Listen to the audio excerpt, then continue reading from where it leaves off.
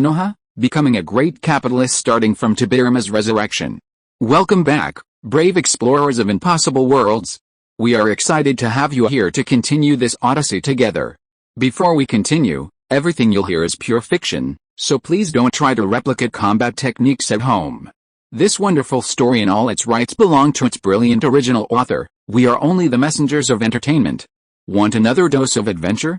Subscribe to our YouTube channel so you don't miss a single chapter, and if you can't wait, our Patreon has exclusive surprises you'll love. Chapter 126, Senju Tobirama. I really want to give these Uchiha guys a big shot and kill them. Roasted sweet potatoes, fragrant and sweet roasted sweet potatoes. The bustling night market was ablaze with lights, and people were coming and going. Ito Sosuke was hawking his wares diligently, while Uchiha Madara sat on a small stool. Sir, don't sit down anymore. Customers are coming, so you're embarrassed to shout.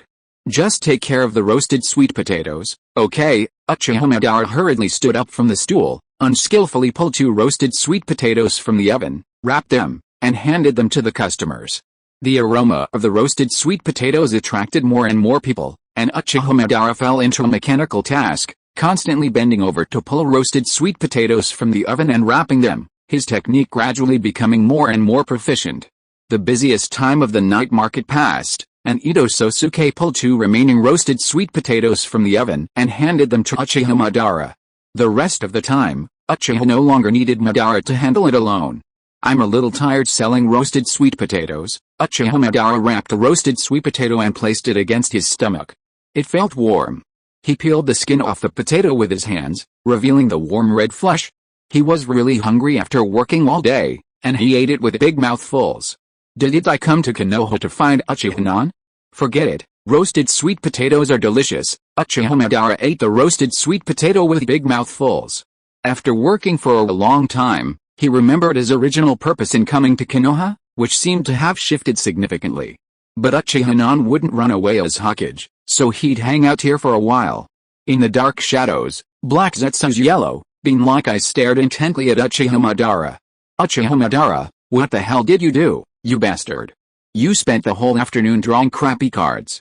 And now you're here selling sweet potatoes tonight? Rinnegan. Have you forgotten the beating you received from Hashirama Senju? Peace in the ninja world, these great things, await you. Black Zetsu roared furiously within himself. Even after 1,000 years of sitting on the cloud, watching the shinobi world unfold, his mind was already shattered. He wanted to rush out and slap that old man, Uchiha Madara, and tell him to get back to his cave and open his Rinnegan. He knew that Indra's descendants would be mad once they opened their main Decay Sharingan, but he hadn't expected Uchiha Madara to be so mad. Had he gotten Alzheimer's from spending so much time in the cave? No way.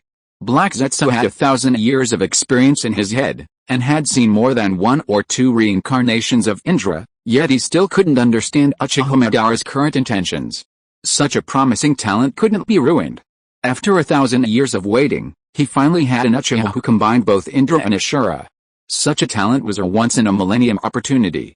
What if Uchiha Madara wastes his time and truly suffers from Alzheimer's? He doesn't open his Rinnegan, so Black Zetsu will have to wait another 1,000 years.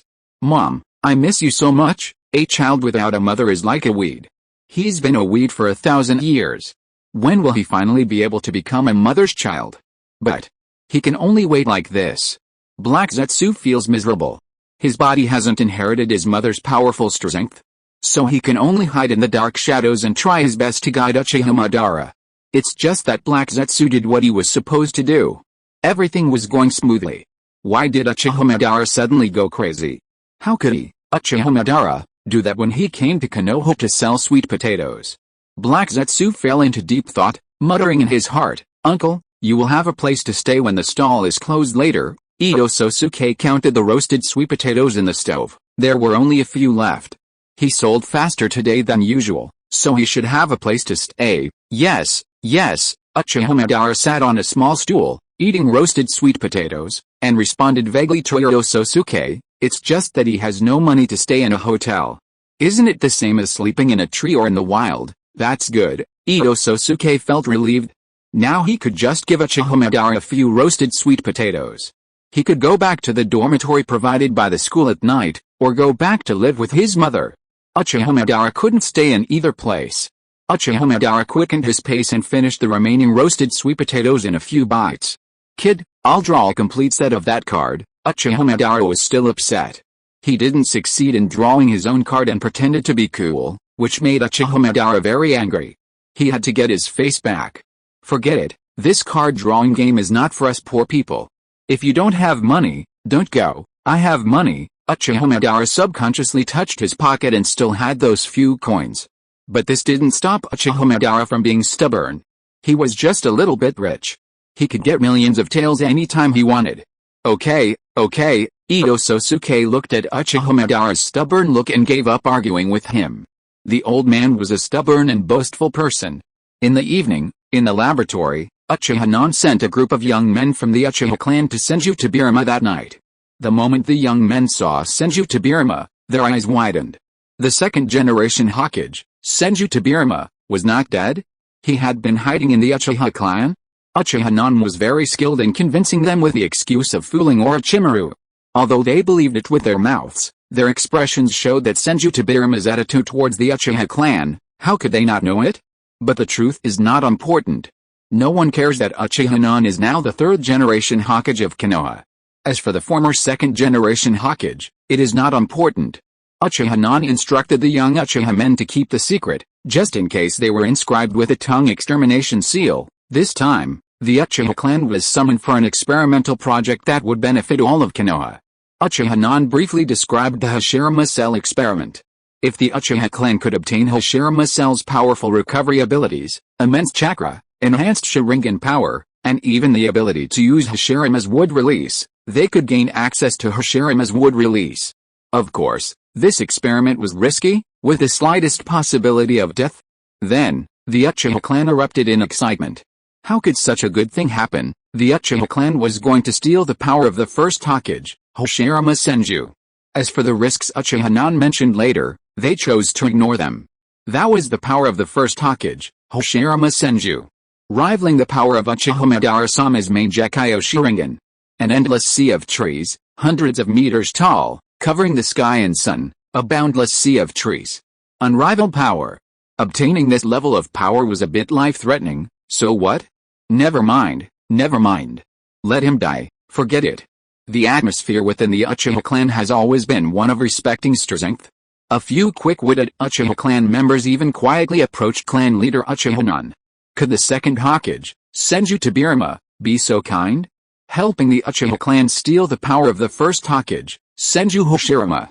Why wouldn't the Senju clan do such a good thing? Was he imprisoned here by the clan leader? The outside is heavily guarded by Uchiha clan members. So far, apart from the Uchiha clan members, only that kid named Orochimaru has come in. It's hard not to think the wrong way. Ahem. What nonsense are you talking about? Uchiha Non gave them a slap on the head, making them shut up. Did you see how ugly Senju Tobirama's face was? He had a bad face and spit on the ground. His quality was very low. Cleaning was something that Orochimaru had to do. These Uchiha are born evil. Senju Tobirama, seeing the jubilant Uchiha, was annoyed that his elder brother's power was about to be stolen by the Uchiha clan. The Senju clan had arrived first, and many had died, gaining valuable experience and data, only to be used to benefit these Uchiha. How annoying. I really wanted to give them a drastic injection and send them to see the Sage of Six Paths. However, Senju Tobirama remained rational and, with a sullen look, recorded the Uchiha's information, height, weight, age, Sharingan Magatama, and chakra levels. Uchiha Kusunoki tactfully avoided interfering with Senju Tobirama's work and went straight to Orochimaru, asking if he had mastered the summoning technique. He thought, perhaps Orochimaru was also the chosen summoner of the Raichi Cave, and with a stroke of luck, he could be summoned to the Raichi Cave. Orochimaru shook his head, his eyes darting in the direction of the Uchiha clan, making Uchiha Kusunoki feel uneasy. Orochimaru wouldn't be interested in the Uchiha's body at this point, right? What are you looking at, Orochimaru? That experiment would be interesting. Using members of the Hokage's clan as experimental material, Orochimaru's eyes were filled with desire. To have the Hokage and the Nidain go to such lengths, even dragging the Uchiha clan into an experiment, what kind of experiment must that be? He really wanted to do it himself. Fortunately, it was just the Uchiha clan that was being experimented on. No, that wasn't right. Orochimaru, you should focus on improving Konoha's productivity. Those kinds of experiments are only for that old Senju Tobirama, the Nidaime Hokage. You're not at that level yet, Uchiha Kusunoki admonished him earnestly, but it was useless. Orochimaru's eyes kept glancing in that direction, and then Uchiha Kusunoki gave up. As long as Orochimaru didn't push it too far, it would be fine. In his life, Orochimaru had never experienced war, never suffered the blows of his vengeful apprentice, Naoki. He remained a harmless child, just a bit curious. Uchiha had no plans to let Orochimaru wander around the village. He would just focus on his experiments every day, but he still needed to constantly educate him. Orochimaru, you can't stay in this lab forever. You must go to school every day. Although you're talented, you still need to go through the normal student development process and build bonds with your peers. Uchiha was truly worried about leaving Orochimaru in the care of Senju Tobirama. Senju Tobirama must have been instilling in Orochimaru a lot of his own ideological advice. No, Hokage-sama, I've learned everything they taught me in school. Only here can I. Orochimaru was struck by lightning, begging Uchiha for mercy, but he was adamant. He had to attend school on time and come over every afternoon after school. After graduation, he might live here permanently. Orochimaru could only nod helplessly. Then Uchiha taught Orochimaru how to perform the summoning technique, and summoned Manji through the air, a huge fat cat. What a fat and strong cat, Orochimaru used euphemisms. Manji's current figure is indeed not flattering. He is very fat, and very strong. He can't let Manji lie flat at home. Uchiha, what are you doing? Ouch, I was just enjoying petting him. Manji was a little dissatisfied with Uchiha summoning. Uchiha ignored Manji's complaints and assigned Manji a weight loss task. Manji raised his claws to protest. His summoning ninja became Hokage, so he couldn't enjoy himself as the Hokage's summoned beast? But the protest was invalid. Have you memorized all the seals? Hai, Su, Yu, Shen, Wei. Orochimaru recited the simple 5 seals smoothly, though mastering them still required some practice. Hokage-sama, I'll be able to perform the summoning technique tonight, Orochimaru spoke with confidence. Senju Tobirama was deeply devoted to his disciple, and he shrugged off Uchiha Kusunoki's request to teach him only productive scientific research. I'm the great Senju Tobirama, Konoha's second Hokage, and I need your interference in my teachings. He taught him ninjutsu, combat techniques, and scientific experiments. Then I'll await your good news. Uchiha Kusunoki nodded in satisfaction. The summoning technique required certain skills from a ninja, from hand seal formation to chakra flow and control. This involved ninjutsu involving time and space, and there weren't many of them in the ninja world. In the original novel, that lecherous brat, Jiraiya, seems to have practiced for a long time, sitting on treetops practicing hand seals, chakra control, and even carrying large rocks along cliffs to train himself, hoping to extract more chakra.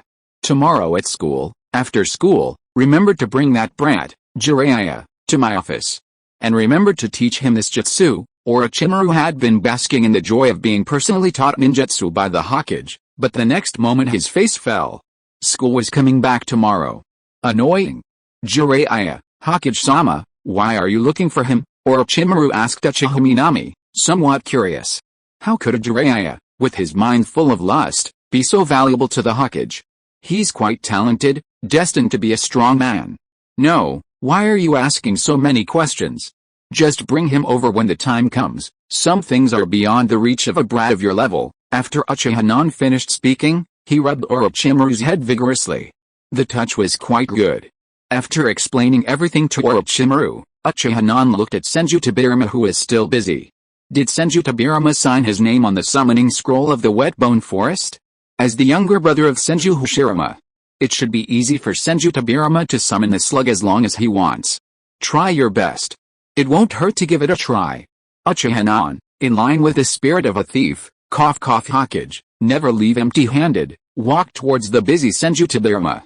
Tobirama, I have something important to find you. Why did the mentor I chose require me to stay at my workstation all the time in the first year of graduate school, and I have to punch in, it seems, so sad. Chapter 127 Senju Tobirama, is there anyone who wants to stand up against me? What are you doing? Say it now. Senju Tobirama, wearing a white coat and a mask, spoke impatiently.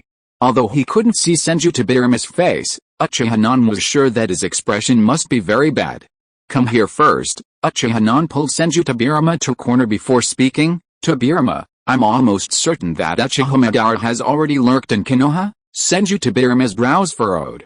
Although he was prepared, when Uchiha finally confirmed the news, his heart couldn't help but beat faster. It was a little difficult to breathe. Senju Tobirama took off his mask and exhaled deeply. I don't think Hashirama's cells alone are enough for me to face Uchiha Madara head-on, so, Uchiha glanced at Senju Tobirama's expression, no change. Then he continued, I think the Shodaime Sage mode is quite good. Do you think it would suit me? What? Sage mode? Senju Tobirama called out subconsciously, and all the surrounding Uchiha looked over. What are you looking at? Turn your heads away and cover your ears. Senju Tobirama had been dead for just over a year, and his influence was still there. The Uchiha still obediently turned their heads away and covered their ears. The second Hokage and the current Hokage were discussing a major matter.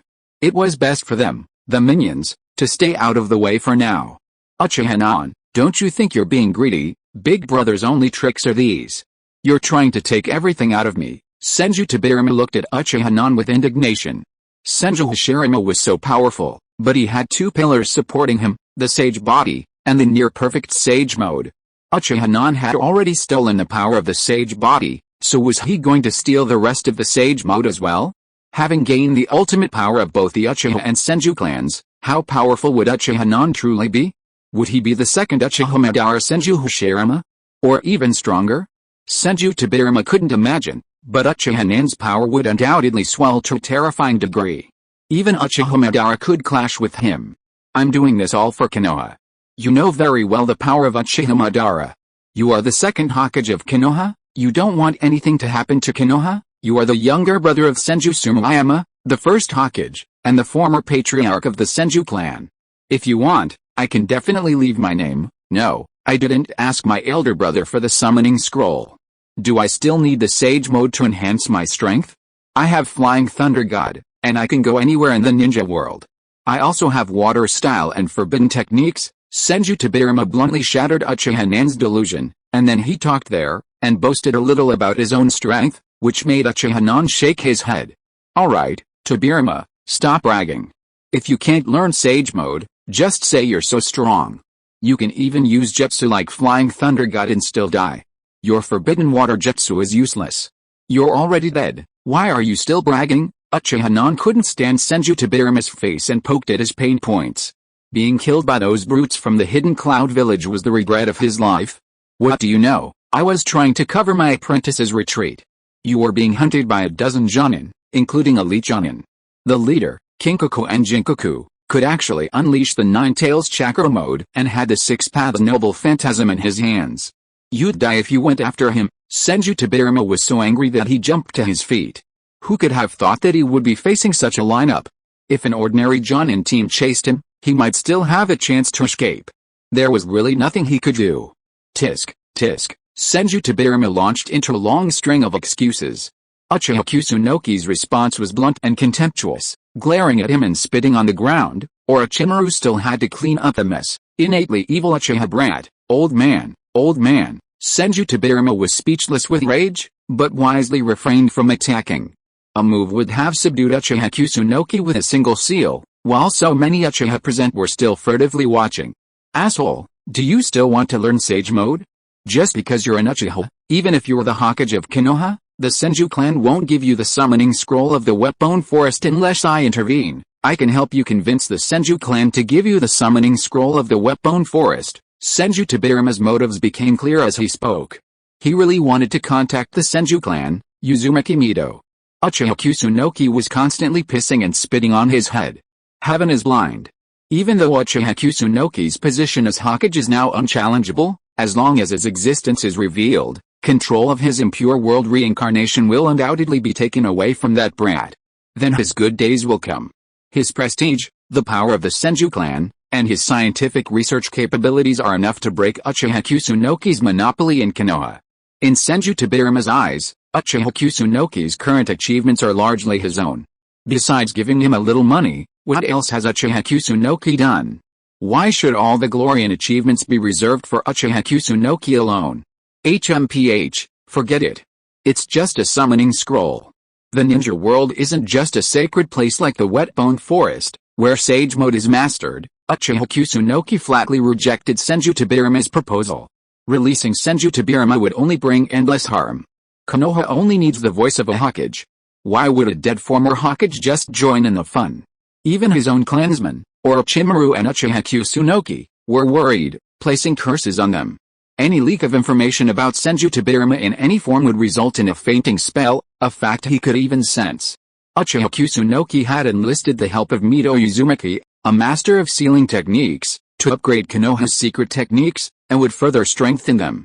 If Madara Uchiha suddenly attacks Konoha, you'll regret it. Uchiha Kusunoki, Senju Tobirama, seeing Uchiha Kusunoki's decisive refusal, fiercely threatened him.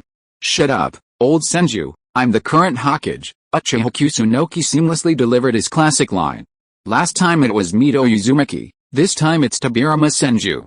Who will be next? It won't be Hashirama Senju, will it?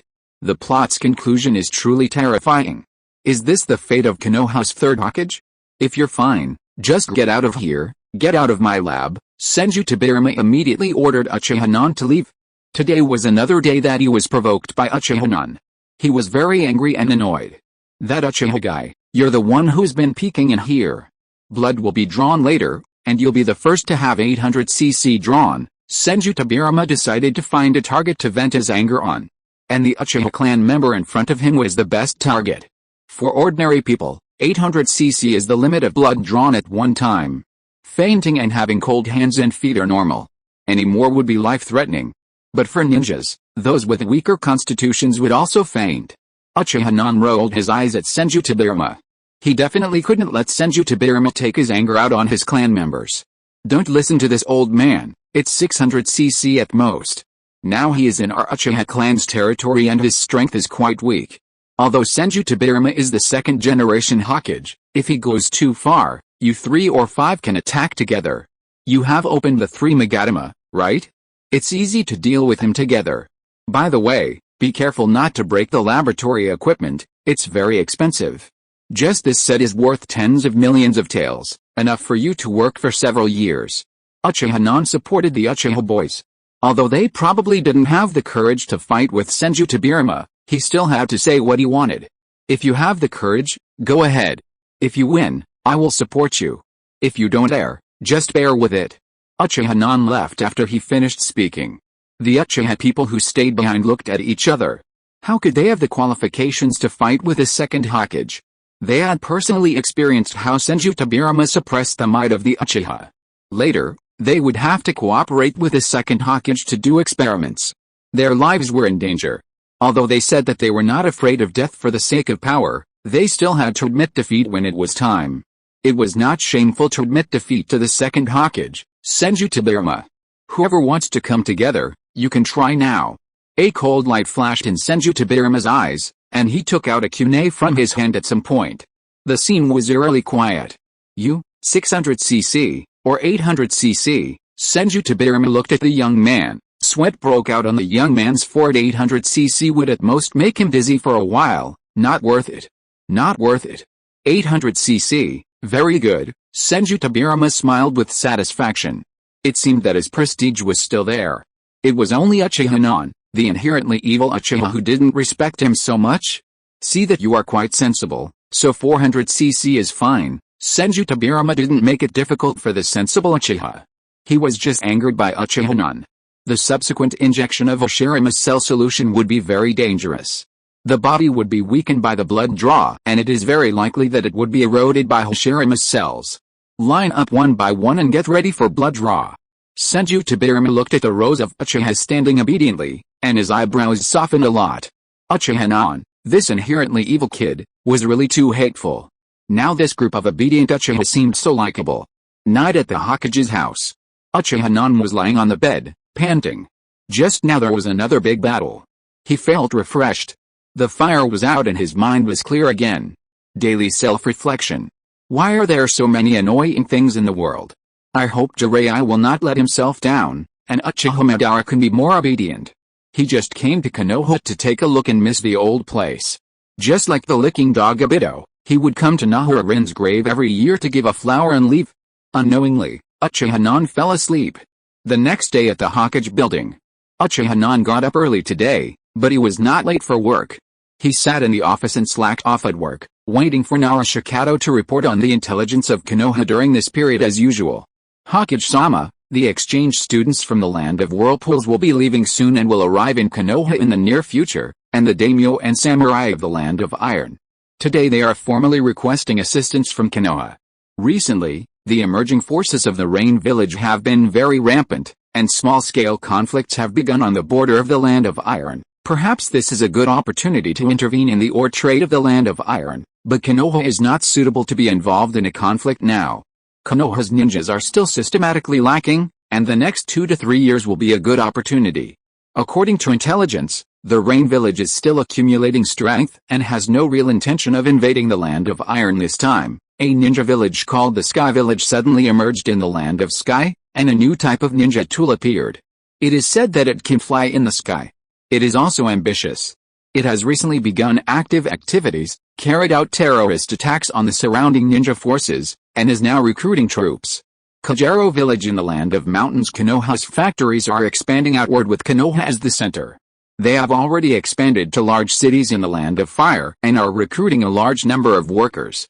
According to intelligence, some local nobles and officials are dissatisfied, and a considerable number of tenants have given up farming and chosen to work in factories. Uchiha listened thoughtfully. All the ninja villages that emerged during the Second Shinobi World War had developed during this period. The 5 major ninja villages were locked in a fierce battle, exhausting each other to the point of bleeding, only to be exploited by these smaller villages. The 5 major ninja villages were all recovering, and they turned a blind eye to these ambitious smaller villages, as long as they didn't provoke them. Konoha wasn't in a good position to send troops at this time. There was neither an excuse nor the conditions. Konoha hadn't fully transformed its economic strength into the ability to wage war. It would take at least another 2 or 3 years for the situation to improve. Attacking a small ninja village now would be disastrous if it couldn't be decisively defeated. The Slipper Army and the Barefoot Toothy armed forces bombarded the Bald Eagle base with hundreds of rounds of firecrackers. Even the nuclear-powered coffins were not spared. Bald Eagle was still holding back, claiming it didn't hurt after being slapped, saying no one died, just a concussion. It was nothing serious. The same goes for a brawl between the two. A big brother can't show weakness. Either he doesn't fight and keeps up appearances, or he resolves the war with overwhelming force. Continue gathering intelligence. Whether it's the Rain Village, the Sky Village, or the Kajaro Village, a flying gadget is interesting. Send a few spies to find a way to produce one. As for the Iron Country's request for assistance, give an ambiguous answer.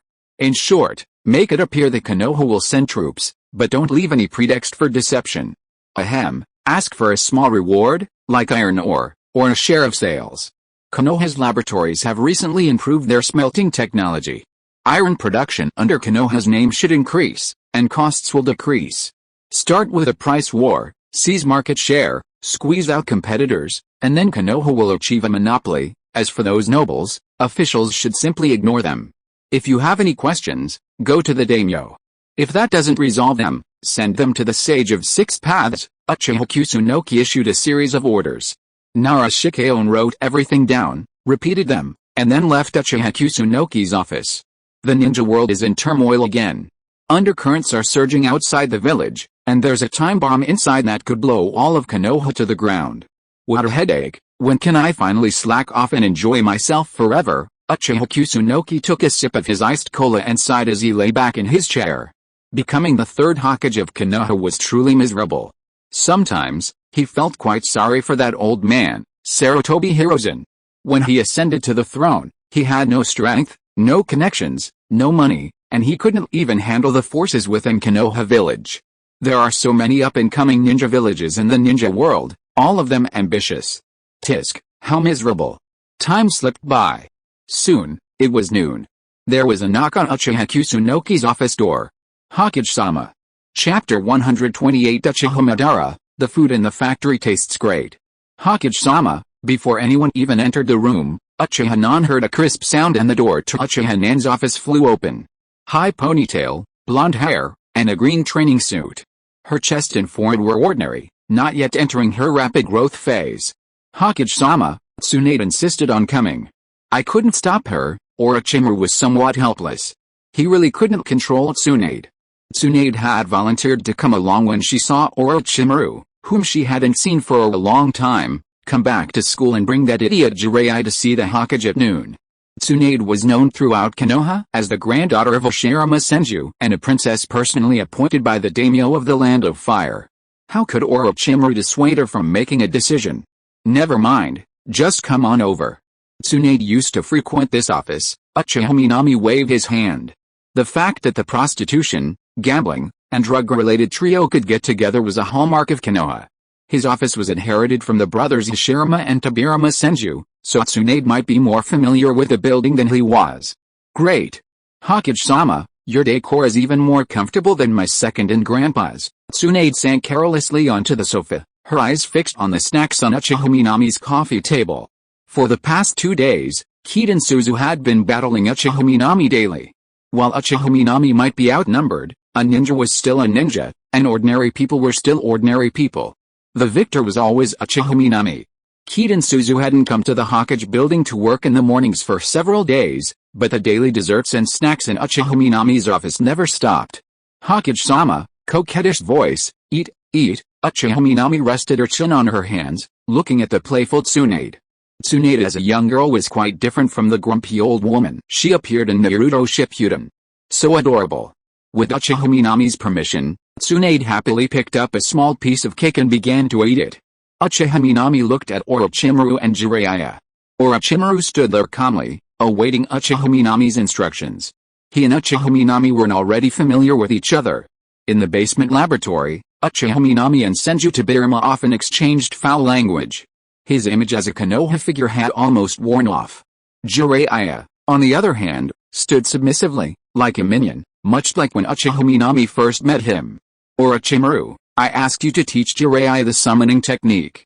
How is he doing? Not yet. Jiraiya doesn't have enough chakra yet. His chakra control isn't good, and he's not proficient in hand seals. Orochimaru reported Jiraiya's progress seriously. After a whole morning of study, Jiraiya acted like a fool. Uchiha scratched his head subconsciously and looked at Jiraiya.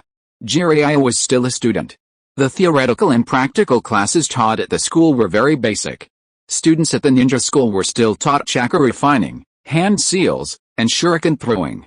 Focusing on these basic ninja skills, they could graduate with the skills of transformation, clone, and substitution, and they could be considered rookie genin. Geniuses like Kakashi were still rare. Summoning is considered a relatively advanced ninjutsu, and Jiraiya is still slogging through chakra. Treading water and climbing trees are probably just the beginning.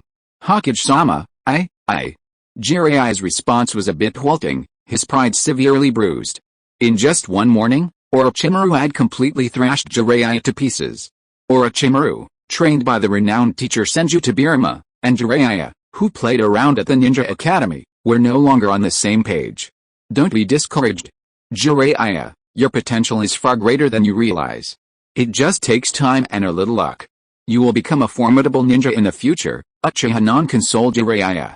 Jiraiya was a hard-working genius, naturally gifted, and his persistent practice of sage mode had ultimately culminated in his rise to become the renowned Toad Sage in the ninja world. I'd overlooked this issue. The extended ninja school curriculum was a boon for ordinary students, but for talented kids like Jiraiya and Orochimaru, receiving ordinary instruction in a ninja school was a waste of precious growth time. Really? Jiraiya's eyes lit up. He hadn't expected the Hokage to think so highly of him. Even Tsunade, who was munching on fruit, and Orochimaru, standing nearby, were surprised. This perverted brat, the Hokage actually thought so highly of him. I've always been a very good judge of people, Uchiha Kusunoki said with conviction. Jiraiya's future achievements were bound to be dazzling, but now they had to consider finding him a teacher. Keeping him in the ninja school would only waste his talent. The combination of prostitution, gambling, and drugs had to be kept together. Uchiha Kusunoki didn't want to separate Jiraiya, Orochimaru, and Tsunade, but there weren't many suitable teachers in Konoha. Orochimaru couldn't stay in the lab with Senju Tobirama forever. Although Uchiha Kusunoki didn't want Orochimaru to experience too much of the darkness of the ninja world, as a ninja, these were inevitable fates. It wasn't that he couldn't do it. It would be fun to sneak out and help students during his free time at work. However, there seemed to be a tradition in Naruto of students killing their teachers. Orochimaru killed Sarutobi Hiruzen, and Uchiha Obito killed Namake's Minato. You can't just ignore superstitions, you still have to believe in them. If they kill you, you'll be in big trouble. He'd first practice summoning techniques with Jiraiya, then leave the three of them with Hatake Tsukumo. Right now, that white-haired Hatake Tsukumo was Kokuzu's henchman, responsible for little tasks like keeping track of the ledgers and keeping Kokuzu's calculator. He had to find something for him to do. Uchiha Kusunoki thought about it and decided that Jiraiya shouldn't waste his time at the Ninja Academy anymore. He should study with him for a while, then give him an exam and graduate directly from the academy. Really? Jiraiya listened to Uchiha Kusunoki's plan, his face filled with disbelief. He was going to study under the Hokage for a while? Hokage-sama, me, Orochimaru looked expectant. Compared to wasting his life in a ninja academy, surrounded by a bunch of nymphomaniac girls all day and unable to conduct experiments with Senju Tobirama, studying under Uchiha Kusunoki was a much better option. You, come along. Teaching one is the same, so teaching two wouldn't be much trouble. Uchiha Kusunoki looked at Orochimaru's expectant eyes and readily agreed.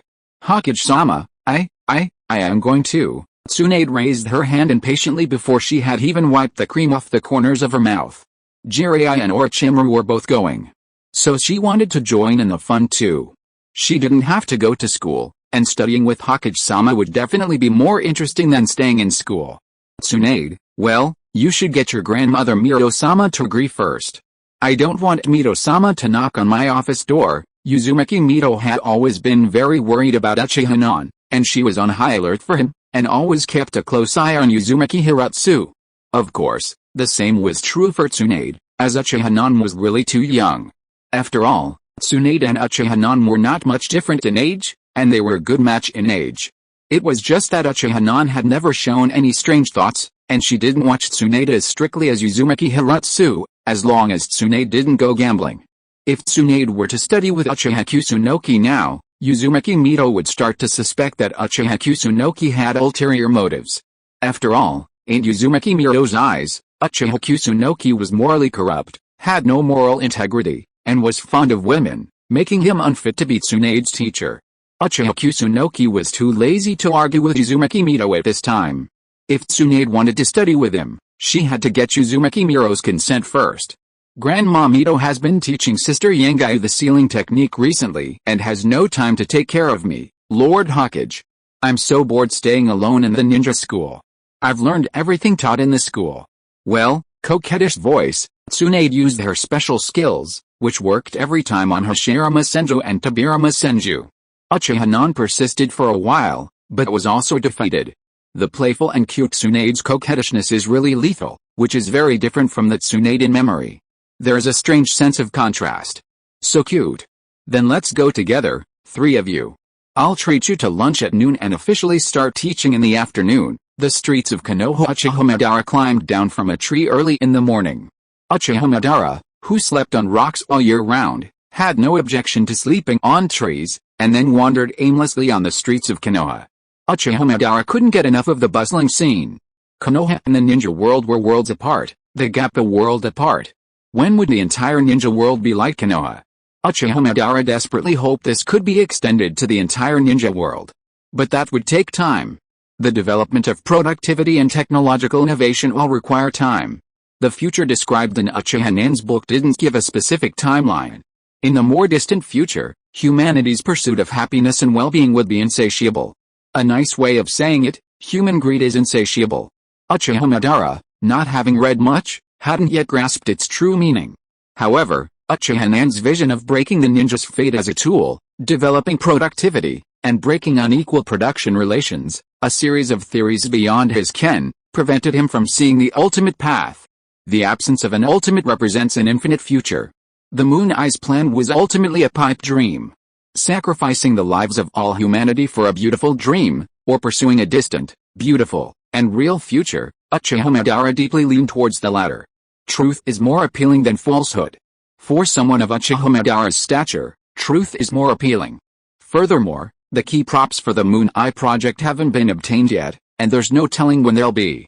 If I were to lead and accomplish all of this in Konoha, I'm sure Hashirama would have to bow down and admit defeat. Uchiha Madara looked upon the flourishing Konoha scene, the vibrant, thriving world before him, and longed to drag Hashirama Senju from his pristine state. Konoha, led by my Uchiha clan, is 100 times stronger than you and that bastard Senju Tobirama. It will only get better. You lose. Hashirama. I'm feeling a little hungry. As lunch approached, Uchiha Madara's stomach protested, but he had no money left. Was he still going to go get a free meal from that brat, Ito Sosuke? Uchiha Madara felt that he still had some dignity. He kept eating the kids' meals. It seemed that making money was imminent. Uchiha Madara took out the address from his pocket. At that time, the agent had left a work address for Uchiha Madara. When the time came, he could get a workstation, free collective dormitory, and a free cafeteria by mentioning his name. He should go there first to eat a meal. Ahem, sharing an illusion. With such means, Uchiha Madara finally maintained the self-esteem of a strong man. He couldn't use such means to get a free meal from the powerless villagers. A factory in Konoha. So it's you. Why didn't you report in yesterday? Forget it, you are an old man. Just come today, you have 1 day off every 2 weeks. You work 10 hours a day. If you include the night shift, you work 12 hours. However, there are night shifts almost every day, but the night shift salary is 1 month's salary. Do you understand? If you are willing to work here, please sign here. Uchiha Madara nodded. He hadn't planned on staying here long. Before arriving, he'd already sent a clone out to take on bounty missions. He could probably earn millions of ryo in less than a month. He was just trying to experience life and make ends meet. Then sign, Madara Hashira. Uchiha Madara signed his pseudonym, then received 2 factory uniforms and was led to his dorm room.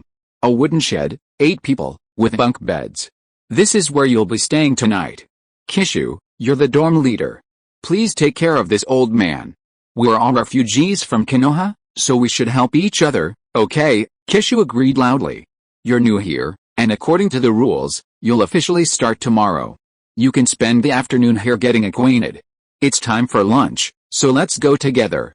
I can even introduce you to your roommates. Kishu patted Uchiha Madara's shoulder, motioning him to follow, and they went to the cafeteria to get ready for lunch.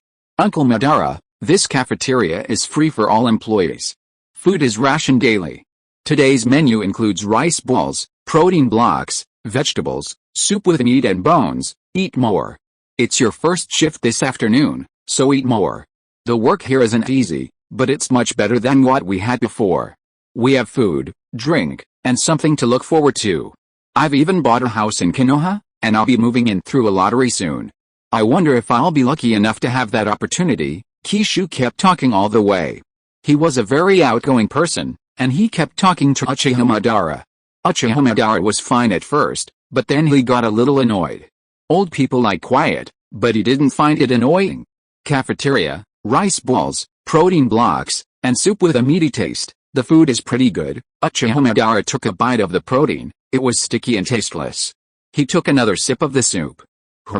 It was delicious and tasted great. He wondered what the factory opened by Uchiha did every day. Uchiha Madara felt curious as he ate his rice balls. If you are listening to this novel on a channel other than Fanfic World, it means it was downloaded and re-uploaded without effort. We warmly invite you to visit our channel, Fanfic World. There you will find the original version of this story and many other novels of various genres. We look forward to seeing you dive into a world of incredible novels. Chapter 129 Uchiha Madara, it's so easy to make money working in a factory. Eat more. There are plenty of protein blocks in the cafeteria. If you can't finish them, remember to take them home. Protein blocks keep for a long time, but they're a little tough. But don't waste them. Kishu ate with big mouthfuls, quickly picking up and eating the rice grains that fell on the table.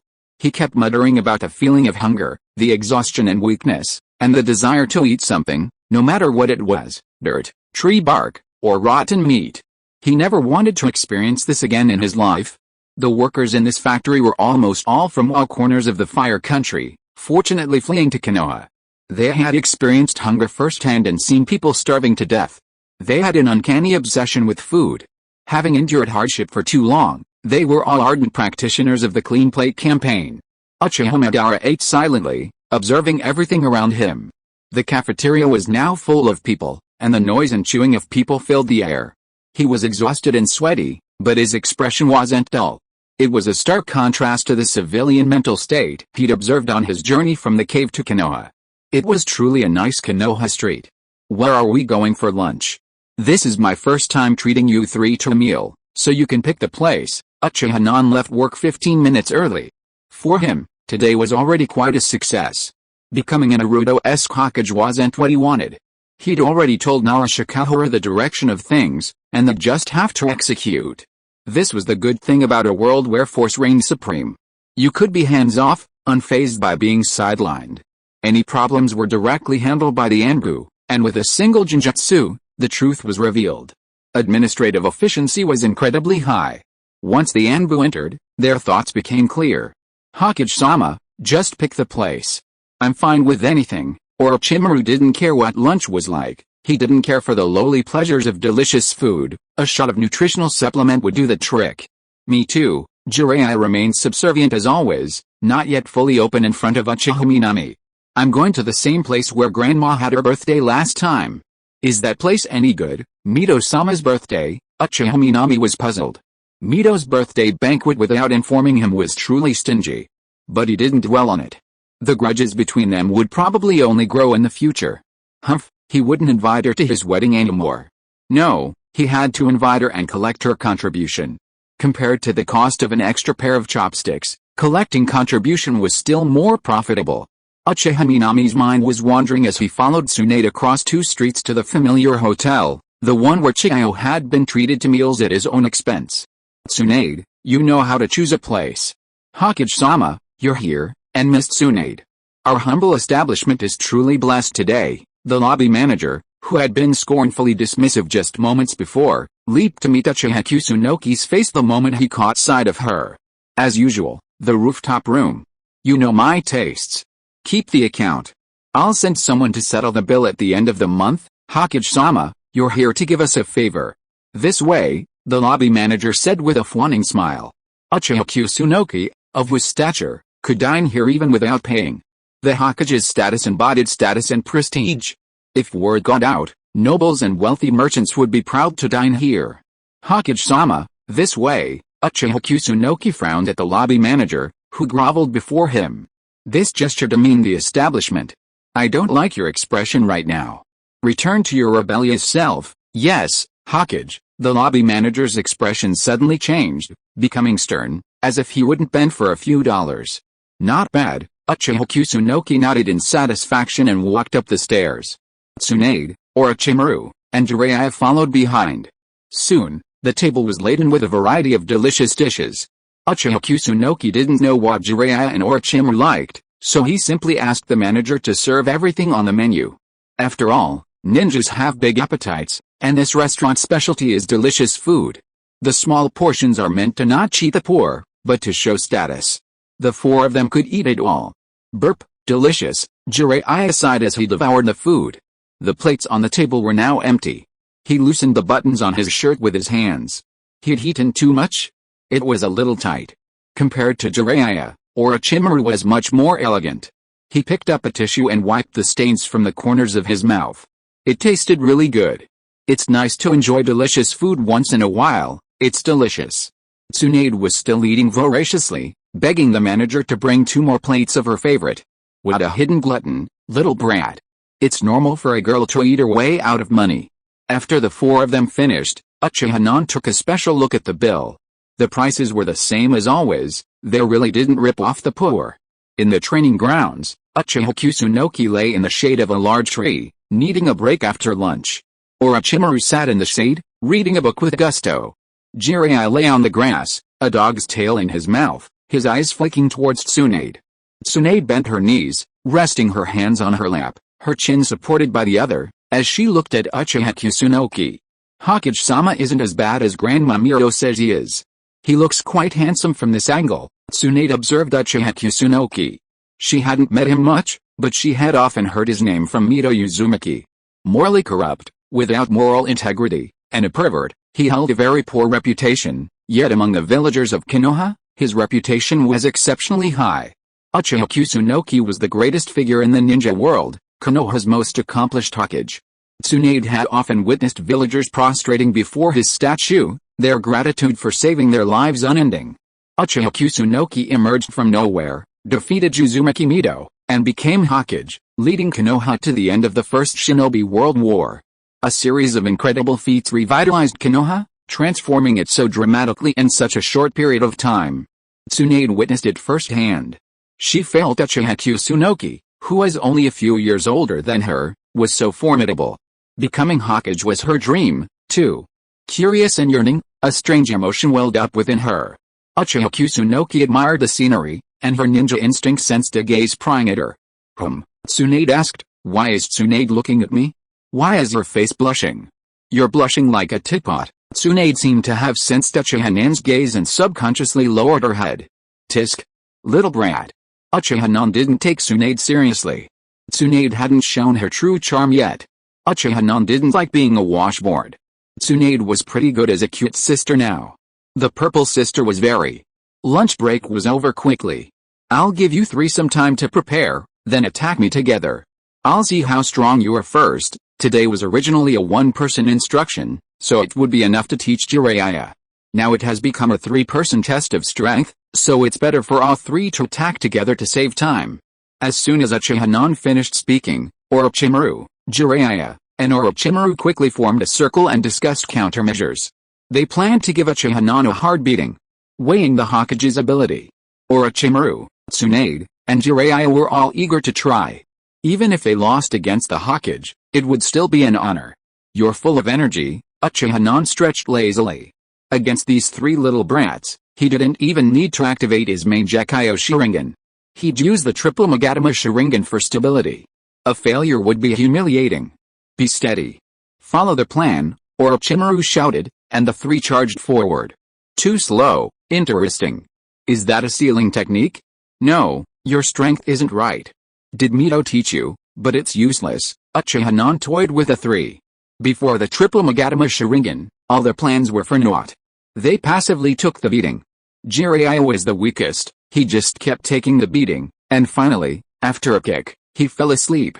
Tsunade was quite impressive, displaying strength that would have made even the most ordinary Chunin feel formidable.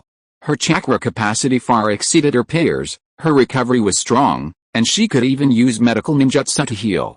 But Uchiha Nan didn't give her the chance to unleash it. How could a nurse possibly heal in front of him? Uchiha Minami was surprised by Orochimaru's performance. He had a perfect understanding of Uchiha Minami's attack patterns, and his Sharingan strengths were evident. His response was precise, especially the instant they locked eyes, where he instinctively closed his eyes, a clear sign of professional training. Darkness Walker? Had he mastered that technique? Uchiha Minami's vision went dark. Even Orochimaru had learned to underestimate the Uchiha clan's unique skills. "Senju Tobirama, you're truly a good teacher." It was a remarkable illusion. If that old man, Senju Tobirama, had performed it himself, Uchiha Minami would have been in for quite a while. But now, it was Orochimaru, his younger self, who was performing the Darkness Walker.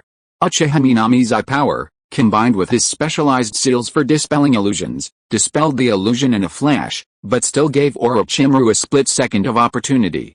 With a swift kick, Orochimaru, attempting to seize the opportunity to attack Uchiha Minami, was quickly kicked away, sending him tumbling several times. The three-man team suffered a regrettable defeat.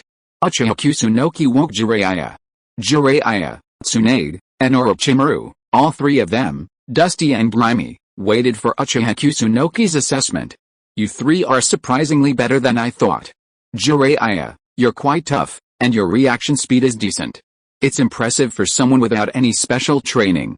At your current level, you don't need to waste time at school. Tsunade, your punches aren't fast enough, and certainly not powerful enough.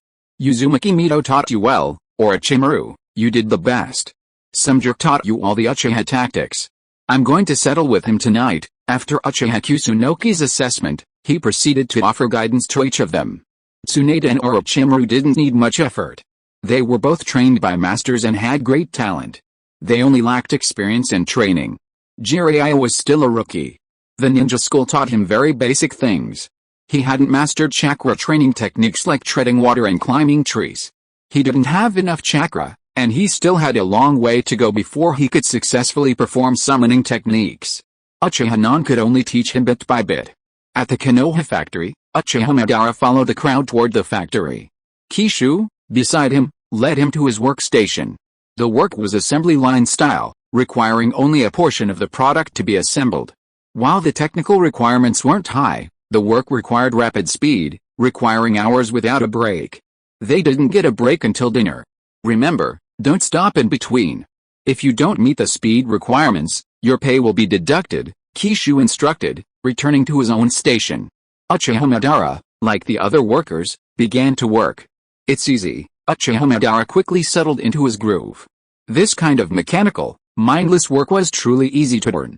Half an hour, bored, mindless. An hour, bored, mindless. 2 hours, bored. Hashirama certainly couldn't do as well as he did himself. Uchiha Madara toiled with undivided attention. With his sage-like physique, this level of workload was a piece of cake for him. He could work tirelessly all day. This money is so easy to make, Uchiha Madara thought to himself, his mind clear and his mood calmed. He even tried to open his Rinnegan without delay. The physical exertion was nothing, after all, it didn't even require chakra. He only occasionally thought of Hashirama, but it was an old habit, not a problem. Slow down, sir, you're working too fast. This is very exhausting, damn. So fierce, awesome. Uchiha Madara's hands and feet were incredibly nimble. An ordinary person would have felt their hands and feet ache by this time, but Uchiha Madara was no ordinary person. This intensity of work was nothing compared to the intensity of his battle with Hashirama Senju. Chakra and eye power were rapidly depleted, and his physical strength was exhausted. He relied on his willpower to fight Hashirama Senju to the very end. The surrounding workers and Uchiha Madara's group were astonished. They had been worried about the arrival of an elderly man in their group, and whether he would drag down the entire group's performance. Passing is the bare minimum. Maintaining a good performance earns you a bonus at the end of the month. If you consistently perform at an excellent level, the entire team's hourly wage will increase. Humph.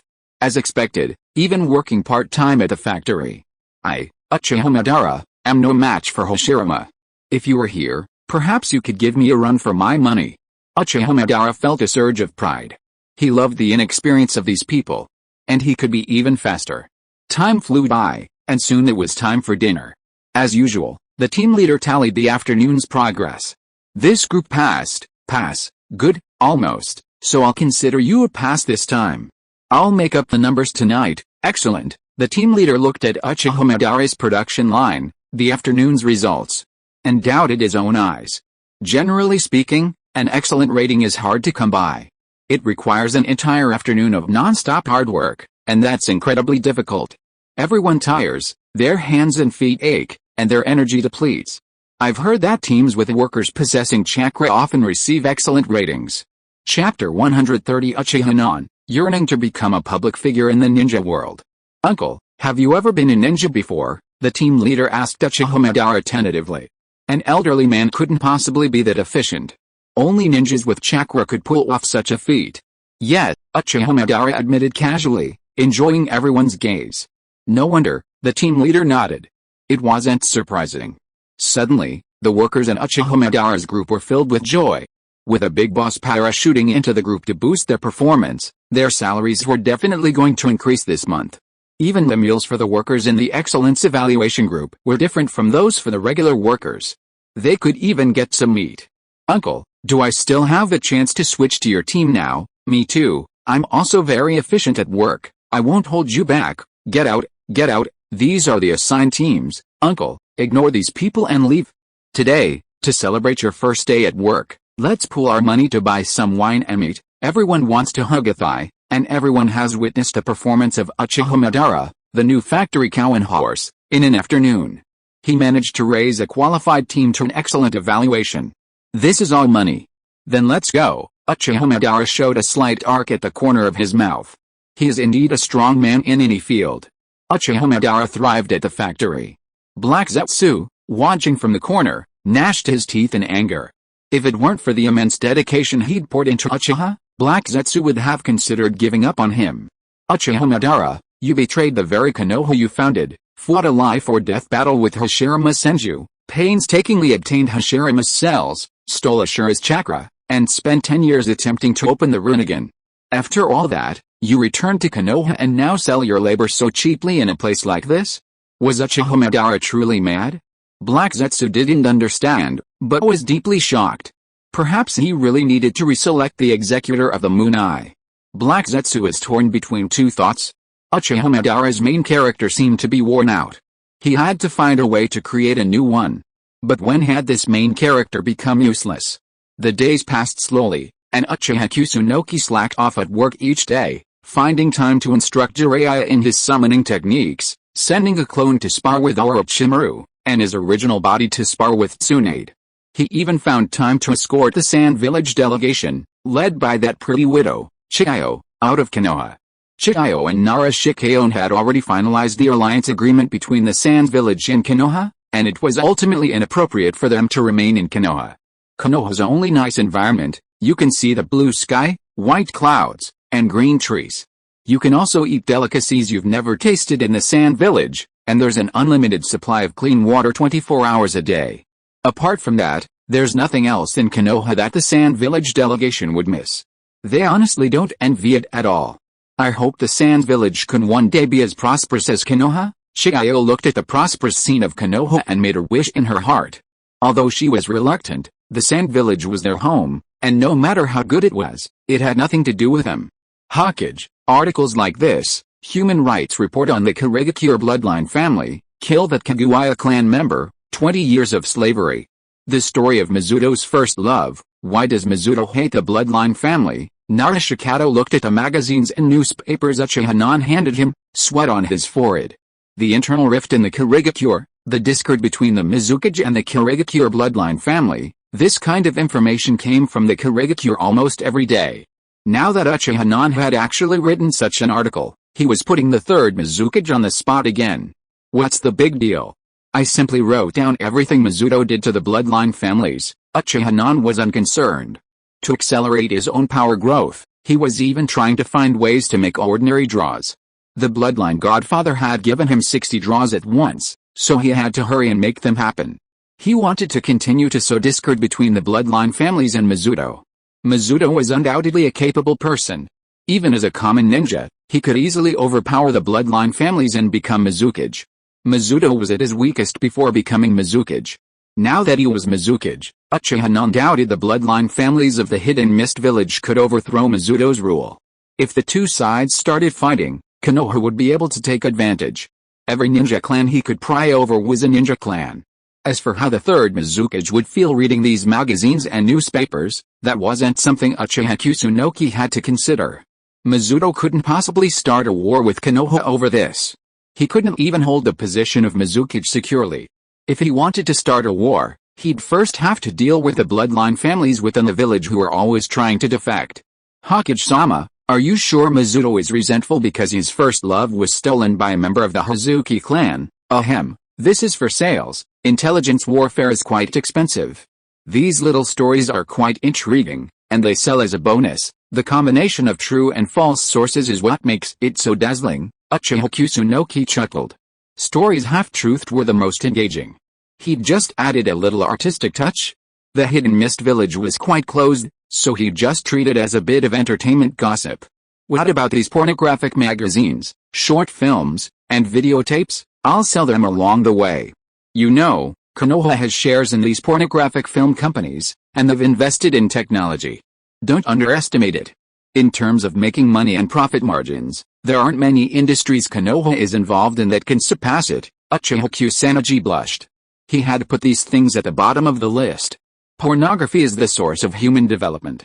Just think of it as a welfare benefit for the villagers of Kirigakure. Okay, Hokage-sama, Narashikayon was speechless. The dividends paid by the porn industry last year were already an astronomical figure. The sudden emergence of color movies made the porn industry take off like a rocket. Plenty of bachelors in the ninja world would skip 2 meals to buy newly published small movies. The royalties from Jiraiya's rubbish novels could allow Jiraiya to live a life of ease. The profits from real small movies. Tisk tisk tisk tisk. So terrifying. And the movies in this world are not censored. The intelligence department is not just about collecting intelligence. It also has to keep writing small essays to split the inside of the ninja village and intensify their internal conflicts. Now they are all very poor. As the saying goes, poor couples have many sorrows. It is easy to stir up their emotions with uneven distribution. Sometimes there is no need to make up stories. Just tell the truth. Learned it. Learned it. Narushikyo nodded repeatedly. He could always learn new things by following Uchiha.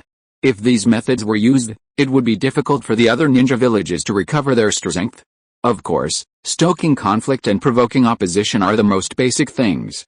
The most important thing is to elevate yourself, that is, Konoha. Each ninja village has a different short essay targeting the Sand Village, like the Village of Sand. Do you know how to write it? Uchiha thought Narushikyo's constant nodding was like him staring blankly in class for a long time, then pretending to nod as if he understood. I don't know about that. Narushikyo shook his head. The Hokage's thinking was still too unconventional. In the past, ninjas used kyune, shuriken, and ninjutsu battles, with sneak attacks, poisoning, kidnapping, and other tactics thrown in. Uchiha-nan's despicable, genius-like tactics were something they, ninjas who only knew how to hack people, had never used before. The Sand Village is now short of material resources and suffering from hunger and poverty. It's easy to make up a short story about Konoha based on this. Konoha is a wealthy, kind, and friendly ninja village. I have a friend who came back from Konoha. In Konoha, if children quarrel with their parents and run away from home, or if they are hungry, they can go to any store or restaurant to get a delicious meal, which even includes cakes, sushi, and ice cream. It is precisely because the villagers of Konoha are so friendly and kind, and adhere to the will of fire of the third Hokage, that they can live a beautiful and happy life. My friend who came back from Konoha also said that Konoha launched a 10-tail rice ball set meal so that every villager can afford to eat 10 tails can be used to eat all you can eat. This kind of short story can be made up casually. It lacks a bit of flavor. I remember that I should reflect on the ending. What a united, friendly, harmonious, and kind ninja village this is. Konoha's strength is not without reason. What exactly is the difference between our Sand Village and us? We can't help but reflect on it. Now it's right. Uchiha Kusunoki recited 2 Tales of a Forest with great emotion, a story widely circulated in elementary and middle schools and Rabbit Junior High School in his past life. Stories like $1 fried chicken, drinkable toilet water, and squid are the most popular. These are the kinds of stories that continue to shine in the ninja world. Hokage-sama, this is all fake. Narushikyo was stunned by Uchiha Kusunoki's impromptu story. Anyone who had spent a single day in Konoha wouldn't believe one of Uchiha Kusunoki's stories. Who cares if it's true or not? Just make it up like this. Then, the Sand Village will spend some money to hire someone to spread the word about how great Konoha is and how we're allies with them. You should have taken care of the delegation coming to Konoha this time, and given out all the red envelopes you should have. They've seen how prosperous Konoha is. What's wrong with a little exaggeration? Uchiha Kusunoki said, somewhat disappointed. I understand, Hokage-sama. Narushikyo's perspective widened once more. And he nodded repeatedly to Uchiha Kusunoki. He truly was far from the Hokage-sama's level. I'm afraid you ninjas aren't very good at writing stories. You should find some writers from the Land of Fire. They should be professionals. Luin, you will be responsible for publishing, managing the channels within the Sand Village, and spreading these stories. Uchiha Kusunoki was skeptical of Narushikyo's storytelling abilities. Fabricating stories to deceive people was the specialty of the Land of Fire writers, and asking ninjas to cross over and steal their work was too much of a stretch. Okay, Hokage-sama, Narushikyo nodded. Writing articles and fabricating short stories wasn't something ninjas were good at, so it was better to outsource it. Konoha wasn't short of money, after all. The engineering team, material transport team, and factory facilities sent to the Sand Village will require your careful attention. The initial investment will be substantial. Remember to bring Kokuzu with you. He understands cost saving and will spend where necessary. Uchiha Kusunoki gave Narushikyo a series of instructions. While Konoha was a wealthy family, its profits were growing by the day. This subsidy was being provided to an entire ninja village at a significant cost. The accumulated savings from the small savings would be a significant sum. I'll work on Kokuzu's thinking. Narushikyo gave a wry smile. Kokuzu was 100% opposed to the trade between Konoha and the Sand Village. Even if Narushikyo had explained Uchiha Kusunoki's plan, It would have been useless. A losing trade was a losing trade, and who could predict the future? In the ninja world, losing everything, throwing meat at the dog, such things happen all the time. It's better to hold on to the money. Thank you for your hard work, Narashikyo nodded. Just as he was about to leave, he heard a bang on the door, followed by a crisp sound. Hokage-sama, we're here again. Tsunade flung open the door, unconcerned that this was the Hokage building. Uchiha Kusunoki had become quite familiar with Tsunade, or Orochimaru, and Jiraiya these days. Tsunade's carefree personality, coupled with her already distinguished status, made entering and leaving Uchiha Kusunoki's office as easy as going home. Tsunade, you're here? Yes, Uncle Shikeon. Little Tsunade, you're here again. Hokage-sama, if there's nothing else, I'll be leaving first. Narashikyo greeted Tsunade, then saw her circling around Uchiha Kusunoki. Huh? Damn it. Tsunade's gaze at Uchiha Kusunoki was strange. Narashikyo had seen that admiring look many times. Although Uchiha Kusunoki had a somewhat turbulent private life, rumored to have had affairs with women from the Uzumaki and Hyuga clans, rumors circulated among Konoha's higher-ranking officials. Even the common people knew that Uchiha Kusunoki had twin maids. Even so, the aura surrounding Uchiha Kusunoki was simply too dazzling. Such a brilliant young man, burdened with the responsibilities of Hokage. What was wrong with having two maids? It was normal for young people to have physical desires, especially since Uchiha Kusunoki was the Hokage, charged with protecting Konoha. What if his unresolved desires led to health problems? What was the point of having two maids?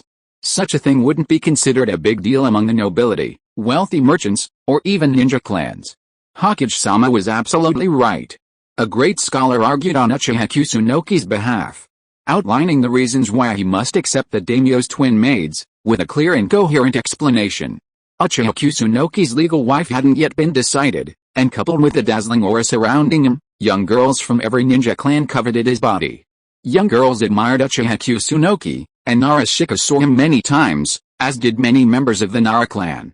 Tsunade's eyes actually flashed, but Hokage-sama didn't seem to feel anything. Regardless, it's better not to get involved in such matters. Just pretend you didn't see it. Narashikoku felt bad. What if Mito-sama knew what Tsunade did to Hokage-sama? Hiss, scary. We can't stay here for long. Chapter 131 The New Generation of Destiny. Training Grounds. Jiraiya adjusted his breathing, mobilized his chakra, and quickly formed hand seals. Hi, Su, Yu, Shen, Wei. With a whoosh, a white mist enveloped Jiraiya, and he vanished from the spot. Success. Uchiha Kusunoki watched intently from the side. Seeing Jiraiya vanish from the spot, his face lit up with joy. After so long training with Jiraiya, he had finally succeeded. Normally, summoning requires a contract with a summoned beast before performing a spell. Performing a summoning without a contract can be complex. Nothing happens, the summoner is randomly transported to another part of the ninja world, or a summoned beast senses and transports them there. To be on the safe side, Uchiha Kusunoki specifically had Orochimaru sign a contract with a ninja cat to prevent being transported to an unknown location in the ninja world. As for Jiraiya, tisk tisk tisk. The storyline of this Naruto world has been completely distorted by Uchiha Kusunoki. First, the Senju clan will surely survive Konoha under his rule, and Ashura's chakra will definitely not be reincarnated into the Uzumaki clan, their distant relatives. Uzumaki Naruto won't even have the chance of being born, and whether Jiraiya, the destined child, can still be considered his mentor is uncertain. Uchiha Kusunoki is betting on Jiraiya's luck. It hurts. Jiraiya plummeted from the sky, landing on his butt. As expected, he broke in two, clutching his butt and screaming. A toad and a green snake were facing off. Seeing Jiraiya descend from the sky, they were stunned for a moment, then greed flashed in the snake's eyes. Buy one, get one free for lunch today. First, eat this brat, and next I'll eat your toad. The snake eagerly lunged at Jiraiya, who dodged, muttering some silly, Chuonibaya words, before grabbing the snake's tail and flinging it away. Did that snake just speak? Jiraiya's head spun, still dazed, and he couldn't quite process what was happening. Gamabunta, standing nearby, looked in wonder. A human child? To think they could reach Mount Myaboku. A toad can speak. Is this Mount Myaboku? Jiraiya rubbed his head. It seemed the Hokage had mentioned that name before. Finally, it appears. The child of prophecy, Gamathu Kasaku appeared from nowhere, his eyes fixed on Jiraiya. "Boss Fukasaku, were you spying the whole time? I almost got eaten by that stinky snake." Gamabunta suddenly burst into a rage. He was so frightened that he broke out in a sweat. He was thinking about how to quickly escape and run back to the rescue. The stinky snake in the dragon cave had already been bold enough to come to Meiboku Mountain for a buffet. Snakes are the natural enemies of toads. "It's okay, I've been watching you the whole time. You're still too weak. If you're new, just practice more." Gamabunta's tone was very unsatisfactory. He jumped on his head and smashed his head. His small body possessed great strength.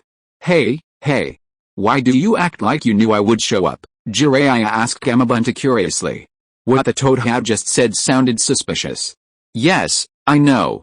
The Great Master predicted that a human child would be lost in Mount Meiboku, granting him the power of a toad and a prophecy." "A prophecy? Tell me about it." Jiraiya glared disdainfully. Hokage-sama said, "No one in this world can predict the future. Humanity's fate lies in our own hands. The road lies just below our feet. If the prophecy predicts good things, I'll listen. If it predicts bad things, it's just misleading. That's what the Hokage taught me." "Then follow me, human child. The Great Master is waiting for you." Fukasaku didn't answer Jiraiya's question. He didn't know the content of the prophecy. He said he'd forgotten it. Perhaps he'd remember it after a good night's sleep, or perhaps after seeing Jiraiya. Of course, it was also possible that the Great Toad Sage was just lost in sleep and talking nonsense.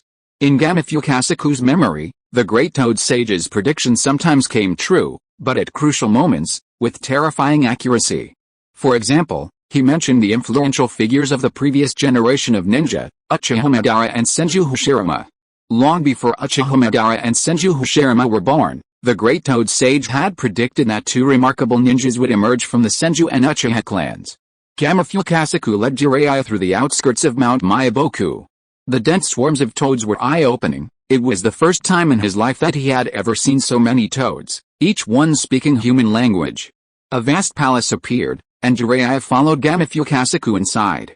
Lying on the stone slabs, a gigantic toad slept soundly. Master, the human child you predicted has arrived." "Dad, stop yelling. You can't wake the old man when he's asleep." Gamashima, crouching on a stone bench nearby, produced a gong from somewhere and signaled to Fukasaku to use it to awaken the Great Toad Sage. "Mother of a child, how dare you call the master a dull old man? Come on, the master is already sleeping like this. Tell him to stop nagging." Toadshima struck the gong, the dense sound echoing through the hall, waking the Great Toad Immortal from his slumber. "So noisy, is it time for dinner?" "No, master, the human child you predicted has arrived." The Great Toad Immortal stared dazedly at the source of the sound. "Who are you, master?" "I'm Fukasaku. You're a dull old man." Shima Immortal spoke up beside him. "Oh, I remember now, Fukasaku. Of course I know you. When you were little, I can't remember what you said just now." The human child you predicted has appeared." "Which prophecy?" "Oh." Toad Fukasaku fell silent, shutting up to let the Great Toad Immortal wake up for a while. The dull old man had indeed been completely lost in sleep. "Oh, I remember now, there's a human child coming over." "No, let me think about it. I had another dream and the prophecy has changed." The eyes of the Great Toad Sage became clear. Old toads like to sleep like this. After sleeping for a long time, their brains will become confused, and sometimes they will dream. The dreams of toads are very accurate. "What is it, old toad? You have been saying mysterious things for so long that people can't understand. You little brat are so rude." "Fukasaku, don't argue with a child. Don't quarrel." The Great Toad Sage didn't care about Jiraiya's offensive words at all. He tried hard to recall the content of his last dream. A toad can only remember fragments of dreams after waking up. He is so old and his memory has become worse. "I remember now, the future of the ninja world changed because of Konoha's Hokage. The original world was transformed, towering wooden figures, two colossal azure titans, a fierce battle, enemies from outer space. Oh, I can't remember the rest." The Great Toad Sage recounted the dream scene in fragments, causing Jiraiya to frown. This prophecy was too vague. And it didn't say it was about me? Where was I? Wooden figures, azure titans, it didn't seem to have anything to do with me.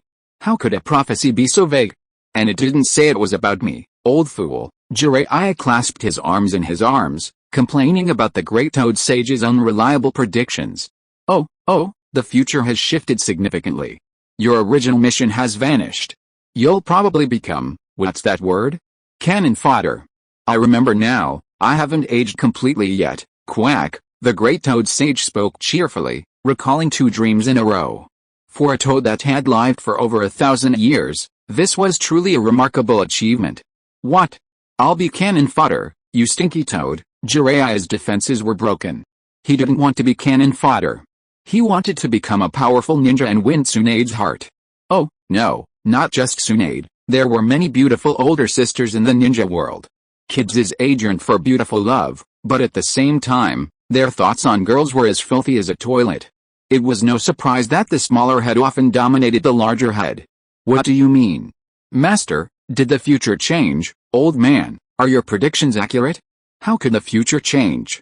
Did you remember it wrong? The future sometimes changes. I'm sure I'm not wrong. I have a very good memory. Dreams are like this. Shima, don't underestimate old age. Fukasaku and Shima, 2 toads, questioned the Great Toad Sage about his predictions. The future had changed drastically. Could the Great Toad Sage have just gotten confused in his sleep? The Great Toad Sage answered with certainty. How could he not remember his own dreams? At most, I'd forget sometimes, then continue sleeping and still have recurring dreams about the future, though I'd forget much more each time. After a few more dreams, I'd always remember. It wasn't old yet. The source of everything that changes fate is Konoha's Hokage. I want to meet him. I'm sleepy, the Great Toad Sage muttered to himself, then fell asleep again. Hey, you old toad, why did you fall asleep while you were talking? Explain my prophecy clearly, stupid old man, Jiraiya complained angrily.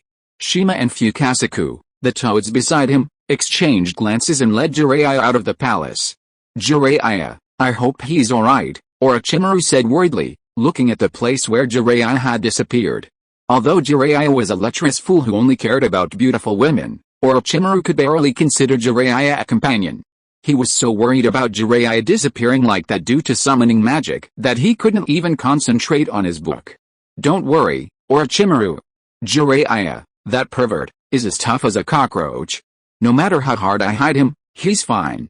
He's definitely fine. Tsunade's expression was equally tinged with worry, her words fully affirming Jiraiya's tenacious vitality.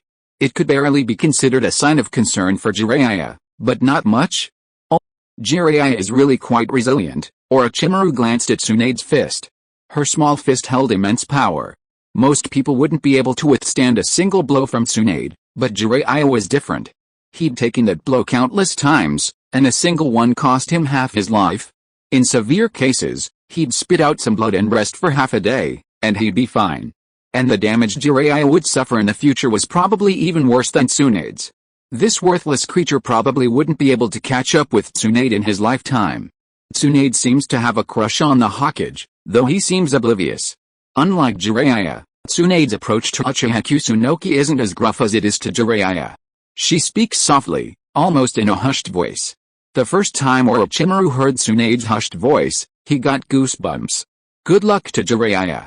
Losing to the Hokage isn't bad, after all, because he's so talented. If Jiraiya had been licking Tsunade for so long, and some man suddenly appeared out of nowhere and won her over, that would be a tragedy. Don't worry, Jiraiya has been gone for less than half a day. After this period of special training, Jiraiya's strength has greatly improved. Ordinary Genin are no match for Jiraiya.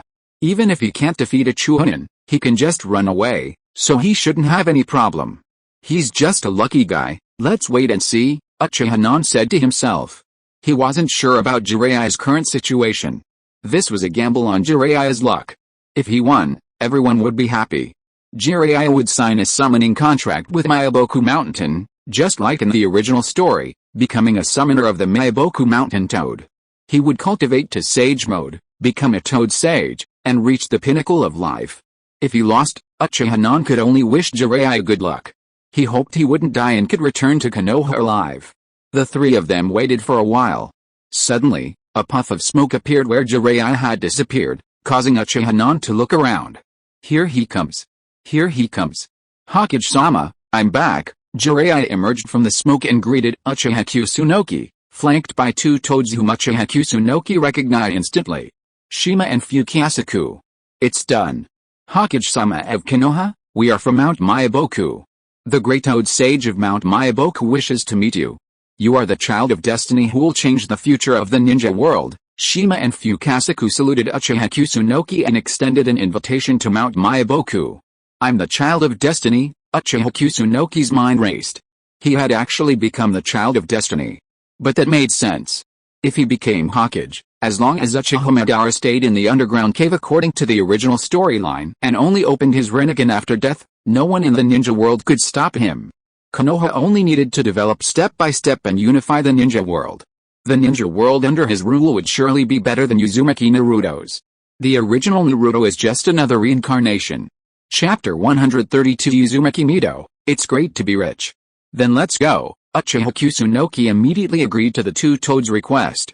He had been playing house with Orochimaru, Jiraiya, and Tsunade for so long, just to go to Myaboku Mountain and learn Sage Mode. Shima, Fukasaku, and the two toads were stunned at first, not expecting Uchiha Kusunoki to agree so easily. Then, with a look of joy on their faces, they used the reverse summoning technique to take Uchiha Kusunoki back to Myaboku Mountain. Soon, Uchiha Kusunoki met the Great Toad Sage as he had wished. Upon awakening, the Great Toad Sage recounted the prophecy from his dream. Towering wooden figures, two Ashura giants, and an alien enemy. The wooden figures here probably represent Hashirama Senju, and the Ashura giant refers to Susanoo, which should include him. After all, these toads all believe they are the new destined child. Who is the other Susanoo wielder? The alien enemy Kaguya Otsutsuki? Or maybe Otsutsuki Momoshiki? All the characters from Boruto are here. So annoying. Uchiha Nan was having a headache. The prophecy of the Great Toad Sage before him was credible. 1,000 years ago, it had caused a fight between Kaguya Otsutsuki's family, and later successfully predicted Uzumaki Naruto. Toad's dreams were truly accurate. Great Toad Sage, I'm here to practice Sage Mode and learn Senjutsu. The future you described seems to be a war. I need even greater power. Uchiha Nan couldn't understand the prophecy. The Great Toad Sage's words were too vague, not even the names of the participants. Regarding the future of the ninja world, Konoha must have many people who could summon wooden men and Susanoo. So, Uchiha Nan simply didn't bother to dwell on it. He got straight to the point and expressed his intention, to learn Sage Mode. Oh. If you want the power of a toad, Fukasaku will help you. I'm sleepy again. The big toad sage fell asleep again while talking. Shima and Fukasaku were already accustomed to this and left the palace with Uchiha Nan. Hokage-sama, do you want to stay here for lunch? The kids' cooking skills are very good. Practicing the Sage Mode is very tiring and difficult to learn quickly. The toad Fukasaku looked at Uchiha Nan, who couldn't wait to practice the Sage Mode, and looked at the sun at noon. He felt hungry even if Uchiha Nan was not hungry, so he warmly invited Uchiha Nan to come back to his house for dinner. I'm not hungry anymore, you guys go eat. Hey, I'm really not hungry, don't pull me, let's go, Hokage, don't be polite. The toads in our Myaboku Mountain are very hospitable. Mommy, hurry up and prepare the ingredients. The insects today need to be big and tender, okay? Hokage, my cooking skills are very good. Uchiha Nan failed to break free and was directly dragged back home by Gamashima. It was a house made of stone, with a few stone slabs as beds, stools, and tables. It was very simple. Wait a moment, lunch will be ready soon, okay? Before lunch, tell me about the practice of Sage Mode. Wow, Hokage is really impatient. But I have nothing to do anyway, the so-called Sage Mode. Sense natural energy, then absorb natural energy, fit in with nature and become one with nature, and natural energy can freely enter and exit the body. Sage techniques are different from human ninjutsu. Ninjutsu is a technique that combines physical strength and mental strength with chakra and releases it through specific seals. Sage techniques require the addition of natural energy and then balance it with the chakra in the body. The first step is to sense natural energy. This is very difficult for animals, and they must remain still. The Sage Mode state is maintained for a very short time, generally only 5 minutes at most, and to use it in battle, one must leave the battle and then collect natural energy. Uchiha Nan sat aside and listened with great interest. When he heard Fukasaku talking about the limitations of Sage Mode, He couldn't help but frown. The shogun of Konoha could use the sage mode for a very long time, and every time he fought, he could enter the sage mode by clapping his hands. Well, everyone's physique is different. When I talk about the shogun of Konoha, I'm talking about ordinary people. Fukasaku was speechless for a moment. He had also heard of the shogun, Hashirama Senju, who had the sage mode of the wet bone forest. The sage modes of the three holy places had their own merits, but were generally similar. It was just that Hashirama Senju is not a normal person. He had directly practiced the sage mode to an incredible level. Dad, what are you talking about? Dinner's ready. Gamashima brought over plates of insects, white, black, yellow, and other colorful creatures, squirming on the plate. Some were alive, and there was even insect soup. Why are these insects still alive? They were only delicious when they're alive. They're sweet and juicy, and bursting with juice when you bite into them. Gamashi Fukasaku eagerly plucked a still squirming insect from the plate and bit off half of it. The juices flowed all over Fukasaku's claws. The remaining half continued to move, and Fukasaku chewed it with relish. Come on, eat too. Uchiha glanced at the insects on the plate, his stomach churning. He could eat fried insects, though. They were delicious with a little cumin and chili powder, and they were crunchy and fragrant. But eating live insects was a daunting prospect for Uchiha. He wasn't brave enough for that. This plate of worms, white. I'm not used to eating them alive. Can you fry them and put some cumin, chili powder, or something like that? Do humans like dishes like this? What a waste of ingredients. But you're a guest, so wait a moment. Gamashima brought a plate of milky white worms back to the kitchen and processed it a bit. After a while, a plate of fresh fried worms was served, but there was no cumin, only simple chili powder. After all, toads are eaten alive, so having chili powder as a seasoning is a good thing. But it's bursting. Dip it in chili powder. It tastes pretty good. Uchiha tried a bite of the fried big worm, and the taste was surprisingly good. After lunch, Gamashi Fukasaku took Uchiha to a fountain filled with toad oil to begin the first step of training. One afternoon, Uchiha realized a little bit of natural energy through repeated knocking. He possessed a modicum of talent for cultivating sage mode, but not much. He feared he had no chance of becoming a sage like Hashirama Senju. No more slacking off. I have to concentrate on finishing my daily tasks in the morning. In the afternoon, I have to go to Meiboku Mountain to practice sage mode. In the evening, I have to face two opponents in one. It's going to be a fierce battle. Ever since returning from Meiboku Mountain, Uchiha Kusunoki's life had become extremely routine. In the morning, he dealt with Konoha affairs, and in the afternoon, he went to Meiboku Mountain to practice. In the evening, he visited Senju Tobirama's laboratory to inquire about the progress of Hashirama's cell experiments and various other experiments. The electric three-wheeled vehicle and amoxicillin capsules he had given Senju Tobirama last time were so efficient that they could already be replicated in the lab. He had even upgraded the electric three-wheeled vehicle to use chakra as a power source, and mass production would soon be possible. The electric three-wheeled vehicle would be perfect for transporting goods. Traffic in Konoha was becoming increasingly congested, and this would truly be a relief. However, compared to the electric three-wheeled motorcycle, the production of penicillin is a far more significant achievement. In the past, when penicillin was first introduced, it fetched a price higher than its weight in gold. This led to a classic post on a certain website: if you had a ton of penicillin and returned to that turbulent era, what would you do? That would be truly incredible wealth. Everything is proceeding smoothly, and the experiments with Hashirama's cells are reaching their final stages. The Uchiha clan members who receive Hashirama's cells are currently in good condition, with significant improvements in their physical fitness, chakra capacity, and recovery abilities. They can even perform wood release techniques. While not as powerful as Hashirama Senju's, they are still quite potent. The experiment is progressing so smoothly that Tobirama Senju's face darkens. His elder brother's unique skills have actually been replicated in an Uchiha. How infuriating.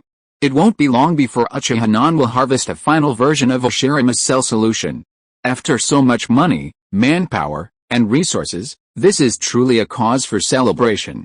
It's all good news, all good news. Uchiha Kusunoki sat in his office, reviewing Konoha's recent developments, a truly vibrant place. Even Uchiha Madara, whom he'd been worried about, was nowhere to be seen. Perhaps he was being overly suspicious. So much time had passed, Uchiha Madara must have just happened to return to Konoha. He might have already left, retreating to his dark underground caverns to hone his Rinnegan skills. Hokage-sama, the Uzumaki clan is almost in Konoha. With a bang, Narashikeon opened Uchiha Kusunoki's office door and reported urgent intelligence. What's going on? Did they say they'd have 3 days? There's wind at sea, and the ship is speeding. Then hurry up and prepare.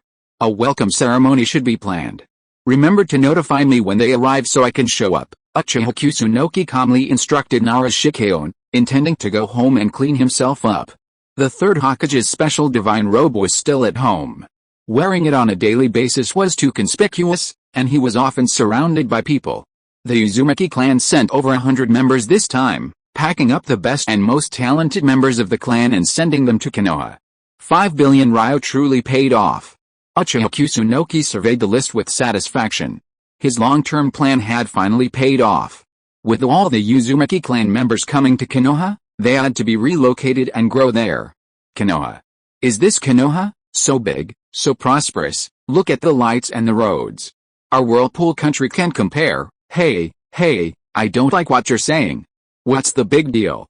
I love to tell the truth. The grand welcome ceremony dazzled the Uzumaki clan members. The prosperity of Konoha filled them with anticipation. They were going to live here for several years. Everyone, welcome to Konoha. You are the Uzumaki clan's most outstanding young people. In the future, you will study in Konoha and become the most outstanding ninjas of Konoha and the Uzumaki clan, serving Konoha and the Uzumaki clan. Now, let Uzumaki Mito speak. After Uchiha Kusunoki spoke for a few minutes, he handed the microphone to Uzumaki Mito. Uzumaki Mito had been keeping a close eye on the news of the Uzumaki clan. As soon as he heard that the Uzumaki clan would arrive earlier than scheduled, he immediately rushed over. Last time, it was because he didn't meet Uzumaki Red first that Uchiha Kusunoki took advantage of him. Although the Uzumaki clan still maintains a good relationship with the Senju clan, they are still honestly moving towards the Uchiha clan. A full 5 billion ryo. The Uzumaki clan wanted to kneel down and acknowledge Uchiha Kusunoki as their father. No matter how well the Senju clan spoke, or how touchingly they told stories of their mutual support in the past, it was 5 billion ryo. 5 billion ryo. Uchiha Kusunoki represented the Hokage of Konoha. Maintaining a good relationship with the Hokage's family was extremely important to the Uzumaki clan. Not only the Uzumaki clan, but any clan in Konoha that wanted to progress had to maintain a good relationship with the Uchiha clan. Even the Senju clan was no exception. The relationship between the Senju and Uchiha clans is indeed on the rise. Uchiha Kusunoki is truly outstanding, leading the Senju clan to progress and make a fortune. Who wouldn't love the family of the god of wealth? Mito, you must have a good relationship with the Hokage-sama and respect him. The Uzumaki clan depends on Konoha, so please support us. How's Yangayu doing lately? Is she with the Hokage-sama? That old man Hyuga Takuma has always been. We must not let the Hyuga clan get ahead. What? No progress at all. Mito, can you help?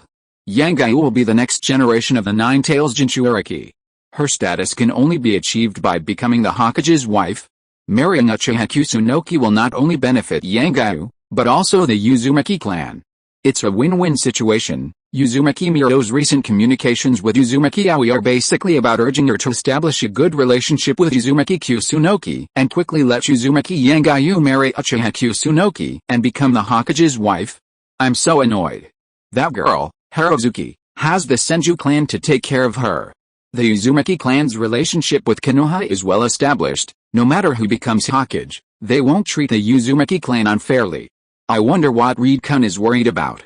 Uzumaki Mito glanced at Uchiha as she spoke, remembering the unpleasant things that had made her unhappy.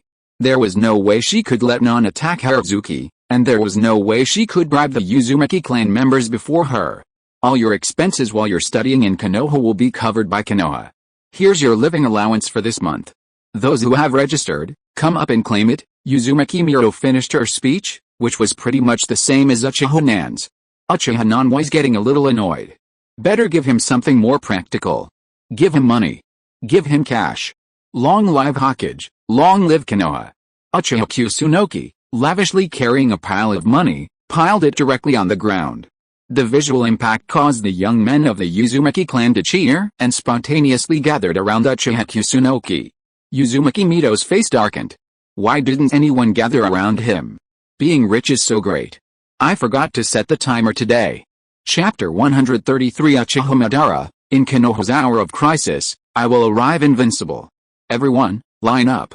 Don't rush, everyone gets a share. The simplest and most practical way to win over the hearts and minds of these Uzumaki disciples and draw closer to Konoha is to give them money.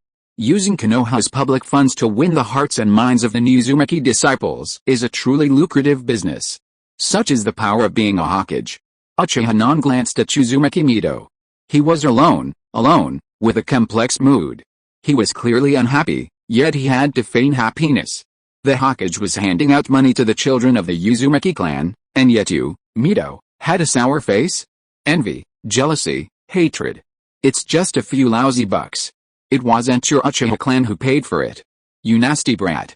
Don't you even let me participate in the distribution of the money, asshole, Uzumaki Mito roared inwardly. She also wanted to cultivate a relationship with the younger generation of the Uzumaki clan. Although she was a member of the Uzumaki clan, she had spent years in Konoha. The younger generation of the Uzumaki clan had only heard of Uzumaki Mito, never met him in person. How could they develop any feelings for him? Uzumaki Mito stared longingly at Uchiha non, eager to participate in the distribution of the money, but Uchiha non had no such intentions. Harvesting people's hearts was the exclusive right of the Hokage. Yuan Datao used the Tartar Queen's money to personally distribute military salaries and uniforms, turning the army into a private army. Even if the Tartar Queen removed Yuan Datao from his position, they still couldn't mobilize the troops. Only the title and the power cannot be lent to others.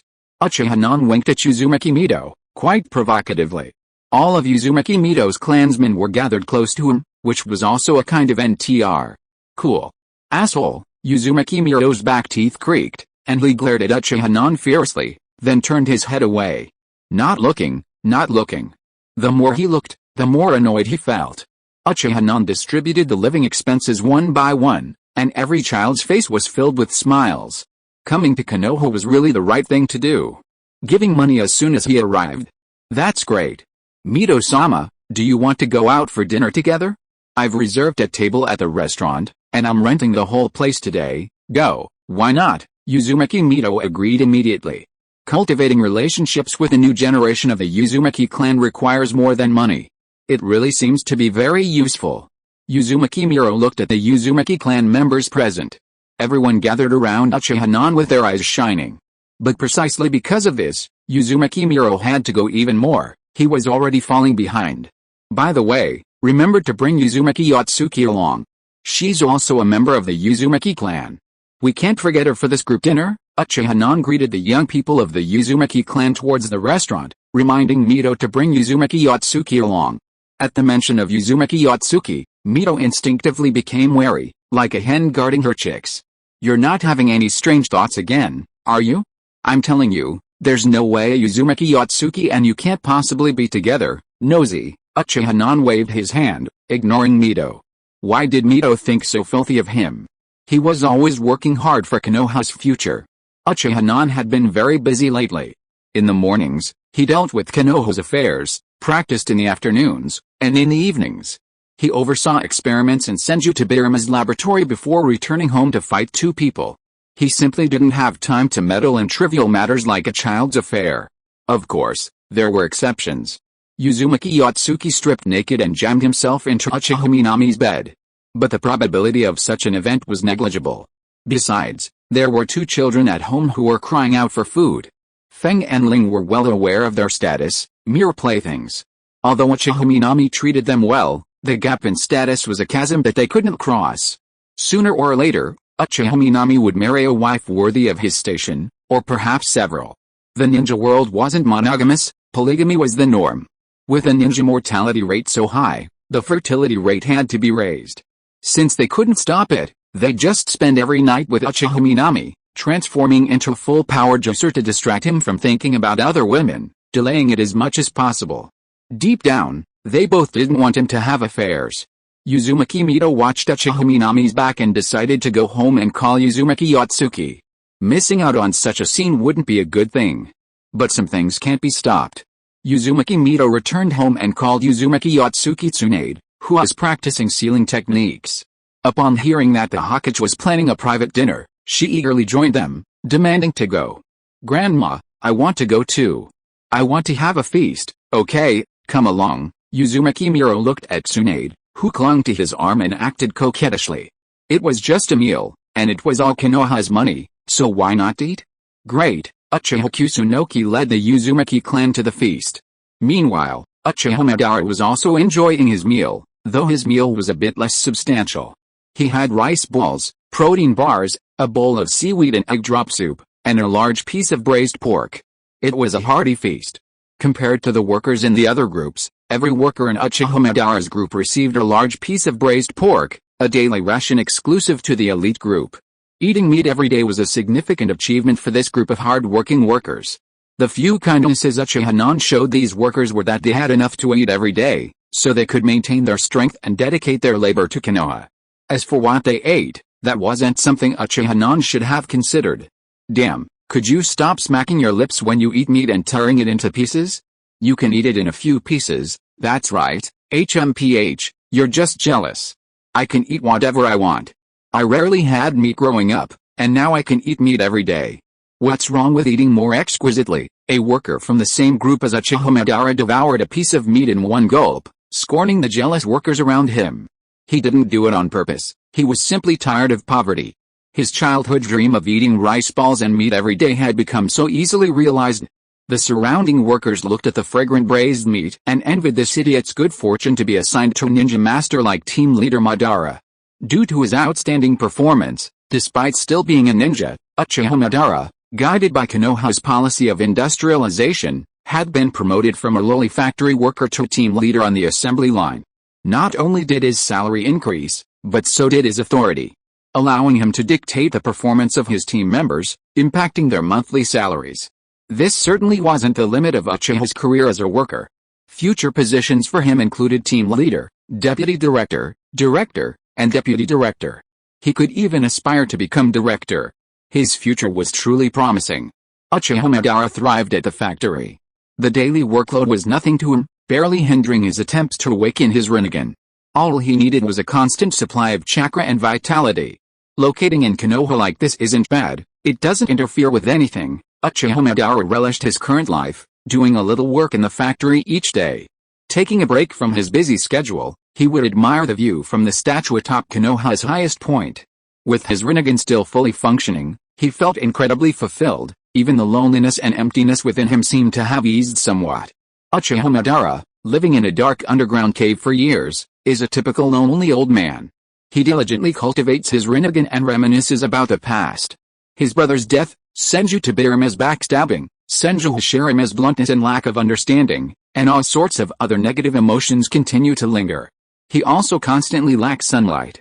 Even an old man who would go mad, ultimately needs companionship. Uchiha Madara now works part-time and lives in an 8-person dormitory, making it difficult for him to feel lonely. As for his original target, Uchiha Madara is still unprepared. What kind of attitude should he adopt when meeting her? Convincing her to join the Moon Eye project seems impossible. Uchiha has already established her own path, and it's unlikely she'll give up before it reaches its end. Furthermore, she hasn't yet activated the Rinnegan, the key to the Moon Eye project. Even forcing her to join the Moon Eye project now would be futile. Or maybe he could just return to Konoha and put the Moon Eye plan on hold with Uchiha Kusunoki. He could always keep trying to open his Samsara Eye, so he wouldn't be delayed in either direction. But it was a matter of face. That old guy from the previous era had betrayed Konoha, attacked it, faked his own death, and deliberately left it. He'd been in the ninja world for 10 years, and now he was desperately trying to return. Uchiha Madara was incredibly proud, and he wouldn't do anything so embarrassing. Even if he were to return to Konoha and join Uchiha Kusunoki's plan, he would have to do it with a domineering attitude. For example, in Konoha's hour of crisis, when the entire ninja world was determined to eliminate it, Uchiha Kusunoki's path would reach its end, and Konoha would be the enemy of the world. He wanted to unify the ninja world, and those ninja scoundrels wouldn't just accept their fate.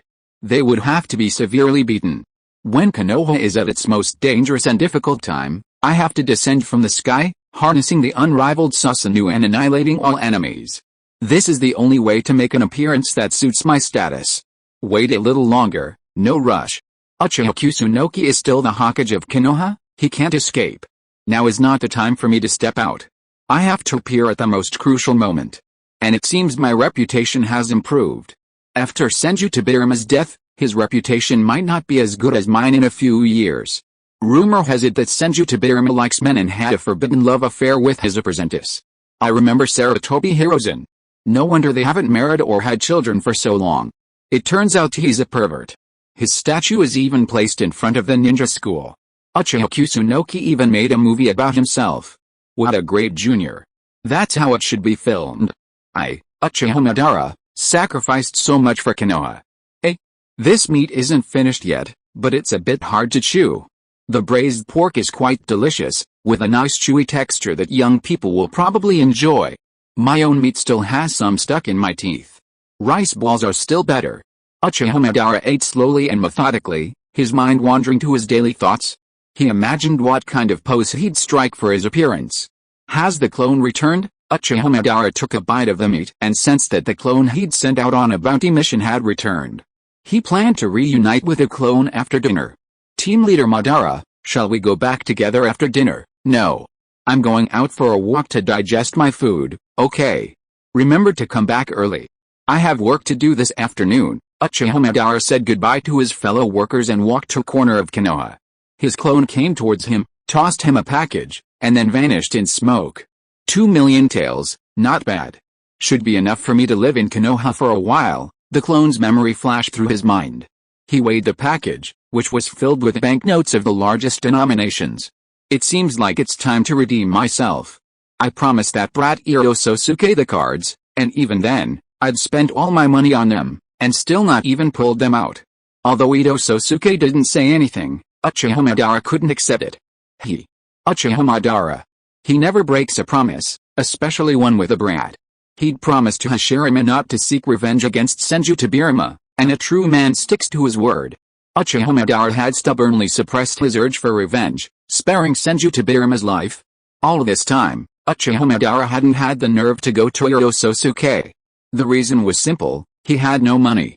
But now it was different. Uchiha Madara had money, 2 million ryo. Enough to buy out that card shop.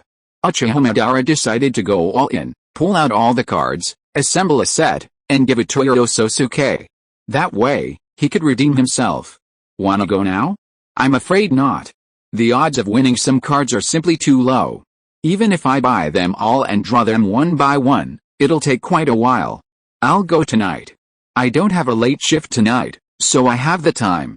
I have to work this afternoon. I'm a newly promoted team leader, so I have to lead by example and not be late or leave early. Uchiha Madara pondered for a moment, suppressing his urge to return to the card shop and spend all his money. He decided to go back to work and go all in tonight. Luxury restaurant, it was the same restaurant. Uchiha Non had already sent someone to inform the manager that he would book the entire place to entertain the Uzumaki clan today. He cleared the hotel in advance, as there were over 100 of them coming. Hokage-sama, the manager, had been waiting at the door since early morning. He saw the huge crowd from a distance. The uniform red hair was particularly eye-catching. Uchiha Non, who was walking in the front, was wearing a Hokage robe and looked very handsome. This time is good. I want the unruly version, respected Hokage-sama, welcome. Uchiha Non looked at the manager, who was stern and cold, and nodded with satisfaction. He was old money, and coming to your restaurant to eat was about status. The manager waved his hand, and a row of waiters came out of the room, taking more than 100 people from the Uzumaki clan to their seats. Hokage-sama. Here I come. As soon as Uchiha Non sat down, he heard a familiar crisp voice. It turned out to be Tsunade. Why is she here? And what's the matter with this inexplicable feeling of unease? Chapter 134. 600 people, just 600 people. Strike first to gain the upper hand. Hokage-sama. Tsunade spotted Uchiha Kusunoki's position and trotted over to him, greeting him with a grin. Tsunade, what are you doing here? Uchiha Kusunoki instinctively stroked Tsunade's light yellow hair. Tsunade narrowed her eyes, enjoying his touch. Grandma said Hokage-sama was going to book out the entire restaurant for Uzumaki, so I came along. Uchiha Kusunoki was about to say something when she instinctively sensed a surge of hostility. She looked up and saw Uzumaki Miro staring intently at her. Oh no. My home has been robbed. Why are you so skilled? Uchiha Kusunoki. Touching Tsunade's hair the moment we meet, such a loving gesture. Uchiha Kusunoki, what on earth did you do to Tsunade behind my back? Tsunade, come, sit over here. Uzumaki Mito grabbed Tsunade's arm, giving Uchiha Kusunoki a venomous glance. He sat down next to her, while Tsunade sat on the other side. Restrain yourself. Uzumaki Mito really wanted to curse, but she absolutely couldn't lose her temper in this situation. There were so many Uzumaki clan children watching her. Even if she wanted to question Uchiha Non, she had to find a private place where no one was around to ask. When did Tsunade get together with Uchiha Non, and their relationship was quite close? Was Uchiha Non targeting Tsunade, or did he want to contact Yangayu through Tsunade? Or did he want both? No. Uchiha Non wouldn't be so cruel. He must have been attracted by Tsunade's identity. Tsunade was Hashirame's granddaughter and the pillar of the next generation of the Senju clan. If she just wanted to mend the relationship with the Senju clan, Uzumaki Mito would have no objection. The matter was done. Uchiha Non had become Hokage, and an excellent one at that. The Senju clan should learn to accept it, accept an Uchiha becoming Hokage. The Senju clan already had 2 Hokage, so an Uchiha wouldn't be a big deal. As the Shodan Hokage's close friend, Uzumaki Mito knew Hashirama Senju's intentions. Anyone could be Hokage, as long as Konoha continued to prosper. But she was worried Uchiha Non had ulterior motives. He was a mean man. She must not let her guard down. Uzumaki Mito's mind raced, trying to figure out Uchiha Non's intentions in privately contacting Tsunade, but there were so many possibilities that it was hard to tell. Uchiha Non ignored her. The old woman had always been a bitch. Hadn't he beaten her into a pig's head back then? In a duel, fists and feet are blind, so injuries are inevitable. Other things that had offended Mito, including the loss of a few small targets, were unimportant. It didn't matter. Stingy. Why did she still hold a grudge against him? Where the hell did these magazines, these articles, come from? Go check it out, Mizuto roared in his office. Ever since his last trip to Yun Village, he'd essentially broken off relations with the village's bloodline families. Relations had only worsened, and rumors were spreading. Pressured by the bloodline families, Mizuto was forced to put an end to the rumors, to put an end to this farce. But some things can't just start and end at will. Mizuto had underestimated the power of rumors. Barely a year had passed since the war, and the village was still licking its wounds. The Hidden Mist village had gained nothing, and with so many dead, the accumulated resentment was unsettling, and rumors were spreading like wildfire. He issued a series of orders, issued statements clarifying the rumors, and did everything he could, but to no avail. Mizuto even approached the daimyo of the Land of Water for help in clarifying the rumors. Mizukage, are you sure these rumors are false? I heard that so-and-so was too close to the bloodline family, and his entire family was killed by the wandering ninjas during an outing. False, all false, spread by people with ulterior motives. Your Highness, everything you said was a coincidence, alright.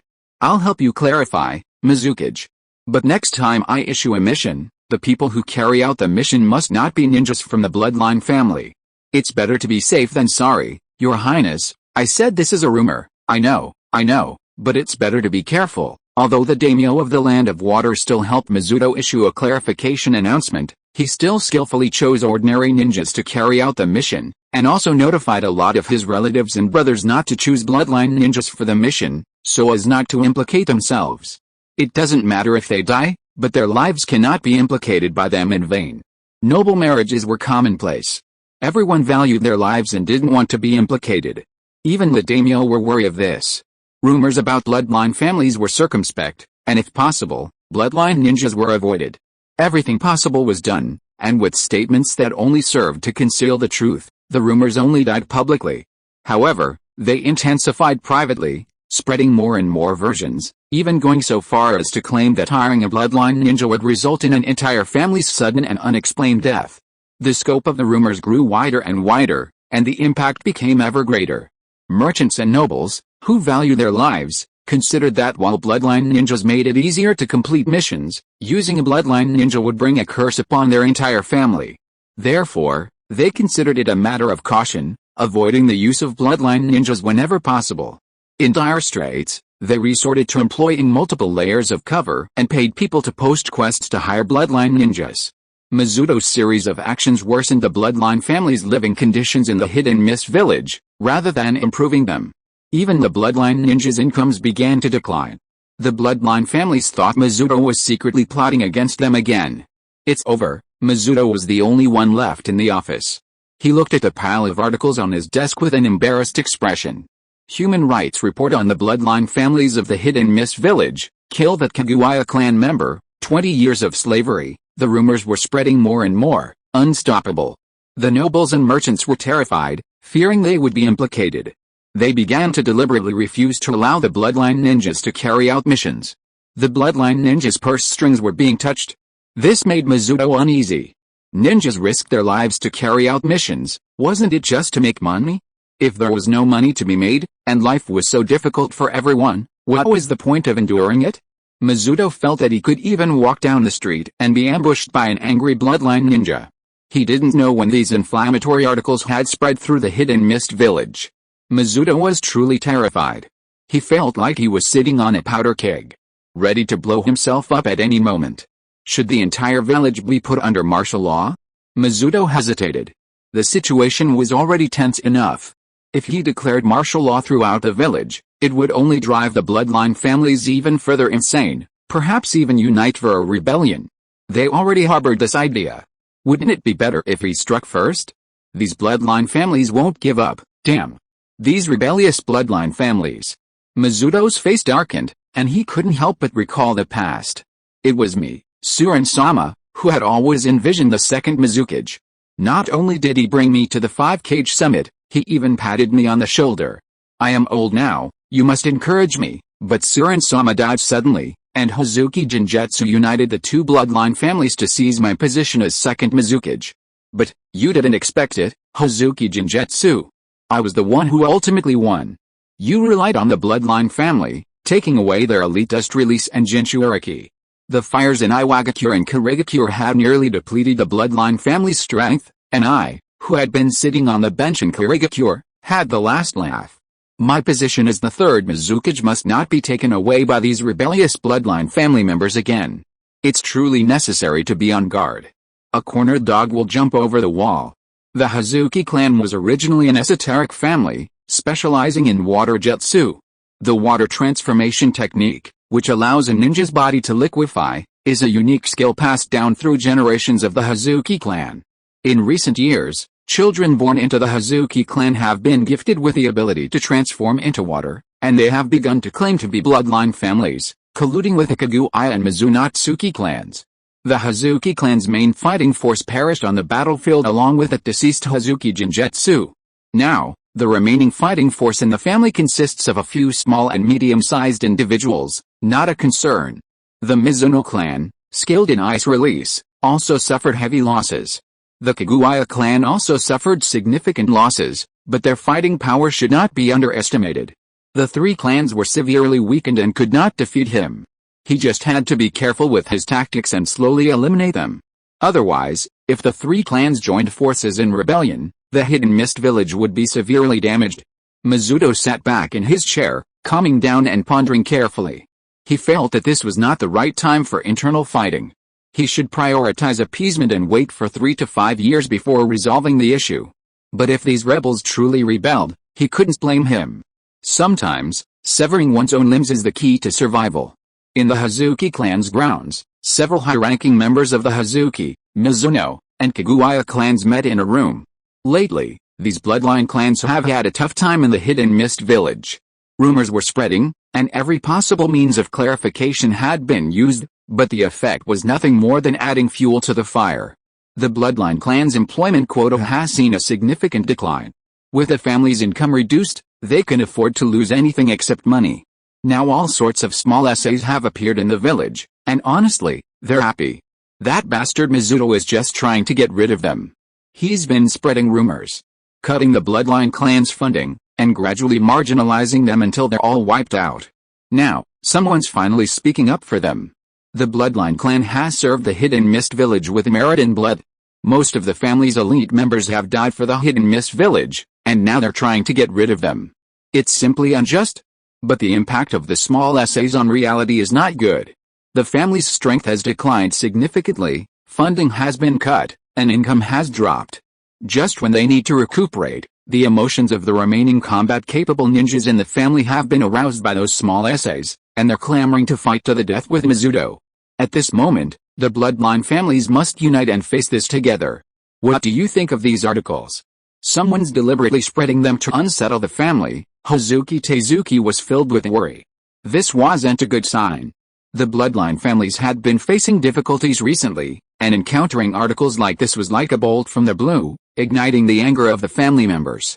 What can I say? What's wrong with what they say? It's time for us to take action, Kaguya clan leader Kaguya Katazuki spoke in a sullen tone. The Kaguya clan, known for their toughness, were easily angered. Mizuto has gone too far. Our bloodline family is the backbone of the Hidden Mist village.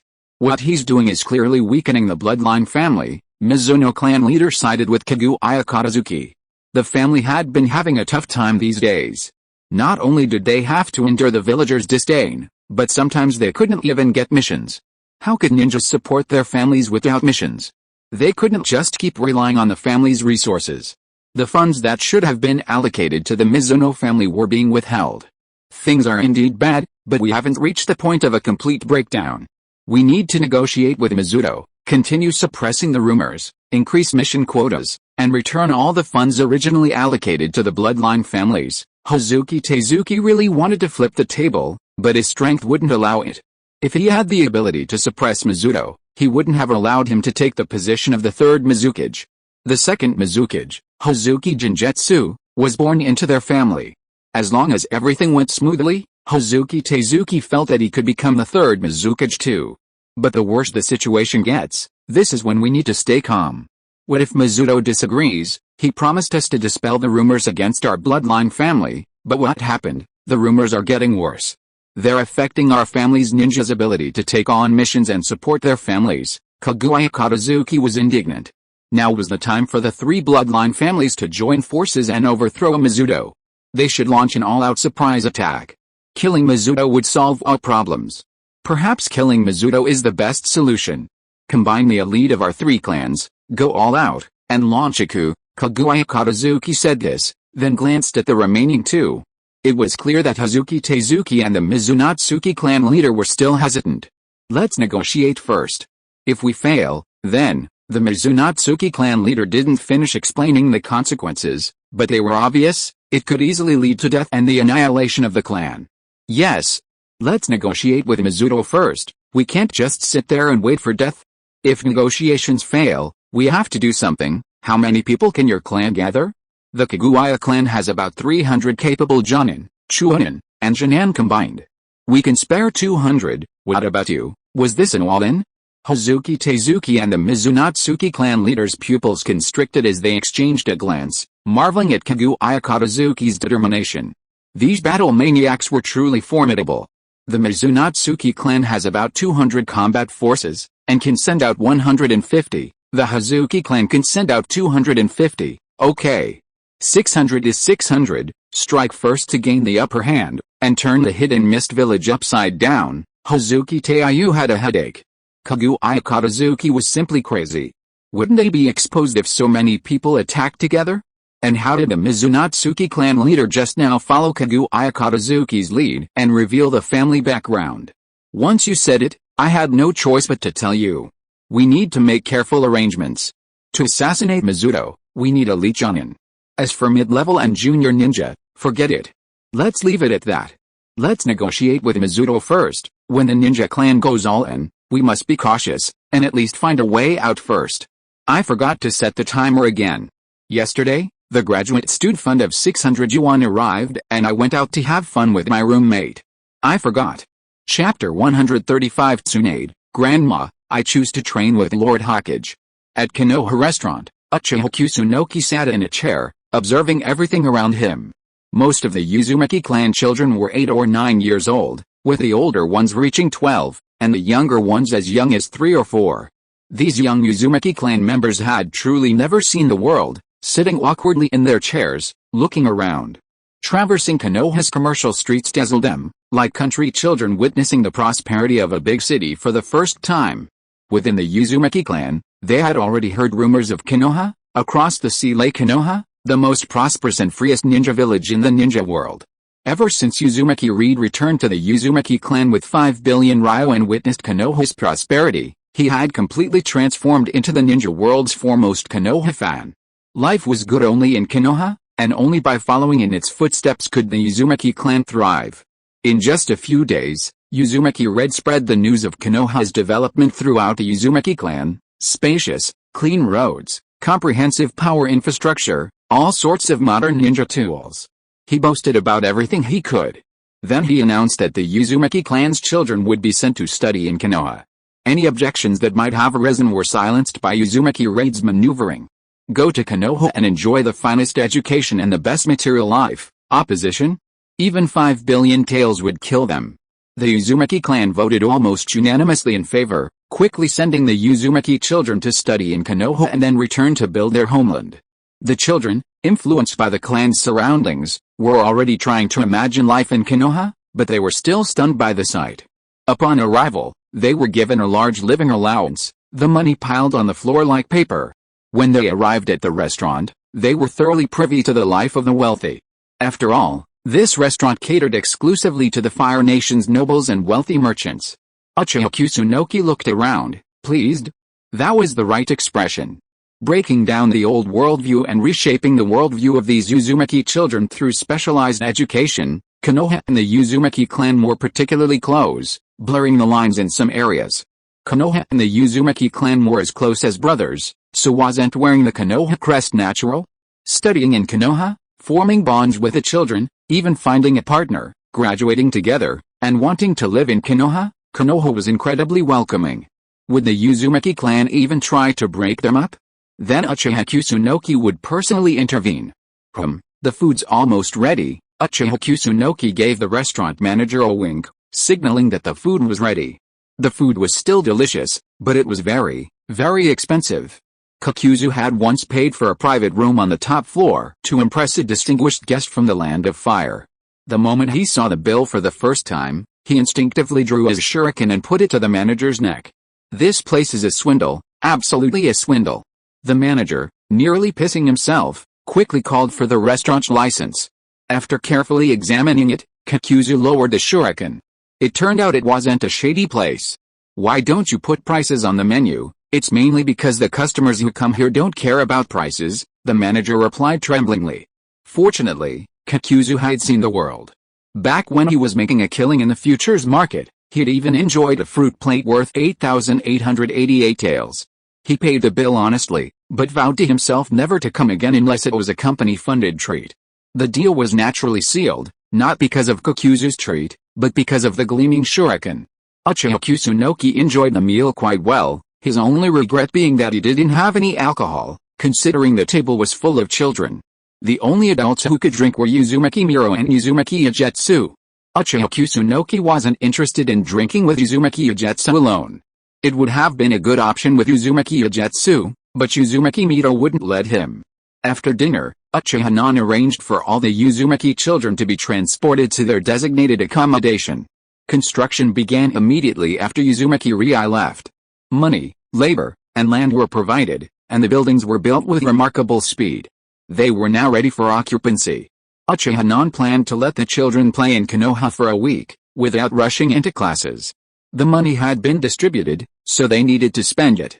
Only by experiencing Konoha's infrastructure, commercial prosperity, and quality of life firsthand would the children be committed to staying.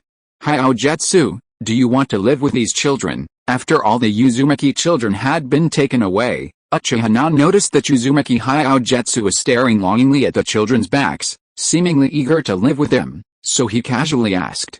As expected, Uzumaki Mito immediately stepped forward. Whenever Uchiha mentioned anything about Uzumaki Hyojetsu, Mito would think about it. This step could be skipped. I object. Uchiha must be trying to circumvent his protection of Yotsuki and find an opportunity to attack Uzumaki Yotsuki. Yotsuki lives well in the Senju clan. I'm with Yotsuki every day, carefully teaching her the sealing technique. Uzumaki Miro spoke first, emphasizing the words every day and together to remind Uchiha not to harbor any inappropriate thoughts. Uzumaki Yotsuki lowered her head and said nothing. She was indeed very happy living in the Senju clan. Her material life was much better than in the Uzumaki clan. Grandma Mito was also very kind to her, taking good care of her life and teaching her the sealing technique. But the red hair and the Uzumaki surname made Uzumaki Yotsuki feel like a dependent. She has been accompanying Uzumaki Mito, staying in the small courtyard every day, rarely going out. The person she interacts with the most and can talk to every day is, besides Uzumaki Mito, it is only Tsunade. Tsunade is still a child, and she likes to secretly pull her to play cards and throw dice. Bad habits, purely bad habits. Uzumaki Yotsuki also needs friends of the same age. Now that the children of the Uzumaki clan are here, most of the friends and family members from the past are here. The sense of belonging drives Uzumaki Yotsuki. If possible, Uzumaki Yotsuki would rather live with them. But since Grandma Miro has spoken, she is embarrassed to say anything, because Grandma Miro has always been very good to her. Hey, Mito, you are not Yangayu. I hate it most when old people impose their ideas on young people. I want to listen to Yangayu's own wishes. She is also a child of the Uzumaki clan. If she wants to live with the Uzumaki clan's family, you have to learn to respect the wishes of young people. Uchiha now noticed Uzumaki Yangayu's actions. It was obvious that she wanted to live with the children of the Uzumaki clan. They all had red hair. That was a natural sense of belonging. Uzumaki Yangayu looked up at Uchiha with some surprise that the Hokage could speak for her at this time. Well, okay then, Yangayu, do you want to live with the children of the Uzumaki clan? Uzumaki Mito, who has the ability to perceive emotions, saw Uzumaki Yangayu's actions and felt Yangayu's emotions very keenly. Well, Grandma Mito, I'm alone in the yard and no one is with me. Except for you, and Tsunade, she taught me how to throw dice. Oh, well, actually I miss my family friends very much, but, Grandma Mito, don't worry. I will come to accompany you every day after I move in. I will not fall behind in the practice of sealing techniques. Uzumaki Yotsuki mustered the courage to speak, but her voice grew quieter as she spoke, not daring to look up at Uzumaki Mito. Mito was now a lonely old woman, her husband having died young, and Tsunade still young and naive. Besides her daily training, she was always thinking about getting money to play at the casino. Her son, Senju Momoma, handled family affairs daily, and lately, no one knew what he was up to, and he hadn't been seen. It was a rare opportunity to have a good child of the family, sensible and thoughtful. It was a pity that Uzumaki Yotsuki, after all, was an Uzumaki. She wanted to live with her family and friends, and there was nothing wrong with that. She was at an age full of energy, and it was hard for her to spend every day with an old woman like me in the small courtyard with no friends her own age. Oh, did Yotsuki mention rolling the dice? Did Tsunade teach her that? She hadn't noticed. It looked like Tsunade's allowance was still going to be deducted. Good girl, go if you want. Uzumaki Mito gave Yotsuki a loving look, stroking her red hair, without blaming her for her choice. Yes, Grandma Mito, I'll come and stay with you every day. No need, I'll come and see you every day. I also want to build more relationships with the children of the clan. Uzumaki Mito glanced at Uchiha. Although this was Uzumaki Hirutsu's choice, she still had to be wary of Uchiha. She couldn't give him any chance. She had to be with Hirutsu every day. It wasn't just that she wasn't living with the Senju clan anymore. She could go to Uzumaki Hirutsu's house every day to keep her company, and at the same time, build relationships with the Uzumaki children. It was killing two birds with one stone. Since you've made up your mind, Yangayu, go now. The Uzumaki children haven't gone far yet. If you catch up now, you might even be able to stay in the room next door with a family friend. If you're too late, you won't have that chance. Go. Uzumaki Hirutsu's face lit up with excitement after hearing this. She then glanced into Uzumaki Miro's eyes. Uzumaki Miro patted Uzumaki Hirutsu's shoulder, motioning her to hurry up and catch up. Yet, Uzumaki Yangayu agreed and immediately jogged after her. Uzumaki Miro looked at Uzumaki Yangayu's back. Although she said that she didn't care and that she could go to Uzumaki Yangayu's place to find her every day, she still felt a little lost in her heart. She lived with Uzumaki Yangayu and had been accustomed to Yangayu's company. Now they were not going to live together anymore, and there was still a distance between them. Luckily, he still had little Tsunade. Hokage-sama, could you still train with me this afternoon like before? Tsunade tugged at Uchiha Kusunoki's arm. Ever since Uchiha Kusunoki had obtained the summoning scroll from Mount Myaboku and the method for cultivating Sage Mode, he'd been too lazy to play house with Jiraiya. Tsunade, And Orochimaru again. Just like in the original story, Jiraiya went to Mount Myaboku with Uchiha Kusunoki to learn Sage Mode. Orochimaru, forced to study ideology and politics at school, couldn't spend his days with Tobirama Senju conducting experiments. Hashirama's cell experiments were very sensitive and crucial, and at Orochimaru's age, it was best not to expose him to human experiments so early. Orochimaru simply sent a clone to school each day, while his real body secretly returned to the lab. With Tobirama Senju's cover, Uchiha Kusunoki hadn't noticed yet. As for Tsunade, Uchiha non ignored her and let her be. The graduation exam had already been arranged for her. With Tsunade's current strength, it was just a formality. If she wanted to do a mission, Uchiha non planned to send Hatake Tsukumo to lead her. If she didn't want to do a mission, she could just go back to the Senju clan and rely on her parents. Her family was not short of money at all. But Tsunade was not happy about it. If possible, she would rather train with Uchiha non. Tsunade asked in a slightly coquettish tone. Before Uchiha non could answer, Uzumaki Mito immediately noticed something was wrong. If you want someone to train with you, you can ask Grandma. Uzumaki Mito smiled with a fake smile. He had been staring at Uzumaki Yotsuki, but it would be a big joke if Tsunade was abducted by Uchiha non. No, I want the Hokage to accompany me. Tsunade possessed a rebellious spirit, seemingly reaching her rebellious phase. She reacted to Uzumaki Mito's words with a rebellious attitude, or perhaps even with a filter from Uchiha non. Handsome, Hokage, and powerful, his aura perfectly matched the image Konoha girls had of a boy. As soon as Tsunade's words left her mouth, Uzumaki Mito's face immediately darkened. Girls can't be restrained when they grow up, no. This was all Uchiha Nan's fault. He had bewitched my lovely Tsunade. A smile played on Uchiha Nan's face. He had no interest in Tsunade, she was just a child, a washboard. Uchiha Nan wasn't a perverted Lolita complex, he simply treated Tsunade as a little sister. But if he could piss off Uzumaki Mito, that would be quite interesting. Okay. I'm free this afternoon. Uchiha Nan stroked Tsunade's light yellow hair and readily agreed. No, Tsunade, go home, Hyojetsu just let it slip. Did you teach her to gamble? I'm going to take your pocket money. Now go home. Uzumaki Mito grabbed Tsunade's ear, looking prim and stubborn. But Tsunade was used to this sort of thing. Every time she was caught gambling, it was like this. It was a daily occurrence. Tsunade found an opportunity, broke free from Mito's hand, and scurried out.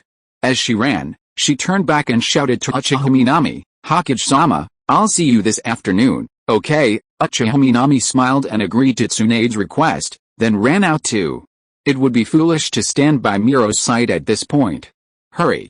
Mito was an old woman, too old to fight. It was a waste of time to argue with her, and her time was precious. Mito stood there, frozen in place, unsure whether to catch up with Tsunade and lock her up in her house. I should go and settle the score with Uchiha Nan right away. Not only did he quietly hook up with Tsunade, but their relationship was actually very close. This is simply unforgivable. If you are listening to this novel on a channel other than Fanfic World, it means it was downloaded and re-uploaded without effort. We warmly invite you to visit our channel, Fanfic World. There you will find the original version of this story and many other novels of various genres. We look forward to seeing you dive into a world of incredible novels. Chapter 136, Konoha and the Land of Iron. Our brothers, pay more, pay more. At noon, a young blonde girl fled through the streets of Konoha, pursued by a red-haired old woman. Eventually, the blonde was captured alive. Tsunade, go home, Grandma will teach you ninjutsu. Mito Uzumaki, a cowardly bully, found it easier to just capture Tsunade than to go after Uchiha Kusunoki. Grandma, stop pulling my ear, it hurts. Mito lifted Tsunade's ear, though she didn't really use much force. But crying gets the milk, a truth Tsunade had long understood. When Mito was angry, she had to act pitiful. HMPH, now you feel the pain. Let's go home, and don't go see that Uchiha Kusunoki. Mito released her grip and grabbed Tsunade's arm, intending to take her home and keep her under strict supervision. Without a word, she continued to fool around with Uchiha Kusunoki. The more handsome a man is, the more deceptive he is. Tsunade, following Uchiha Kusunoki around, would sooner or later find herself being ripped off by him and even counting his money for him. Grandma, please don't. Hokage-sama is a good man. Tsunade reluctantly tried to break free from Uzumaki Miro's grip, but it was no use. Mito dragged Tsunade home, whispering in her ear. "Tsunade, how dare you teach Yotsuki to gamble? I haven't settled the score with you yet. I think your allowance is still too much." Uchiha Kusunoki circled the street, and when he saw that Uzumaki Mito wasn't chasing him, he stopped and walked slowly. After a full meal, one shouldn't exercise vigorously, it's not good for the body. Afternoon is Uchiha Kusunoki's daily practice for Sage Mode. Lately, he's been so absorbed in his training that he's already achieved a preliminary level of Sage Mode, with yellow lines appearing at the corners of his eyes. Mastering Sage Mode will take time. This progress is already considered rapid. Even Gama Fukasaku praised Uchiha Kusunoki's talent. While he couldn't achieve the same incredible feats as the first Hokage, activating Sage Mode with a clap of his hands, and absorbing natural energy into his body was as easy as breathing, the Uchiha were, after all, descendants of the Six-Path Sage, so their talent was guaranteed. Jiraiya, however, who had come to Meiboku Mountain with Uchiha Kusunoki to learn Sage Mode, was more of an ordinary person. He was still in the meditation phase, learning how to sense and absorb natural energy. According to the original story, Jiraiya's goal to master Sage Mode and be able to use it in battle took him over a decade, but he was considered quite talented, at least he had successfully cultivated it. Meanwhile, two dusty visitors appeared at the Hokage building. One wore dark green armor, a sword hanging from his waist, the attire of a standard samurai warrior, while the other wore standard ninja attire, sporting the emblem of the Rain Village. The two men sat awkwardly on chairs in the reception room. Their dreams of Konoha were shattered upon seeing it. Upon entering Konoha, they were stunned by its progress. Wasn't it said that the First Shinobi World War had left the 5 major ninja villages exhausted and devastated? Konoha was anything but desolate, it was vibrant, a place where everything was flourishing. Its development was terrifying. This ninja village must not be allowed to remain. What a joke. The envoy from the Iron Country marveled at Konoha's progress, but didn't dwell on it. Konoha was still the powerful Konoha, and the Iron Country was still the Iron Country. In the Iron Country, ninjas weren't mainstream, samurai held sway. The remnants of a bygone era clung to their old ways, hunkered down in their own confines, unwilling to embrace the mainstream, becoming ninja, refining chakra, and practicing ninjutsu. Without cultivating chakra and practicing ninjutsu, no matter how hard a samurai trained, he was nothing more than a mere ordinary person, slightly more powerful, in the eyes of a ninja. Chakra was the key to the extraordinary in this world. Of course, they've been seeing the world with their eyes open lately. Hanzo, the leader of the Rain Village, didn't even go out in person. He simply sent his minions into the Iron Kingdom in small groups to gather information and steal some money. Unexpectedly, the Iron Kingdom samurai were defeated and completely routed. Calls for reform began to spread among the Iron Kingdom samurai class. Without chakra cultivation, they really couldn't survive. Jinan, who cultivated chakra, could even bully the Iron Kingdom samurai, but it was too late now, the enemy had already arrived. They had to find someone to cling to and let the Iron Kingdom breathe. They were right to come to Konoha today. But the Rain Village envoy seemed uneasy. Konoha was still the powerful Konoha, but the Rain Village had its own thoughts. The land of Rain was turbulent, plagued by civil war and division. This deplorable environment eventually gave rise to powerful Gu-King, Hanzo. He possessed a highly toxic salamander, capable of releasing a massive toxic gas that killed anyone inhaled within seconds. On the battlefield, he was a formidable force, perfect for team fights. With his immense strength, lofty ambitions, and charismatic personality, Hanzo attracted a following of ninjas. He delivered a speech at an izakaya. What have the nobles of the land of Rain done? They're selling grain for a pound. We must unite and build our own ninja village. His deep, magnetic voice, rising and falling, excited the ninjas present. They raised their arms and chanted, "Long live Hanzo!" The Rain Village was thus established. Later, Hanzo carried out a series of assassinations within the land of Rain, suppressing rebellions and supporting the current daimyo. He annihilated the insurgents within the land of Rain, while actively expanding his territory and robbing them to support his family. Hanzo's execution was highly effective, and the domestic situation in the land of Rain quickly stabilized. The noble merchants who had previously hoarded food during the chaos, buying low and selling high, and moonlighting as loan sharks, were now obedient. Hanzo was a real killer, a bloodbath. But it didn't matter. The daimyo supported him, and he needed a ninja village to help him quell the rebellion. And it wasn't as if Hanzo wouldn't share his pay. The more of these scumbags, the better. Food prices were driven down to a level accessible to the people. The daimyo's political enemies and nobles were assassinated by Rain Village ninjas, their entire families wiped out. Their property was confiscated, and their land distributed to the common people. Hanzo was hailed as a deity in the land of rain. Young and ambitious, Hanzo aspired to create a more affluent life for the land of rain and the Rain Village. Taking advantage of the opportunity presented by the First Shinobi World War, he hid for several years and cleaned up the country. The First Shinobi World War had severely damaged the 5 great ninja villages. And it was time for the Rain Village to step forward. Hanzo is planning a new alliance, creating the 6th greatest ninja village in the ninja world, testing the waters by targeting smaller villages and nations first. Everything has been going smoothly until today, when the envoy from the Rain Village witnessed Konoha's prosperity. The 5 great ninja villages possessed a formidable strength, and their ability to recover in such a short time. Was this true only for Konoha, or for all 5? The Rain Village envoy was filled with worry, deeply impressed by Chief Hanzo's foresight in targeting smaller villages and nations first, rather than larger ones.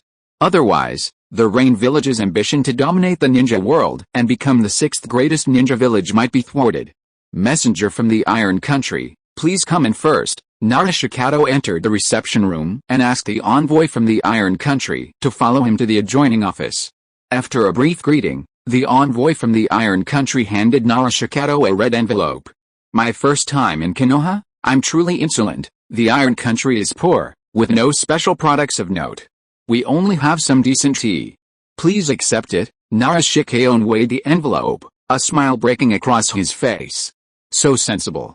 As Konoha's Hokage's assistant, the Hokage's right-hand man, entertaining guests and gifts was commonplace. Of course, Narashikato knew what to accept and what not. The great Hokage only looked at efficiency, whether the task was completed. Those who failed would be sent to the Anbu for torture and subjected to spiritual mysticism. Tea is good. Drinking tea can prolong your life. Narashikato accepted the envelope and tucked it into his arms. The two exchanged a smile. Just accept the money, just accept the money. Lord Shikaon, the Rain Village has invaded the Iron Nation without cause. Konoha, as the largest ninja village in the ninja world and a role model for peace, please show some mercy and save the Iron Nation from this dire situation. The Iron Nation envoy's eyes welled up, looking like someone being bullied. Of course, Konoha has always pursued peace, it's just that Konoha has just emerged from the war, and the financial pressure is enormous. We've suffered a significant loss of ninja. I'm afraid, well, Konoha is now in ruins. All the work is underway. Cough cough. The Iron Nation envoy's eyes widened, staring at Narashikaon in disbelief. You call Konoha in ruins now? Narashikaon's story was a bit out of control, but he refused to budge. More money, more money. You want Konoha to do something without money?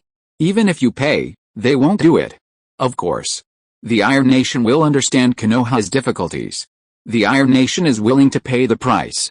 Please, Konoha? The Iron Nation envoy gritted his teeth.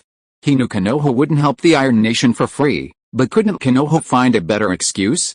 If Konoha could even say something like a state of decline, what was their Iron Nation? Was it already teetering on the brink of extinction? It certainly seemed so. Money would alleviate the problem. Konoha needs high-quality iron ore, coal, and iron ore sales channels.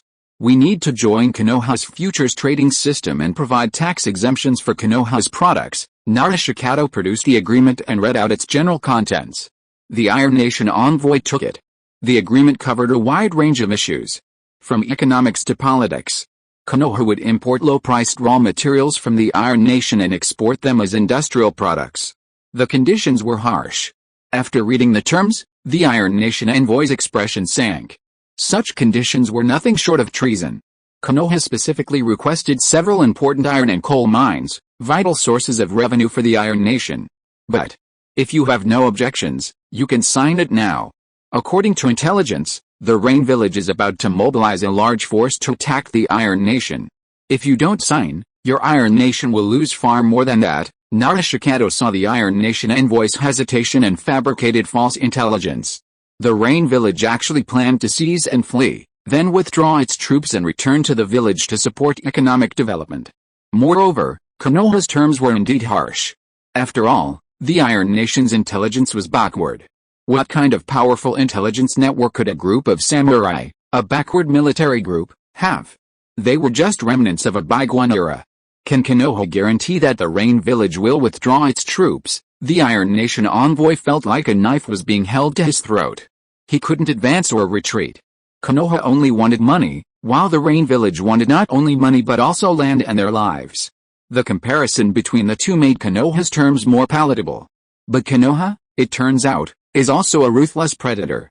Could Konoha really force the Rain Village to withdraw?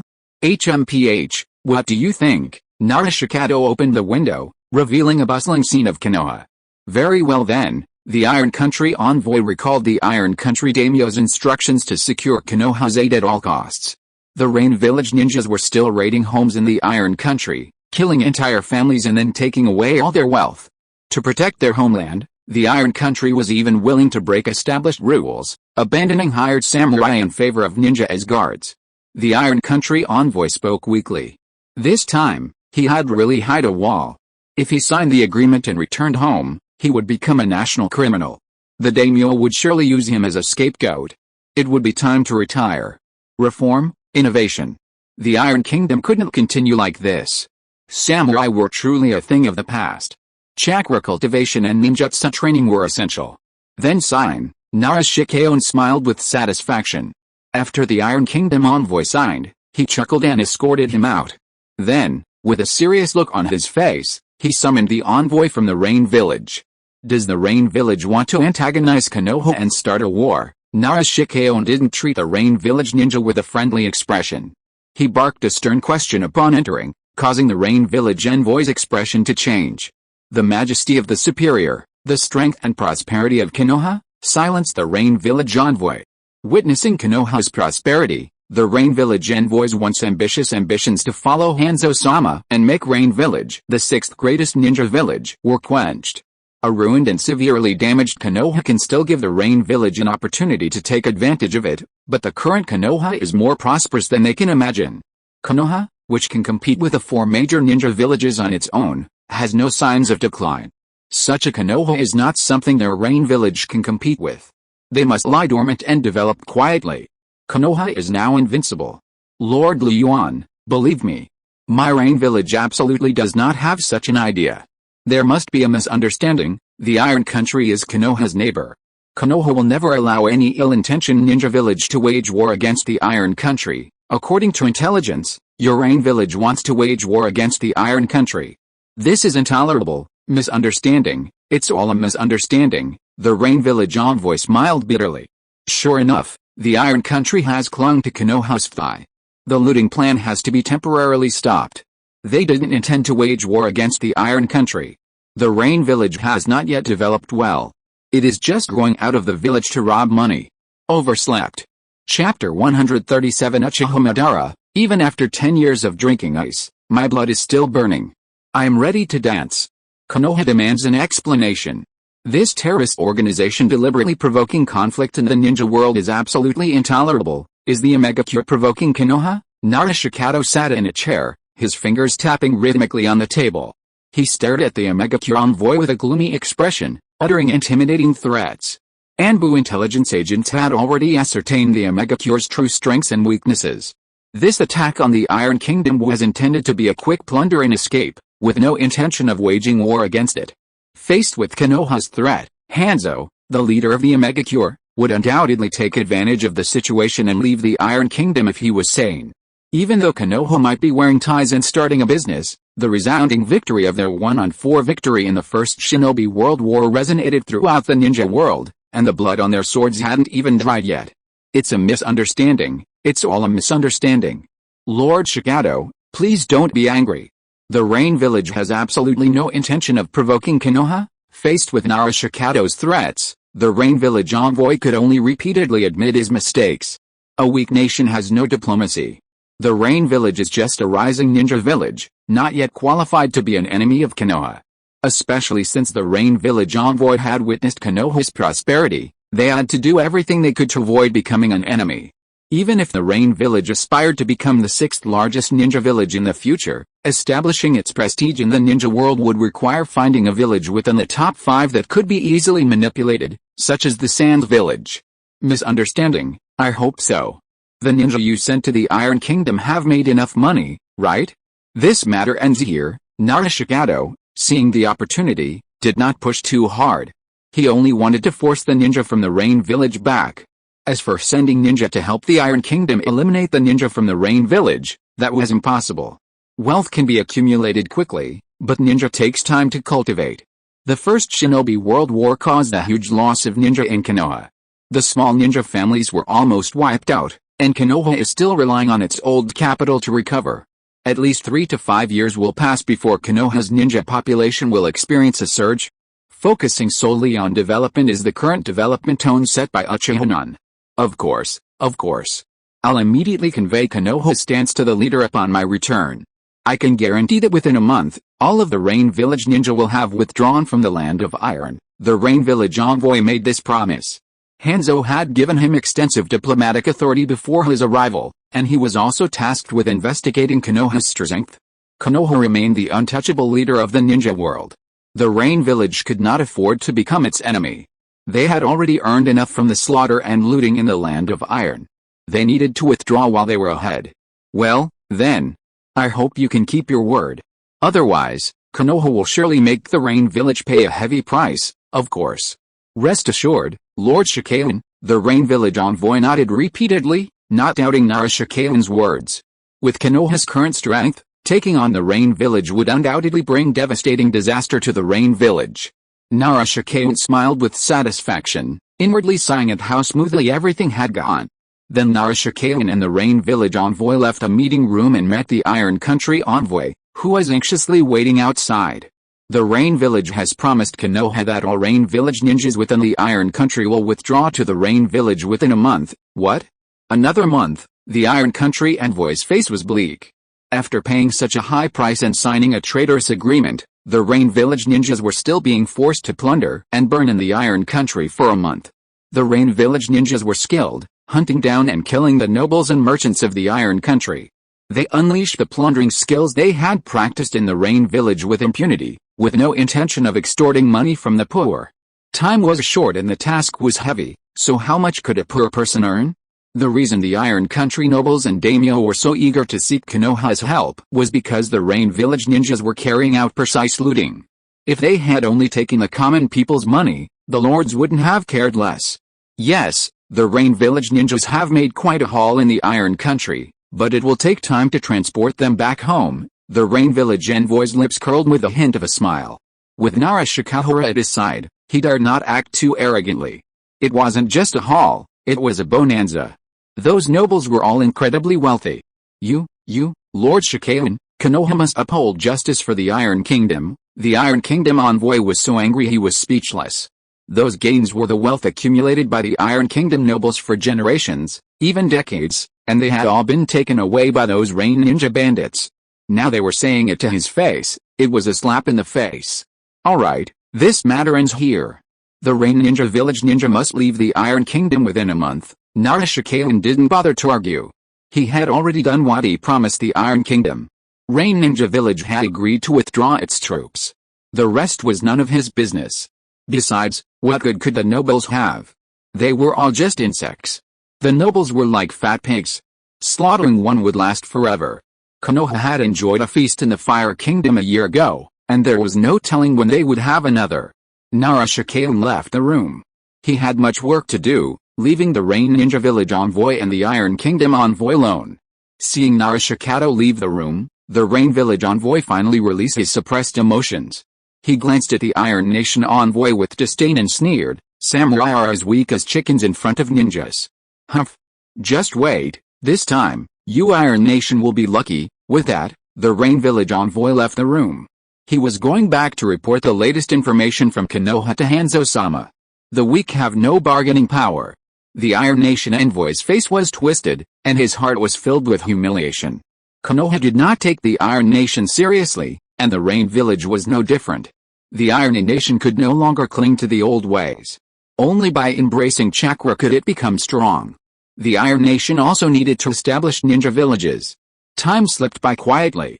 Most of the sun had already set below the horizon, and the remaining part illuminated the sky, creating a red-orange sunset glow. Finally, it's time to get off work. I'm so tired, no night shift tonight. I can finally go to bed early, Uchiha Madara heard a complaining and joyful voice. He moved his wrist slightly. After a busy afternoon, he felt a little tired, but it was nothing.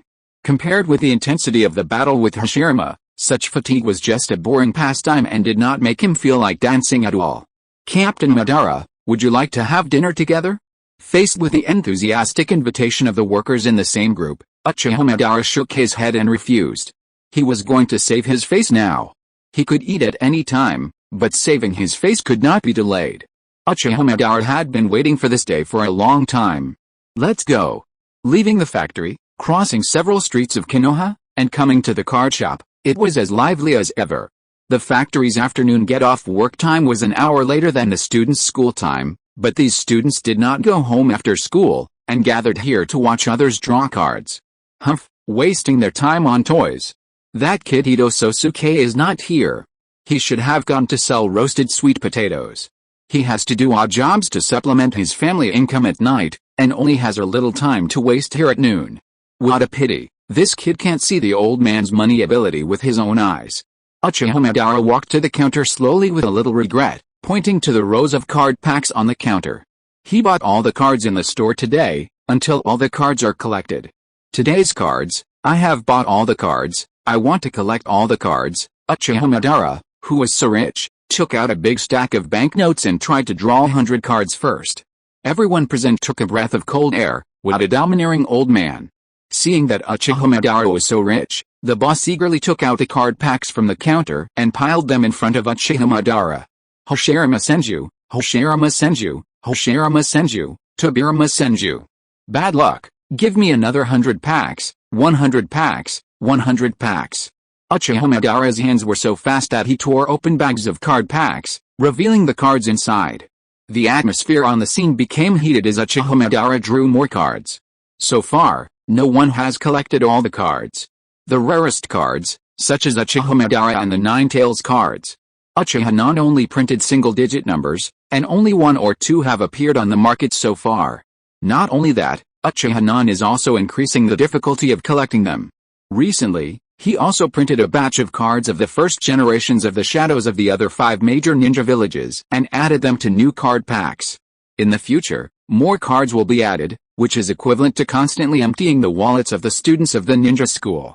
The right to interpret this activity belongs to our store. This is printed on the bottom corner of the card when Uchiha Non sold it. Although the students are dissatisfied, as long as they collect all the cards before the new cards appear, they will definitely be able to see Uchiha Non and get his signature. So if you want to collect them, both financial resources and luck are indispensable. Where did this old man come from? Why is he so rich? Fortunately, I risked a beating from my mom to stay here and play today. Damn, I was so engrossed in watching the show that I would definitely get my legs broken if I go back now. I've waited for this chance to witness history, so it's worth it even if I get my legs broken when I go back. This old man has already collected the 1 to 8 tails, the first Hokage, the second Hokage, and the newly released first Tsuchikage of the Iwagakure village, the first Mizukage of the Mist village, and the first Hokage of the Sand village. What's left is the rarest 9 tails, and the rarest Uchiha Madara-sama. Come on, old man, it's on fire, go. Uchiha Madara's ears were filled with cheers and encouragement. After 10 years of drinking ice, his blood could not cool down. Ever since the death of Senju Hashirama, this feeling of blood swelling and heart beating violently finally appeared again. Draw card. Next pack. It's been a long time since I felt the dance. Uchiha Madara's hand speed was very fast. The experience of screwing screws and working overtime in the factory during this period made Uchiha Madara's hand speed even better. He was tearing the cards non-stop. This is the card of the 9-tailed fox that has paid out. Great, there's only one left. It's history, boss. Give me another 100 packs. Uchiha Madara took out another stack of banknotes and signaled the boss to quickly take out all the card packs in the warehouse. If he can't draw his own cards today and can't collect all the cards, Uchiha Madara, will not give up. The boss was quick and took out another box of cards from the inventory. Even he was infected by the atmosphere on the scene. He was just a worker for Uchiha. When will this set of cards be collected? Even he didn't know, maybe it would be today. Draw cards, draw cards. Lord Uchiha Madara's cards must come out. Another 200 packs of cards were torn open, but it was a pity that there was still no card that Uchiha Madara wanted, but money power is money power. If these 200 packs didn't show up, then get another 200 packs. It appeared. Lord Uchiha Madara's cards. Awesome, witness history. Finally someone has collected this set of cards. It turns out that it is really possible to collect all the cards. I just regret that I don't have enough money. How much money did it cost? A smile appeared on Uchiha Madara's lips. He succeeded, finally succeeded. Ho-ha-ho-ha, ha-ho-ha-ho-ha. Uchiha Madara covered his face and started laughing wildly, with a look of excessive surprise. Could this uncle be from the clan? Why does he laugh exactly like my grandfather when he was excited? An Uchiha boy with a round fan embroidered on his back touched his head and said, with this posture, this expression, and this laughter, it would be really unreal to say that the uncle in front of him is not Uchiha. I think he should be. You laugh like this when you are excited, really? Do I laugh so exaggeratedly? Of course it's true. Is this uncle really from your Uchiha clan? I don't know. I haven't met the old people in the family. I should have met all of them. I really have no impression. The whole card shop was filled with cheers. Uchiha Madara stopped laughing wildly, put away the whole set of cards, and carefully placed them in a box that the boss had prepared long ago. Uncle, take a picture. You are the first customer in our store to collect all the cards. Smile. The boss took out his camera and took a picture of Uchiha Madara without saying a word. Uchiha Madara smiled, and his fingers stiffly made a Y shape. Uncle, when do you plan to redeem your reward? I will make an appointment with the Hokage. He will make time to meet you in the office and give you an autograph. Not for now. I plan to give this set of cards to someone else. Uchiha Madara waved his hand to refuse. If he really wanted to meet a junior like Uchiha, they could meet at any time. It's just that the right time has not come yet. As for Uchiha-nan's signature, what is that? Well, our store looks forward to seeing you. Uchiha Madara really enjoyed the admiring glances from the children in the shop. That's it. The children of Konoha should admire me, Lord Uchiha Madara. Why do they always admire the piece of wood, Hashirama? It's almost time to leave. I'm really looking forward to what kind of expression that kid Ito Sosuke will show when he sees this whole set of cards. Will he be so excited that he faints? I'm really looking forward to it. Uchiha Madara turned around and was about to leave the shop. The boss promptly asked Uchiha Madara what to do with the remaining cards that had piled up like a mountain. Huh? Uchiha Madara looked around, and all the kids showed expectant expressions. Give them all to these kids. I don't need these. After Uchiha Madara finished speaking, he left the shop without looking back, and there were cheers behind him. When the work is done, leave without a trace, and hide your name and identity. It's awesome. Chapter 138 Uchiha Madara, it's time to meet Uchiha. The sun gradually set, its last rays fading. Konoha's street lights had been switched on early, especially along the busy commercial streets, where the lights were as bright as day. It's as bustling as ever. There seemed to be even more people than before, Uchiha Madara said as he walked down the street, a smile on his face. He hadn't been here in ages, he'd been working the night shift lately, often until midnight.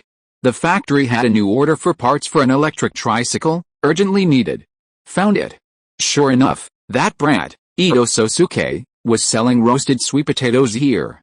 Uchiha Madara's eyes lit up, and he walked straight towards him. Kid, give me 2 roasted sweet potatoes. Ito Sosuke, head bowed over his homework, glanced up at the familiar voice, and a look of surprise crossed his face. Sir, it's been a while. Ito Sosuke hadn't seen Uchiha Madara since his last card draw, when he suffered a disappointing defeat. Ito Sosuke deftly took out 2 roasted sweet potatoes from the stove and handed them to Uchiha Madara, and also found a stool for him. Uchiha Madara sat down and planned to eat a roasted sweet potato first. He went to the store to draw cards as soon as he got off work today, and he didn't even have dinner. Now he was really hungry. He was also a little tired of the food in the factory. It was the same few dishes every day. Uchiha Madara thought it tasted good at first, but after a while, it became unbearable. It was time to eat something different to adjust his appetite. However, the co-workers around him were still not tired of it. After all, Uchiha Madara was born into a wealthy family in the ninja world, and he had no shortage of food and drink since he was a child. The cattle and horses in the factory were different. Some of them had never had a full meal since they were born before coming to Konoha, while others were lucky to have something good. Those who were picky would have starved to death long ago. Uchiha Madara sat on a stool, eating roasted sweet potatoes while chatting with Ito Sosuke. At first, Ito Sosuke and Uchiha Madara were discussing some interesting school stories, gossip among classmates, and the emergence of a couple in the class who were in a premature relationship. Ahem, it seemed like there was no such thing as premature love in this world, as students generally matured early. Then, the topic inevitably turned to becoming a ninja, and this brought them right back to Uchiha Madara's home turf. Uchiha Madara expertly recounted past events with Ito Sosuke, changing the subject and obscuring key names, which made Ito Sosuke yearn for it. Grandpa must have been a powerful ninja when he was young. I really hope I can become a ninja and carry out missions. Ito Sosuke showed an envious look on his face. Becoming a powerful ninja and carrying out secret combat missions is so cool and stylish. Don't show such an envious expression. Carrying out such a mission is not a good thing. Your hands will inevitably be stained with the blood of strangers. Two strangers who don't know each other will face each other with swords and fight for life and death. Even if your talent is to become a small-time shinin at best, you will only be a waste of a shuriken on the enemy on the battlefield. Although Uchiha Madara enjoyed Ito Sosuke's admiring eyes, he was dissatisfied with Ito Sosuke's unrealistic ideas. He directly persuaded him to quit. The small-time shinin should go to the factory and work on the construction site. The ninja diversion system implemented by Uchiha is very good. It gives those weak ninjas a new way to survive. Sir, you're really spoiling the fun. Ito Sosuke curled his lips. One should always have dreams, just in case they come true. Kid, I'm saving your life. Uchiha Madara still liked this kid, Ito Sosuke. Although he was weak, he had a good heart. He didn't want Ito Sosuke to be stupid enough to become a shinin and die in some corner of the ninja world. Shinobi are still too dependent on their background. Uchiha Madara knew this very well. By the way, sir, how come you have time to come to me today, humph? Finally asking me this question. Uchiha Madara couldn't help but raise the corners of his mouth. He took out an exquisite box from his pocket, which contained a full set of cards. Kid, I promised you the full set last time, sir, how come you still remember that? I almost forgot. I already sold all those rare cards last time, and I haven't paid you back yet. Ito Sosuke suddenly remembered and was about to return the money to Uchiha Madara when he saw the box in his hand. Is this the full set, sir? You really have them all? No way. Ito Sosuke's face was visibly filled with joy, his voice trembling. Huh? Would I lie to you, kid? Uchiha Madara tossed the box to Ito Sosuke. Ito Sosuke hurriedly took the box, swiftly opened it, and began to examine each card one by one. Shadame-sama, Nidame-sama, 1 tail, 2 tail, 3 tail, 9 tail, and the latest cards, the Tsuchikage of Iwagakure and the Kazakage of Tsunagakure, they're all here, Ito Sosuke roared, gesticulating with joy. He'd always thought Uchiha Madara was bragging about how such a powerful ninja could have fallen so far, so broke, selling roasted sweet potatoes with him. He was skeptical of Madara's story, perhaps just hearing it from somewhere and tweaking it a little. He hadn't expected it to be true. I never lied to children. Madara raised his head with a rather proud expression, pleased with Ito Sosuke's performance. Yes, that's right. The more excited, the better. Uchiha Madara, keep my word. This complete set of cards, are you giving it to me? Ito Sosuke felt his head spinning, probably from the excitement and rapid breathing, causing a lack of oxygen to his brain, but a smile remained on his face. Of course, yeah, long live the master. Ito Sosuke couldn't wait to kowtow to Uchiha Madara. This set of cards would make him a celebrity at school. It was a perfect way to show off. Ito Sosuke had been poor for so long, a nobody at school with little presence. Being poor for so long made him love showing off. Tisk, kid, you're such a pushover. Uchiha Madara took a bite of a roasted sweet potato, his expression nonchalant. He was so happy over a mere set of cards, he couldn't contain himself. Master, with this set of cards, you can meet the Hokage and get his autograph. Ito Sosuke's expression was filled with anticipation. The Hokage was the Hokage, Konoha's most powerful ninja, the ninja world's #1 idol. Master, let's go meet the Hokage together. Ito Sosuke was lost in the sea of joy, and his casual remark sent Uchiha Madara into thought. Yes, it seemed like this was an opportunity for him to meet Uchiha Nun. I almost forgot about this. Uchiha Madara had always wanted to meet Uchiha Kusunoki, but he'd never had the right opportunity. This junior had broken through the limitations of that bastard Senju Tobirama and become Hokage of Konoha. He possessed a comprehensive and practical plan to transform the ninja world, and he was steadily moving towards his goal. Uchiha Madara saw a reflection of his former self in Uchiha Kusunoki. He was genuinely curious. Uchiha Madara felt that he should take this opportunity to meet Uchiha Kusunoki. Then let's go meet Uchiha Kusunoki tomorrow. Tomorrow? Sure? I'm really looking forward to it. What should I wear to meet the Hokage tomorrow? Whatever, it's just a mere Hokage. Wow, sir, I notice you're getting more and more arrogant. And keep your voice down. That's the Hokage. Be careful if anyone hears, they'll round you up and beat you up. Ito Sasuke gestured for Uchiha Madara to tone down his boasting. He now believed that Uchiha Madara had been a powerful ninja in his youth, but to be compared to the Hokage was impossible, absolutely impossible. And if such disrespect for the Hokage was heard by the surrounding vendors, they'd probably be rounded up and beaten. Luckily, there were a lot of people here, and the noise was loud. Everyone around was too busy doing business to pay attention. HMPH, what's the Hokage? Back then, Uchiha Madara naturally didn't take Uchiha Kusunoki seriously. His seniority alone would have made Uchiha Kusunoki kowtow to him during the new year. And his strength wasn't even worth mentioning. Okay, I believe you. Keep your voice down. I think the guy at the next stall is looking at you with a strange look. Ito Sosuke signaled Uchiha Madara to stop. If he kept up his pretense, he'd get beaten up. Tisk, it's all true. Uchiha Madara stopped talking. He'd noticed something strange in the looks of the vendors around him. It wasn't that he was afraid of these ordinary people, it was just that he didn't want to attack ordinary people. I believe you, sir. You don't look like you believe me at all. Uchiha Madara curled his lips and focused on eating his roasted sweet potato.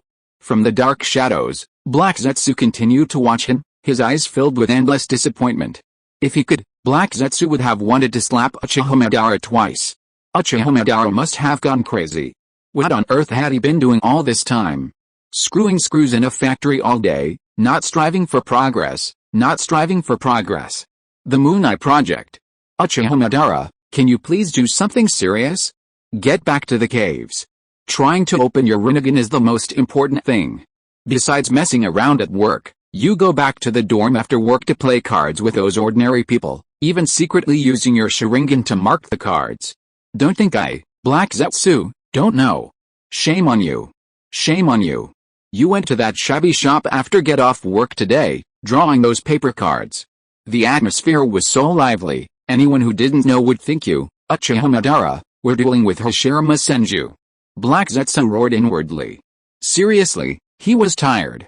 Black Zetsu couldn't fathom what was going on in Uchiha Madara's mind right now. Perhaps this was just the Uchiha clan. A little more eccentric.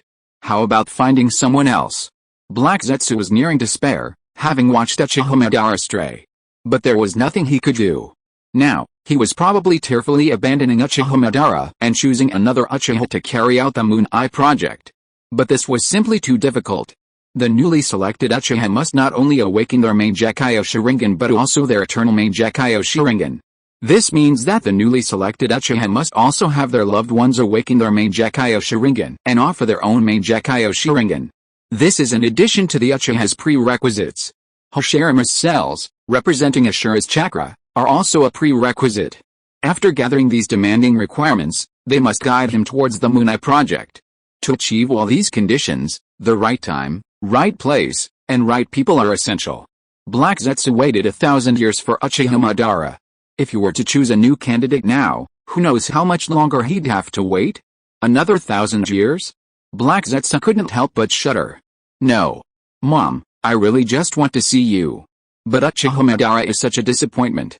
Black Zetsu feels there's no point in following him. Uchiha's life is so routine now, dormitory, factory, cafeteria, a straight line. It's time to let Uchiha Madara go. I can't waste my time following him. There are still plenty of Uchiha talents waiting to be discovered. Maybe I'll hit the jackpot. Black Zetsu made up his mind to no longer treat Uchiha Madara as his darling. He would no longer follow him. He would find another Uchiha to follow. Black Zetsu, will transform into Licking Wolf from today. Black Zetsu gave Uchiha Madara a dazed look before turning around and leaving, heading towards the Uchiha clan. The next day, Uchiha Non did not miss work this morning and went to work as usual. He sat in the office, drinking goji berry tea while listening to Narashikado's report. Hokage-sama, the envoys from the Land of Iron and the Omega Cure met yesterday. Everything has been agreed. The Land of Iron has agreed to Konoha's terms. The Omega Cure, frightened by my threats, has agreed to withdraw its troops, but the Omega Cure is developing too rapidly, attacking everywhere and plundering wealth to expand its territory. We must be on guard. In time, the Omega Cure will inevitably become a serious threat to Konoha. Narashikado spoke worriedly, deeply wary of the Omega Cure. Hanzo, the Omega Cure's leader, is ambitious, but due to the Omega Cure's lack of strength, they have been temporarily suppressed by Konoha and forced to withdraw their troops. Given time and space to develop, the Omega Cure will inevitably bare their fangs against Konoha. The Land of Iron and the Omega Cure are so far apart, yet they can send ninjas to attack the Land of Iron. The Land of Fire and the Land of Rain are bordering each other. You have a point. We really can't let the Rain Village expand so recklessly, Uchiha Non nodded after listening to Narashikado's words. In another 4 or 5 years, when the Rain Village becomes truly strong, it will really stir up trouble in the surrounding areas. A little bit of friction will cause trouble, and provoke the surrounding ninja villages, and finally evolve into the Second Shinobi World War. The Second Shinobi World War did not break out suddenly. It developed from a little bit of local friction. After a few years of provocation, it finally angered Konoha, and it joined forces with the Sands Village and the Rock Village to strangle the Rain Village. But later the situation got out of control, and Konoha fought with the Sands Village and the Rock Village again. Uchiha Non thought that Konoha could not intervene personally now. Proxy war seems to be a good way. My wisdom tooth is inflamed, and it hurts so much that I didn't fall asleep until 3 o'clock in the morning. I cried to death. The recent updates have been a bit unstable. Please forgive me, readers. Chapter 139 Uchiha Non, Tobirama, Uchiha Madara is coming. Who should he choose? First, it had to border a Mega Cure, possess a certain level of combat power, and be under Konoha's control. Raising an ungrateful person wasn't what Uchiha Non wanted. Uchiha Non sat in his chair, his fingers tapping rhythmically on the table, a ticking sound. He pondered carefully. It seemed only one ninja village met these requirements, Kusagakure. Kusagakure, as its name suggests, was a fence-sitter. Its internal chaos hadn't even chosen a leader who could command the support of the people. One of its factions was pro-Konoha, so it might be worth considering supporting it and then eliminating the others. Kusagakure was different from Omega Cure. It had a powerful leader, Hanzo, who purged the country of its inhabitants and dispatched ninja to plunder. Hanzo had bound the entire nation and the ninja village together, and it was on the rise. But in the last few years, his overambitiousness had clouded his thinking. He provoked the 3 major ninja villages and was strangled. Konoha could easily handle the internally chaotic Kusa village, requiring no significant effort. Luan, what do you think of Konoha supporting Kusa village to contain the development of a Mega Cure? Kusa village, from what I've heard, Kusa village is in turmoil, divided into numerous factions fighting each other.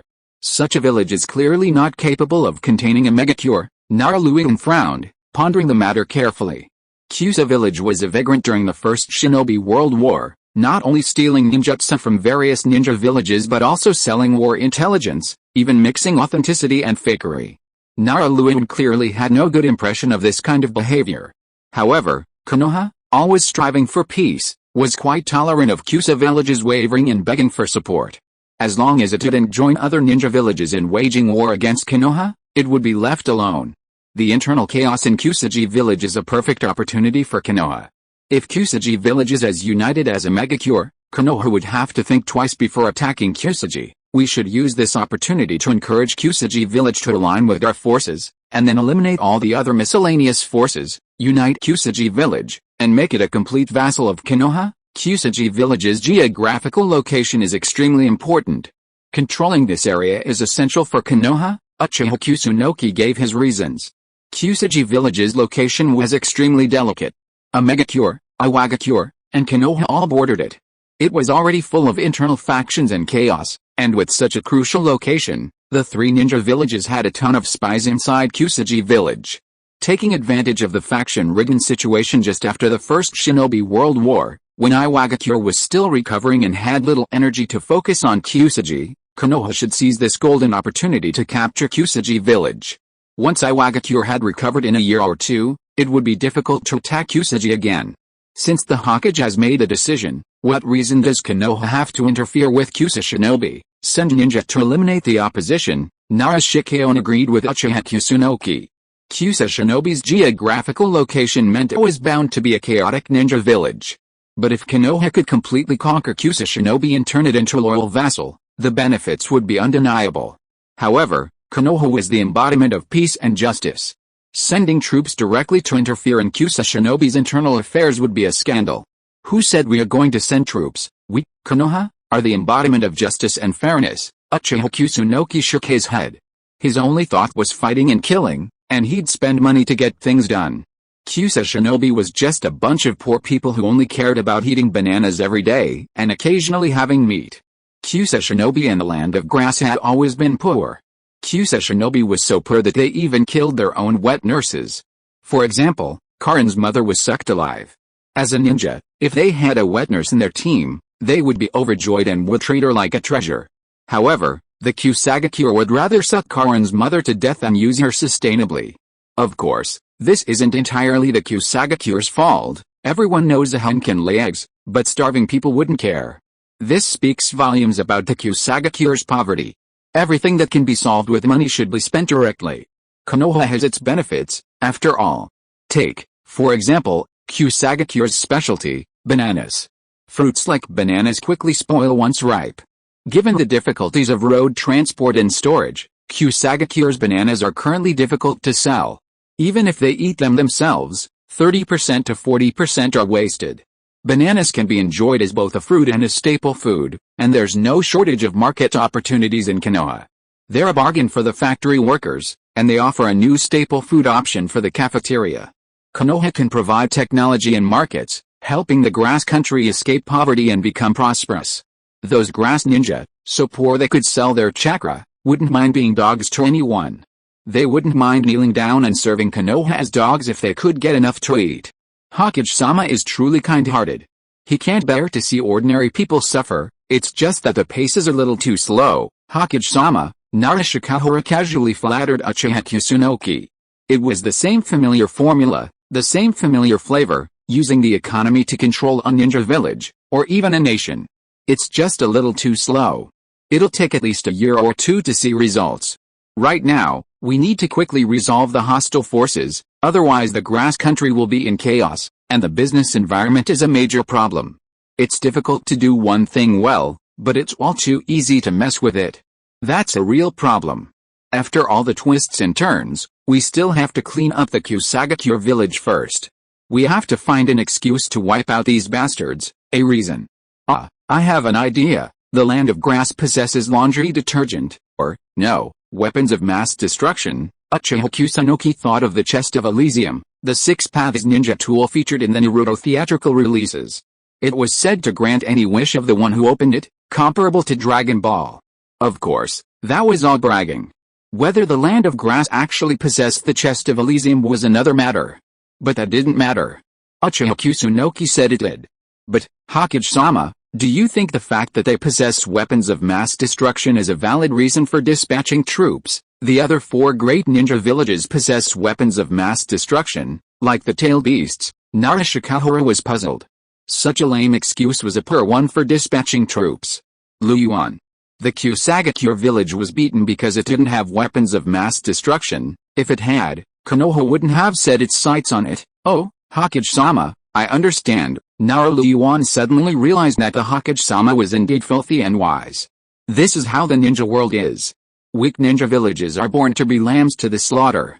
Now that the excuse is found, all that's left is to find the ninja in Kusagakure village who are willing to serve Konoha as dogs, and then work together to eliminate the ninja who are unwilling to serve Konoha. In the long run, if the Kusagakure village relies on Konoha, the lives of ordinary people will definitely be much better than they are now. If some people are willing to be treated respectably, let them be treated respectably. Those who are unwilling, We can only send them to see the Sage of Six Paths. We in Konoha have always been peace-loving. We want the ordinary people of the ninja world to live a good life with enough food to eat. Those ignorant and evil people should be completely eliminated. Uchiha Kusunoki spoke righteously. He wanted to ensure a good life for the ordinary people of the Land of Grass. Even if a few people died in the process of achieving this goal, it would be nothing more than a minor setback. When that day comes, there will be great scholars to debate Konoha's doctrines. Luiden, you handle this matter. If you need help, I'll have Tomita assist you. Yes, Hokage. Narashikyo nodded. The burden on him was heavier again. Never mind. He was used to it. He would continue to work on the plan. As the Hokage said, working late is a blessing and earning overtime pay. Narashikyo left the office, and Uchiha Kusunoki was alone again. Welcome. It's you, sir. Are you ready to redeem your rewards? The card shop owner, idly sipping tea on a chair, stood up upon seeing Uchiha Madara arrive. Yes, I'm planning to bring one of my children with me to see the Hokage. Is that okay? The shop owner looked embarrassed. According to Uchiha Kusunoki's instructions, only those who had collected all the cards could meet him. He didn't know if he could bring an extra person with him. He was just a part-time worker, not in a position to influence the decisions of the mastermind behind the scenes, especially since the mastermind behind the scenes was the Hokage of Konoha. In principle, that's not allowed, but I can speak to the Hokage for you. I'm sorry if that's not possible. The shop owner didn't refuse outright, nor did he agree. I understand. I'm sure the Hokage would agree. Uchiha Madara didn't embarrass the shop owner. In principle, it's not allowed, but if Uchiha Kusunoki dared to refuse, Uchiha Madara will find a chance to let Uchiha Non know who holds the true principles in the future. The old ancestor is itching to spar with his outstanding back, so what? It's just that he will hit harder. Office Uchiha Non was leisurely slacking off when there was a knock on the door of the office. After getting Uchiha Nan's permission, the shop owner walked in. Hokage-sama, it's you. Why are you running here instead of doing business in the store? Has someone already collected all the cards? Yes, Hokage-sama, someone collected all the cards yesterday. Uchiha Non became interested after hearing this. This set of cards was designed by himself, and it would cost a lot of money to collect them all. He must be his fanatical fan who spent so much money just to see him and get his autograph. Then let's follow the rules. The person who has collected all the cards will come this afternoon. I'll make time to meet him. Okay, Hokage-sama, I'll let him know. It's just that Hokage-sama, just say what you want to say. You know I don't like people who hesitate. The person who has collected all the cards wants to bring an extra child to see you. Well, since he's the first to collect all the cards, you can bring one extra person this time, but it won't happen again. Uchiha Kusunoki wasn't an unkind person. First place always gets some preferential treatment. Meeting one person is fine, meeting two people is fine, and bringing one extra child is fine. Then I'll thank you on his behalf, Hokage-sama. The shop owner beamed, and with that, he was about to go back and tell Uchiha Madara the good news. Don't leave yet. You haven't told me the name of the person who has collected all the cards yet. Uchiha Kusunoki stopped the shop owner, demanding to know the name of his ardent fan. Hokage-sama, that person's name is Madara Hashira. Uchiha Non was just about to take a sip of tea, but when he heard the word Madara Hashira, he was so shocked that he almost dropped the cup in his hand. Say it again, what's that person's name? Uchiha Non suspected that there was something wrong with his ears, and quickly asked the shop owner to repeat it again. Madara Hashira? Uchiha Nan's face changed after hearing this, and he felt terrible. Uchiha Madara didn't leave. He didn't leave. He's still staying in Konoha. He's coming for me. He really is coming for me. Hokage-sama, is there something wrong with this person? Do you want me to? The shop owner showed a look of surprise on his face. Who on earth is this old man who could make Hokage-sama show such an expression? The shop owner is a businessman, and he's extremely sensitive to people's emotions. Hokage-sama actually showed fear. Wait a minute, I'll let you know in a few days. I'm very busy lately. Uchiha Non waved his hand, quickly calming down. It was a blessing in disguise, not a curse. Disaster was inevitable, but every day he could avoid it was a day he could avoid. He had to be fully prepared to meet Uchiha Madara. You can leave. Yes, Hokage-sama. The shop owner had many questions in his mind, but he tactfully left without asking any more questions. Curiosity can be deadly. He understood that. He was just a shop owner, not one to get involved in the affairs of bigwigs like Uchiha. Tea is no big deal. Uchiha took a sip of water to calm his nerves, his mind racing. Uchiha Madara hadn't left Konoha. He must have been targeting him, because he was the world's greatest variable. Uchiha Madara had left the dark underground cave and even postponed the opening of his Rinnegan. His appeal was truly immense. He wasn't Hashirama Senju. But his way of meeting me was truly unique. He actually chose this method. It seems that the ancestor Uchiha Madara does not want to reveal his identity. Not wanting to reveal his identity means that Uchiha Madara does not want to use force against him. If Uchiha Madara wants to use force to show his truth, he would have directly charged towards him on Susanoo. As long as he doesn't use force, it will be fine. Uchiha Madara now wants to hide his identity. If he wants to convince me with words alone, I can still argue with Uchiha Madara. At worst, Uchiha will kneel down faster, and he will still be a hero in 20 years. It's not shameful to admit defeat to Uchiha Madara. Who made him have a bigger fist? I have a family to support here, and Uchiha Madara is an old man who is alone. It's not worth it to go all out with him. I am still young, and I will wear him down sooner or later. I will not go to Meiboku Mountain this afternoon. I will go to the old man Senju Tobirama to discuss countermeasures first.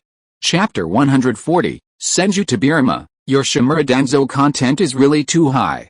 At the Uchiha clan's headquarters in Konoha, Uchiha Kusunoki didn't even wait for the morning shift to end, rushing straight to the lab. Tobirama, your beloved Second Hokage is here. Uchiha Kusunoki walked into the lab, a scene bustling with activity. Dozens of Senju Tobirama were working on different lab tables. Something was wrong, there seemed to be one more person. That's not Orochimaru. Shouldn't he be in class? Uchiha Kusunoki saw Orochimaru frantically hiding in a corner. But since things were so sudden, Uchiha Kusunoki never raided the lab in the morning. He usually came in the evening to check on Senju Tobirama and see if he was working properly, as he simply couldn't get up in the morning. Orochimaru was caught off guard.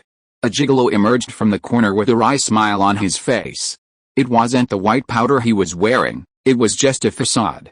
His dark circles were worse. Orochimaru, you've been working all night doing experiments behind my back lately, haven't you? And shouldn't you be in school at this hour, Hokage? You're listening to my excuses, not my explanations. I actually have my clones teaching me properly. Orochimaru, the greedy snake, faltered. I don't want to hear your excuses. I'm doing this for your own good. How can you sleep so little at your age? Do you think you're Tobirama Senju? He's already dead, and he dares to skip classes. Uchiha was nagging Orochimaru about skipping class. Tobirama Senju, working on an experiment nearby, couldn't stand it anymore.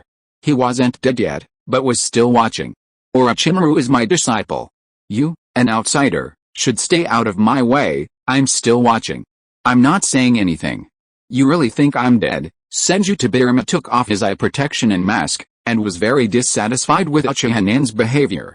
Orochimaru was his disciple, and he had such a famous teacher as himself to teach him, so why did he still need to go to the ninja school? Orochimaru, show this dog-eyed Hokage the latest results of your recent experiments. Senju Tobirama was very satisfied with his disciple Orochimaru. His ninja talent was okay, but his scientific research talent was almost maxed out. As long as he was properly trained, Orochimaru's future achievements would be limitless, and he might even become a great ninja scientist comparable to himself. Okay, Master Nadame.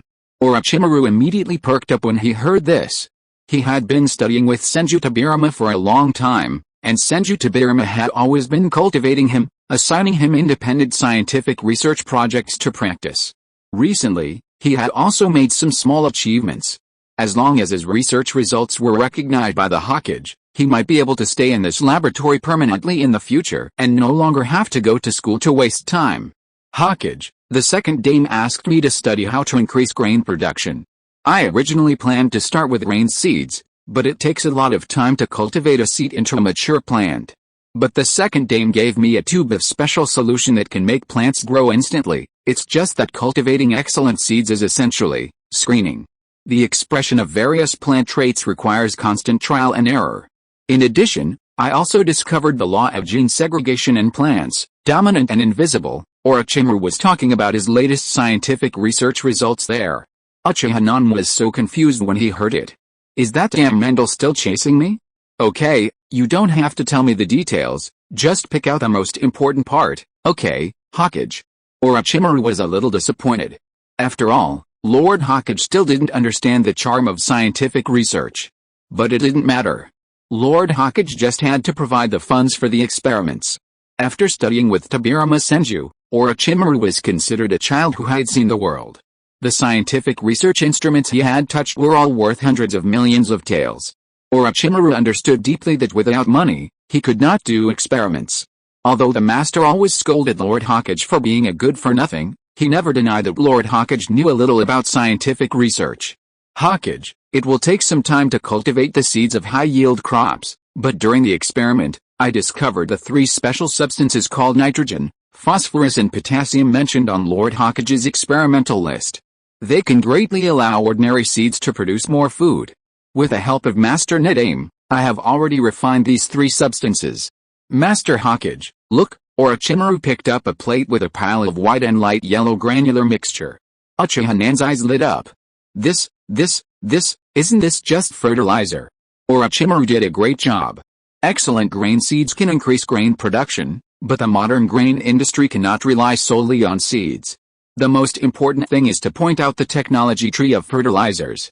Compared with fertilizers, excellent grain seeds can only be regarded as icing on the cake. The fertility of the land has an upper limit. Blindly farming will only make the soil barren. Even the Naruto world must abide by the basic law of conservation of matter and energy. The exaggerated effect of wood release is due to the special energy of chakra.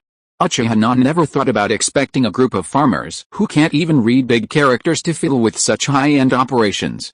It is more practical to use fertilizers to promote production. With fertilizers, high-quality grain seeds, and the ninja world's unique advanced technologies, future food production is incredibly promising. The ninja world's lower-class slaves should be able to eat their fill. As long as they're not starving, there won't be any major chaos. In the future, Konoha will sweep the ninja world to its knees. Electronics, entertainment, and culture will all be developed at breakneck speed. Why fight a war? Just live a life of pure bliss. Unless an enemy descends from the sky, a large-scale war should be averted. But then again, it seems like an enemy descends from the sky. It's the Otsutsuki clan that's coming from the sky. What a sin. Uchiha Kusunoki grabbed a handful of white and light yellow grains, his mind racing with thoughts. But there was no point in overthinking. He still had to deal with Uchiha Madara. Uchiha Madara was now a deranged Shunyabao who wanted to take all of humanity on a whirlwind of dreams. Uchiha Kusunoki didn't want to become a white Zetsu and hang from a tree for fun. Ahem. Orochimaru has done a good job. Keep working hard on the path of scientific research. You can come to the laboratory more often in the future, but you can't fall behind in the ideological education classes at school. Read the books I wrote often when you have nothing to do. It will be good for you. That's it.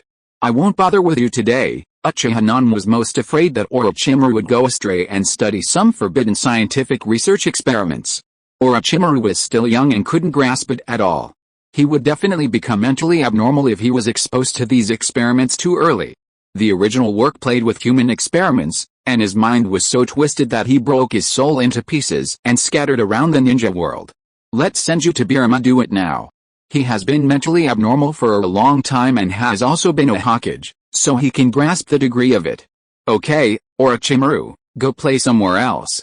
I have something important to talk to the second generation about. Uchiha Nan waved his hand, signaling Orochimaru to stay away. Orochimaru tactfully hid in a corner of the laboratory. Although he was very curious about the conversation between the Hokage and his master, his life was at stake. The Hokage always came at night. Today, he hadn't even arrived at noon, and he came to see his master. It must be a big deal, so he didn't want to get involved.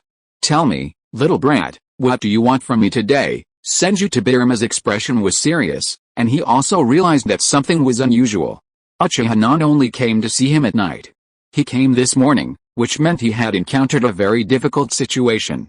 There was almost no one in the ninja world who could make Uchiha Nan feel difficult, except for Uchiha Madara. There's good news and bad news.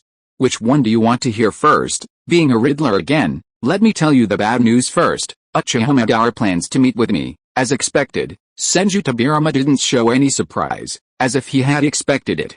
What about the good news?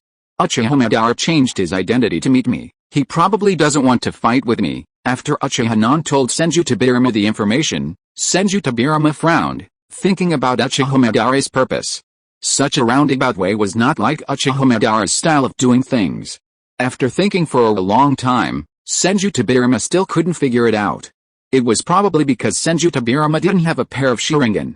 So what do you plan to do? Are you really going to meet him? Uchiha Madara is too dangerous? Why not gather Konoha's elite? The big brother's reincarnation body is ready. We are almost able to exert the third level of his strength in his lifetime, and 40% if we are lucky. Kid, your main Decay Sharingan will cooperate with my sister-in-law's Nine Tails, and I will use Flying Thunder God to wait for an opportunity to launch a sneak attack. If we seize the opportunity, we may chop off Uchiha Madara's head. We may win if we fight to the death. In order to deal with Uchiha Madara, I also invented some interesting ninjutsu that specifically restrain Uchiha, such as, Senju Tobirama said with relish, especially when he talked about his newly invented ninjutsu, his whole spirit was lifted. You damn Uchiha Non, how can you hold your temper? Konoha dragged its family to fight against Uchiha Madara, a lone man. No matter whether it wins or loses, Konoha will lose everything. The result of its own struggle for more than a year and a half, just a snap, it turned to ashes. Stop, stop, stop, just think about this kind of thing. Konoha is no match for Uchiha Madara. We can't afford to hurt him. Let's talk to Uchiha Madara first. He's hiding his identity now and it's obvious that he wants to talk to me. As long as he doesn't want to fight, let him do whatever he wants. You are really selling your own son without feeling any pity. I think you, Senju Tobirama, just want to see Uchiha Madara die. What's more, there is a high probability that Uchiha Madara will not lose to Uchiha Non, and he is not a weird all-in player. Tisk, what can we do? We can't let Uchiha Madara keep watching Konoha in secret. Sooner or later he will make a move on Konoha. He is a disaster and we have to get rid of him. Senju Tobirama was somewhat helpless. Uchiha Madara was too dangerous, and he had ill intentions towards Konoha. Sooner or later, Konoha would confront Uchiha Madara. As long as Uchiha Madara was not dead, Senju Tobirama would not feel at ease. Be decisive in your actions. This time, Uchiha Madara relaxed his vigilance and wanted to contact Uchiha Non. It was a good opportunity for a sneak attack. We planned it without intending anything. First, set up dozens of sealing techniques at the negotiation site. A dozen sealing squads will form a joint sealing space, filled with hundreds of thousands of detonating talismans. They will smash the cup as a signal, and then use the wood release of Uchiha Madara to suppress it with all their strength. Uchiha Non, when you are talking, you must deliberately get close to Uchiha Madara and cast the Flying Thunder God seal on him. You can also poison the tea with deadly neurotoxins and toxins that suppress chakra. Add them all in. If Uchiha Madara drinks tea during the conversation, you have to prepare it first anyway. And, Senju Tobirama still didn't give up, and told Uchiha Non about his sneak attack plan, which made Uchiha Non shake his head after listening to it. No, no. It's really a beast, playing so dirty. I am an Uchiha, and I followed you, Senju Tobirama, to murder my ancestor Uchiha Madara. Maybe Uchiha Madara wanted to talk to me, publicize the Moonai plan, and let me participate in it. As long as it takes more than 10 years to drag Uchiha Madara to old age, Konoha will win. If it goes on like this, I will definitely fight to the death with Uchiha Madara. The furious Uchiha Madara attacked with all his strength in Konoha, and Uchiha Non couldn't imagine the tragic consequences. Well, it turns out that the old Senju ghost is evil by nature, and it turns out to be an extreme all-in monster. And Tobirama, you have a bit of Shimura Danzo content. No, Senju Tobirama, you are too extreme. Generally speaking, the Uchiha people belong to the extremists, and the Senju people are conservatives. But now the representative of the extremists, Uchiha Non, thinks that the representative of the conservatives, Senju Tobirama, is too extreme. I'm extreme? How am I extreme? Senju Tobirama was instantly unhappy. He was so deliberate in helping Uchiha Non to get rid of Uchiha Madara, a scourge for Konoha. How could Uchiha Non think that he was extreme? Peace is the most important thing. There should be no fighting this time. Let's not act rashly, Uchiha Non, this is a godsend. If you miss this chance, you will definitely regret it. Shut up, Senju Tobirama, I am the current Hokage, and the safety of the entire Konoha is on my shoulders. Uchiha Non took out the heirs of the current Hokage and directly rejected Senju Tobirama's plan. If he had known that Senju Tobirama was so extreme, he would not have come to listen to Senju Tobirama's opinion. Humph! Sound of slamming the table, Senju Tobirama breathed quickly. Sooner or later, Konoha would pay the price for Uchiha Nan's leniency. You can't be lenient with Uchiha Madara. Uchiha Non felt a headache watching Senju Tobirama slamming the table and jumping up and down in anger. Why did he say Sarutobi Hiruzen's golden words again? It seemed that his Sarutobi Hiruzen content was a bit high. Okay, it's settled, then you have decided. Why are you still discussing with me? Senju Tobirama rolled his eyes at Uchiha Non and said unhappily. Hashirama cells. I plan to inject Hashirama cell solution, just in case. If we really can't reach an agreement, I still have time to contain Uchiha Madara and buy time for Konoha. It would be better to ambush Uchiha Madara directly. Shut up. Stop talking about this plan. I don't agree, and the probability of failure to reach an agreement is very small. I just want an extra layer of protection. Uchiha Non was too lazy to listen to Senju Tobirama's ramblings. He slid to his knees very quickly, but there were so many people around now that Uchiha Non was embarrassed to say it out loud. I watched the game yesterday. It was too late. I slept late again. Teacher Daffy is still strong and the value of the 4-time champion is unquestionable. I'll look forward to the all-Chinese team of BLG proving themselves, otherwise LPL will fall into complete darkness. Faker was crowned a 5-time champion. He really lived his 5th life. Chapter 141 Senju Tobirama, the Uchiha clan eats meat. Shouldn't the Senju clan have a few bites as well? I think you should consider my plan.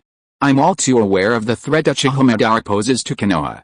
If we miss this opportunity, Konoha might never see him again. Konoha used to have Big Brother protecting it, but now, even with Hashirama cells injected into your body, there's still an insurmountable gap between you and Big Brother at the peak of his powers in his youth. Senju Tobirama continued to mutter.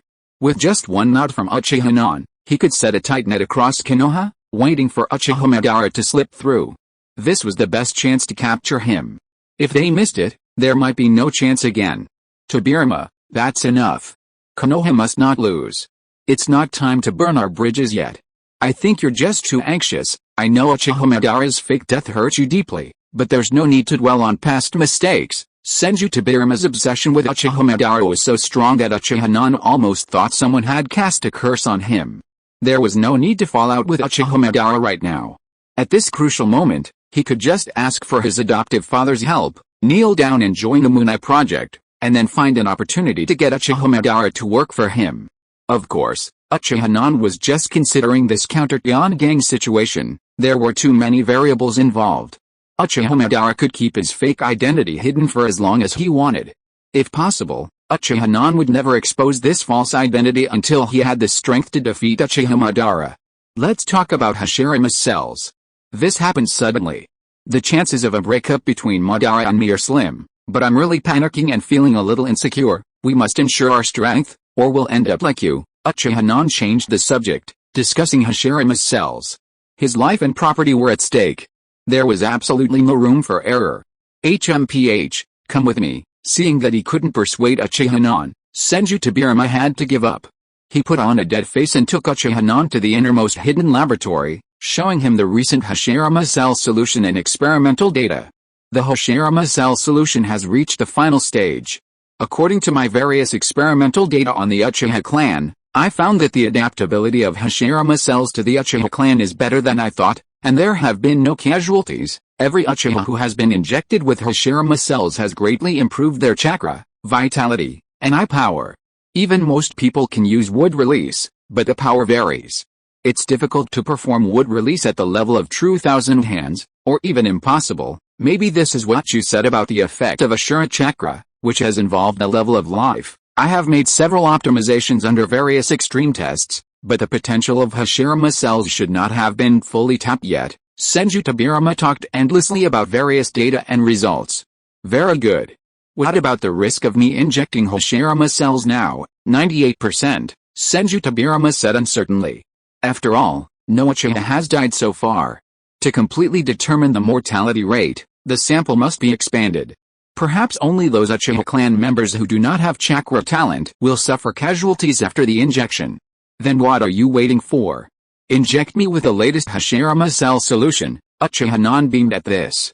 98%, 98%. That success rate was almost perfect. He was already so stable, it was hard for him to fail. Uchiha Non lifted his shirt to expose his arm, and then Senju Tobirama carefully retrieved a tube of green solution from a cabinet. He disinfected it with an alcohol pad, flicked the needle, inserted it into his arm, and injected the solution. All in one go. It should be effective in 5 minutes. Uchiha Non sat down in a chair and waited quietly. Suddenly, a strange feeling washed over him, as if a puzzle piece had been missing since birth, and now it had finally been completed. His body heated up, and a feeling of hunger emerged. Senju Tobirama took out a special nutrient he had prepared long ago and asked Uchiha Non to drink it. The surging hunger gradually subsided, and his body became warm and comfortable.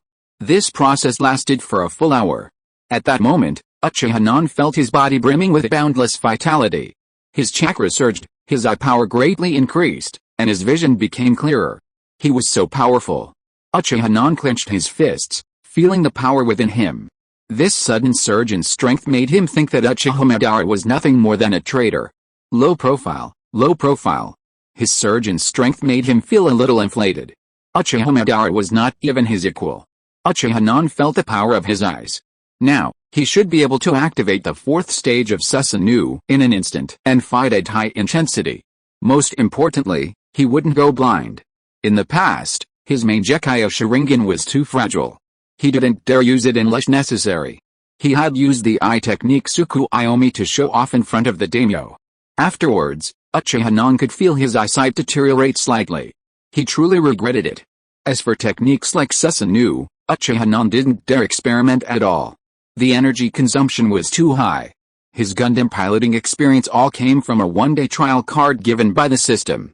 Before injecting Hashirama's cells, he was afraid that if he could only activate Susanoo's 3rd stage, a few high-intensity battles would render him completely blind.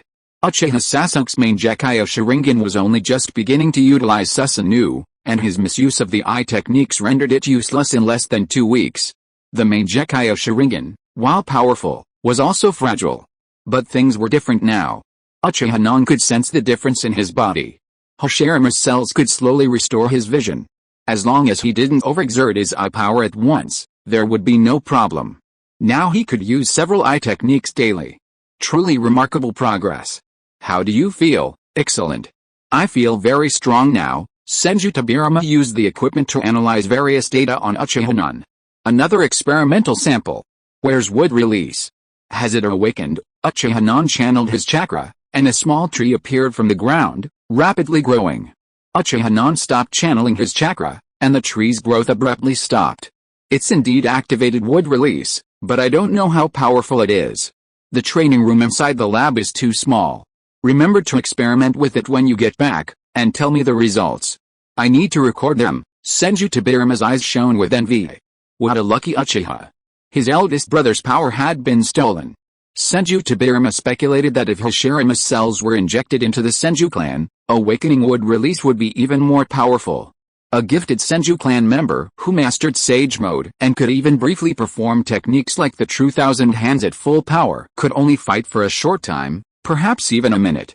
After all, the chakra consumption of a technique of that magnitude was unimaginably enormous, and only a freak like his eldest brother could sustain such a prolonged battle. I understand. Uchiha Non nodded, agreeing to Senju Tobirama's request. He coveted the power of wood release, but unfortunately, he couldn't reach the level of the Shudame. If there's nothing else, I'll be leaving. You continue working. I won't bother you. Having received what he wanted from Senju Tobirama, Uchiha Non decided to leave without a second thought. Wait a minute, Uchiha Non, I have something important to discuss with you. Uchiha Non paused and looked at Senju Tobirama, unsure what he wanted to discuss. Now that Hashirama's cells have been nearly fully developed, even a number of Uchiha clansmen have been injected with them, significantly boosting their strength and even unlocking wood release. You Uchiha clan are the first to get a taste of the meat, so it's time for the Senju clan to follow suit. Senju Tobirama's tone was heavy, even a little disgruntled. He had always been resentful of the Uchiha clan stealing his eldest brother's power, but Senju Tobirama had always prioritized a greater good and hadn't taken it too seriously with Uchiha Non. The Senju clan had lost many members in the pursuit of Hashirame's cells, and now that they had a mature Hashirama cell solution, they were sure to let the Senju clan enjoy it as well. Let's talk about it later. Ha. Uchiha was about to run away. It wasn't that he didn't want to inject the Senju clan with Hashirama's cells, but he just couldn't find a good excuse. He couldn't even explain where the Hashirama cell solution came from. He had secretly dug up the graves of Senju Tobirama and Senju Hashirama, then used the forbidden technique of impure world reincarnation to keep Senju Tobirama tied up in the underground laboratory and used him like a slave. The third Hokage had defiled the second Hokage's soul and the first Hokage's body, and used prisoners from the enemy village to conduct forbidden human experiments. If this got out, Uchiha would have trouble sleeping. Don't leave. Let's make this clear today. Why do you Uchiha clan eat meat, but the Senju clan can't even drink soup? If you can't explain it clearly, I'm going on strike. Senju Tobirama saw that Uchiha wanted to escape, and directly threatened him with a strike. Tobirama, I have my reasons. This experiment can't be made public. The source of Hashirama's cell solution is unclear. The secrets of this laboratory must never be revealed. I, the third Hokage, have to continue my work. Uchiha Kusunoki frowned and expressed his concerns. The Senju clan is not stupid. A small number of higher-ranking members of the Senju clan knew about Hashirama's cell experiments back then. If he just takes out the Hashirama cell solution, they will definitely know what he has done, stealing the remains of the Shudame. This matter is impossible to explain. Desecrating a body is immoral, and the body being desecrated is the remains of Konoha's Shudame. This is even more confusing.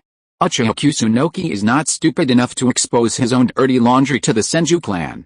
It is good to maintain the status quo for now. Even for the Uchiha clan members who participated in the experiment, Uchiha showed no mercy, using the tongue extermination technique on everyone. As for those who possessed wood release, Uchiha issued a death order, forbidding them from using it, even on the brink of death. If even a whisper of this leaked out of the ninja world, Uchiha would track them down and silence them. Senju Tobirama fell silent. This was indeed a problem. Even he had considered Hashirama's cells a taboo experiment, and aside from a few high-ranking members of the Senju clan and the deceased volunteers, no one in Konoha knew about it. The second Hokage had desecrated the first Hokage's body and used it for experiments. If word got out about this scandal, it would be terrifying. We can't keep it a secret forever. You, the Uchiha clan, have taken all the benefits. I'm furious. You must give me an explanation. Senju Tobirama began to whine. Damn, he's dead, and he's not in power anymore, so why should I care? If this were to get out, Konoha's higher-ups might learn of his existence, and then he'd be able to escape Uchiha Kusunoki's clutches. Not now, at least. We need to wait a while. We have to come up with a foolproof plan. Uchiha Madara is still in Konoha. If this scandal gets out, even I'll be in trouble. Uchiha Madara is still eyeing Konoha. Konoha absolutely cannot afford internal strife right now. Tobirama, you don't want Konoha to be destroyed by Uchiha Madara because of internal strife at this time, do you? Uchiha Kusunoki's threat of Uchiha Madara was incredibly effective. After hearing Uchiha Kusunoki's advice, Senju Tobirama immediately calmed down. It was definitely not a good idea to have Uchiha Kusunoki embroiled in scandal, potentially sparking internal strife within Konoha. There was no other way. He could only endure it for now. This was all for Konoha. I'll keep this in mind until the Uchiha Madara issue is resolved. We must ensure that the Senju clan also enjoys the benefits of Hashirama's cell solution. Okay, I'll do my best, Uchiha Kusunoki replied perfunctorily, a little troubled. Finding an excuse to pull out Hashirama's cell solution was a real challenge. Regardless, let's just lubricate it first, and drag it out for now. This inherently evil Uchiha brat. Senju Tobirama watched Uchiha Kusunoki leave. He continued his busy research experiments, still rambling non-stop. It was already noon when Uchiha Kusunoki left the underground lab. It was still early, and Uchiha Kusunoki planned to have lunch and then go to Meiboku Mountain in the afternoon. He had already been injected with Hashirama's cells, obtaining a fragmented version of a sage's body. Uchiha Kusunoki could feel his affinity for natural energy significantly improved. This afternoon's practice in sage mode was sure to yield a major breakthrough. While he couldn't reach the level of the Shogun who could instantly activate Sage Mode with a snap of his hands, he should still be able to achieve a Sage Mode of the strength of Uzumaki Naruto. Shadow clones gathering natural energy, instantly returning it to the main body, and then instantly entering Sage Mode. This advanced feat wasn't something a typical Sage Mode practitioner could achieve. Jiraiya, for example, could achieve this level even after a lifetime of practice. Naruto's talent was truly T0 in the ninja world. The Susanoo stages: Stage 1, a phantom head appears. Stage 2, the head and torso are combined. Stage 3, the complete Susanoo Titan, barehanded version. Stage 4, a weapon can be formed from the combined power of the eye and chakra. A complete form, like Madara-sama, a super titan covered in armor. Chapter 142 Uchiha Madara, what if I become the second Hokage? At Maiboku Mountain, Uchiha Kusunoki stood still, absorbing natural energy. About a minute later, Orange Eye Shadow appeared. Now it only takes a minute to activate Sage Mode. While it's not as good as the Shogun's ability to achieve it with a snap of the fingers, it's still quite impressive. A satisfied smile crossed Uchiha Kusunoki's face. Reaching this level of Sage Mode was truly remarkable. It was a significant improvement.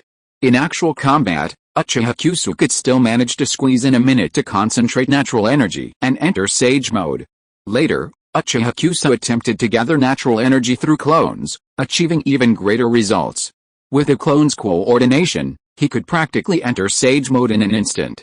Uchiha Kusunoki continued his training in the open space, while Jiraiya and Gamifukasuku watched from the side, marveling at his incredible progress. It's incredible.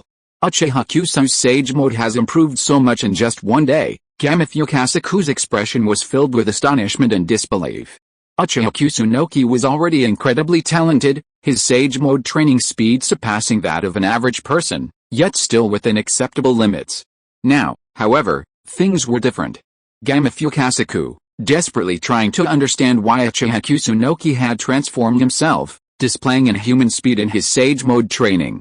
Hokage-sama's training is incredibly fast. I'm still stuck on comprehending natural energy. I'm so envious, Sage Fukasuku. How long do you think it will take me to reach Sage Mode like Hokage-sama? Jiraiya watched eagerly as Uchiha Kusunoki freely unleashed Senjutsu in the open field. For example, Uzumaki Naruto's signature jutsu, the Sage Melt Release Rasen Shuriken, shattered a massive rock in the distance with a single strike, instantly leaving a deep crater in the ground. There's also Uchiha Kusunoki's own unique ice release technique, the immortal technique of ice and snow. With Uchiha Kusunoki as its source, a chilling air, in just a breath or two, transforms everything it passes into an ice sculpture. The extreme cold instantly kills all cells within the human body, transforming it into an ice sculpture. This technique is a great tool for mowing down smaller enemies or restraining powerful foes. Gamifukasuku grabbed Jiraiya and moved him away from the open space to avoid him from being accidentally hurt by the magic that Uchiha was experimenting with. Then he looked at the magic that Uchiha was performing. There was ice, fire, and later lightning. You are too weak. If you want to practice to the level of Uchiha, according to your current progress, you should set a small goal first, 10 years. If you can achieve this level within 10 years, you will be considered excellent. Don't you humans have a saying? Let me think about it. Yes, I remember that the gap between people is greater than the gap between people and pigs. Gamifukasuku spoke the truth. It was a toad that loved to tell the truth by nature, but lies don't hurt people. The truth is a sharp knife. His remarks dealt a heavy blow to Jiraiya. 10 years. It's a long time. Lord Hokage's talent is so strong, no wonder he could become Hokage. Forget it. Jiraiya consoled himself, insisting on looking on the bright side. Although his Sage Mode training wasn't as fast as Hokage's, his training hadn't been in vain. He had been training in Senjutsu at Maiboku Mountain and could already feel his strength growing rapidly. The practice of Senjutsu greatly aided a ninja in refining and controlling chakra. An afternoon passed, and Uchiha Kusunoki looked at the vacant lot he had ravaged and decided it was time to return. The ground was in shambles, riddled with deep pits, leaving him no place to experiment with Senjutsu. If he continued this destruction, the toads of Maiboku Mountain might chase him home. After bidding farewell to Gamifukasuku, Uchiha Kusunoki and Jiraiya returned to Konoha. Upon returning to Konoha, Uchiha Kusunoki treated Jiraiya to dinner and then headed home. He hadn't planned to visit Senju Tobirama's laboratory, having already been there once today. Moreover, after seeing him that night, Senju Tobirama would probably bring up the Senju clan and Hashirama's cells again. Uchiha Non really didn't want to have it all to himself, but without a good excuse, he wasn't going to reveal the source of Hashirama's cells. He was worried that this matter would have to drag on. Uchiha Madara, Senju Tobirama, Hashirama's cells, every single thing was making him feel upset. Uchiha Non returned home, lying on the sofa with a sense of despair, staring at the ceiling and thinking about Konoha's future. The matter of Hashirama's cells could be delayed for a while, he could still pamper Senju Tobirama, but Uchiha Madara couldn't be delayed for much longer. He had already made all the necessary preparations, and he was fully prepared in terms of strength. Even if he faced Uchiha Madara, while he couldn't beat him, he was not without the strength to fight. With Sage Mode, Susanoo, a body strengthened by Hashirama's cells, and the final Sharingan experience card granted by the system, if Uchiha Non were to fight Uchiha Madara to the death, he might even be able to unleash the full form of Susanoo. However, he hadn't tested it, so he couldn't say for sure. Uchiha Non already possessed the strength to fight to the death, to flip the table, but it was unnecessary. His life was so great, slacking off at work during the day, taking time to practice in the afternoon, and having two lovely women at home at night. It would be nice to live like this. The land of gentleness was truly enchanting. Fighting alongside that lonely old man, Uchiha Madara, was such a loss. He would meet Uchiha Madara tomorrow, hopefully without any accidents. Uchiha Non was nervous. Feng Enling thoughtfully came over to comfort him. A fierce battle was about to begin. But Uchiha Non was able to control his younger brother in time, as he still had to meet Uchiha Madara tomorrow. Be patient, be patient. Then Uchiha Non took a shower, and then he laid on the bed with his arms around the sisters' slender waists, sniffing the faint fragrance. It smells really good, it's body fragrance. Two-dimensional beauties are really great. Feng Enling accompanied Uchiha Non silently. As Uchiha Non's bedmates, they were very sensitive to his emotions, but they had no ability to help him. All they could give was companionship, but that was enough. Uchiha Non fell asleep quickly. The next day, Uchiha Non got up early. One pillar is as powerful as the sky. Hashirama's cells are very effective. After washing up and having breakfast at home, Uchiha Non headed to the Hokage building. You can bring those two men to see me this afternoon. The location is set above Hokage Statue Mountain. Uchiha Kusunoki sent for the shop owner and told him to deliver the message to Uchiha Madara in the morning and meet at Hokage Statue Mountain in the afternoon. Hokage Statue Mountain was far from the center of Konoha. Uchiha Kusunoki didn't dare arrange the meeting at the Hokage building. It was the center of Konoha. If a fight broke out there, the entire Leafland would be destroyed. Hokage Statue Mountain had open ground, and if a fight broke out, there would be a chance to draw Uchiha Madara away. Okay, Hokage-sama, the shop owner nodded in agreement and dutifully conveyed Uchiha Kusunoki's order. Following the address left by Uchiha Madara, he found the factory where he was working swiftly on the assembly line, striving to win the title of the factory's highest individual output this month. Uchiha Madara wasn't the only ninja in the factory. The ninja world was plagued by numerous disabled ninja. After so many years of fighting in the First Ninja World War, there were countless disabled ninja. Wild ninja forces and small, unknown ninja villages lacked the wealth of Konoha. The guaranteed retirement benefits were cruel to these incapacitated ninja, who were treated like useless tools, even relying on others for food. Consequently, these disabled ninjas turned to Konoha, working in factories to earn a living, a move that shed the past days of fighting and killing. Workers were paid by the volume of work they performed, and their chakra-rich stamina allowed them to work much faster than ordinary people. Those ninjas, fearless and eager to earn money, used shadow clones. The moment a shadow clone disappeared, exhaustion would be transferred back to the original body, potentially leading to their own death. However, to ensure their retirement savings, many disabled ninjas created 1 or 2 clones, earning 2 or 3 salaries each. Sir, the Hokage has already decided. We will meet this afternoon on top of the Hokage Statue Mountain in Konoha. Afternoon? Okay. Uchiha Madara had a headache. His goal for this month was to be the number 1 in the factory in terms of personal output. Uchiha Madara, no matter what job he did, whether he was a ninja or a worker, he had to be the best. Uchiha Madara's personality was that he was the fastest one operating a sewing machine in prison. The down-and-out disabled ninja used a shadow clone, and he was using it too. It's just a role, Let's see who can roll the better one. But now he was going to waste an entire afternoon, and he couldn't forget his own serious business. Uchiha was the original intention of his coming to Konoha. Oh, it would be better to use an extra clone to work in the afternoon. Uchiha Madara agreed to the shop owner, and then hurried back to work.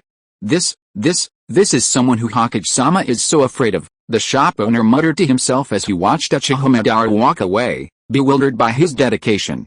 A common man like him naturally couldn't understand Uchiha's thoughts. Uchiha had detached himself from the petty desires of the world and was now simply experiencing life, pursuing interesting things for a passing interest. After get off work, Uchiha Madara went straight to the Ninja Academy to find Ito Sosuke and even had lunch with him. The Ninja Academy's students' meals were truly excellent, and Uchiha Madara devoured them with relish. Hearing that he would meet the Hokage that afternoon, Ito Sosuke was completely excited. He even ate 2 extra bowls of rice at lunch, went home at noon, changed into new clothes, and dressed carefully to meet Uchiha Minami. To be personally received by Uchiha Minami was a truly remarkable achievement for a relatively unknown member of the Ninja Academy. The youth, eager to show off, displayed a complete set of cards at school, and everyone stood up. In the afternoon, Uchiha Kusunoki, dressed in his regalia, a divine robe, and a Hokage hat, looked strikingly handsome. He quietly awaited Uchiha Madara's arrival atop the Hokage statue. He gazed down at the scenery below, the dense crowds of people swarming like ants from his perch, and a strange emotion welled up within him. After a while, Uchiha Madara and Ito Sosuke finally reached the summit. A child can be quite slow climbing. Ito Sosuke, breathless, reached the summit. Just then, a cool breeze blew across the blue sky and lush green grass, relieving his fatigue. He gazed into the distance. Uchiha Kusunoki stood there, his cloak fluttering in the wind. The words Sandaime Hokage were faintly visible on his back. Ito Sosuke felt his heartbeat accelerate. Hokage-sama. Ito Sosuke wanted to shout a greeting to Uchiha Minami, but the words stuck in his throat. He was so nervous. Uchiha Madara glanced at the nervous Ito Sosuke, a brat who hadn't seen the world, then looked at Uchiha Minami in the distance. He really does look like him.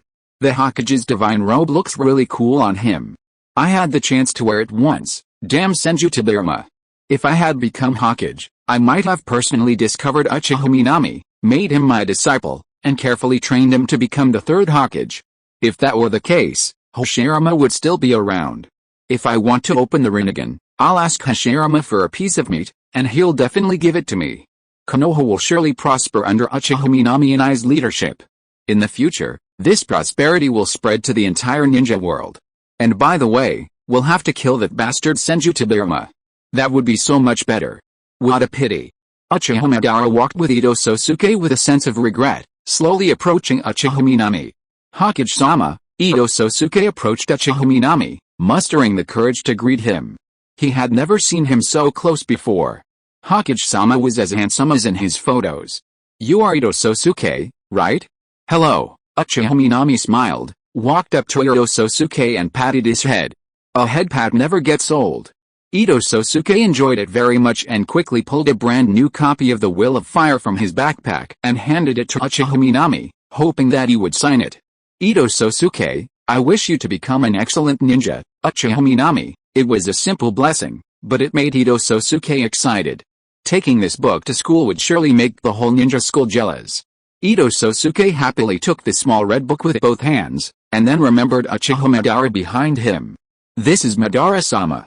He collected all the cards and gave them to me. Uchiha-nan looked at Uchiha Madara's transformation technique. His face really changed. But why didn't the Shamit style change as well? Goo. Recently, I had a whole morning of classes, so the update is a bit late. If you are listening to this novel on a channel other than Fanfic World, it means it was downloaded and re-uploaded without effort. We warmly invite you to visit our channel, Fanfic World. There you will find the original version of this story and many other novels of various genres. We look forward to seeing you dive into a world of incredible novels. Chapter 143 Uchiha Madara, who are you calling a frog in a well?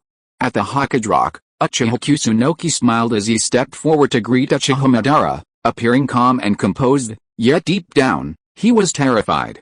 Facing Uchiha Madara, the ultimate boss of the later stages, Uchiha Kusunoki was still intimidated. Why was there a child with him? Uchiha Kusunoki had already read all about Hiruzen's family background, talents, and connections. There was nothing special about him, just an ordinary child. How would he get rid of this brat? It would be awkward to kneel down and claim him as his adoptive father in front of him. But when it's time to admit defeat, one should admit defeat. Uchiha Kusunoki just hoped that Uchiha Madara wouldn't resort to using a Gundam at the slightest disagreement. However, the subsequent conversation went smoothly, not as intimidating as Uchiha Kusunoki had imagined.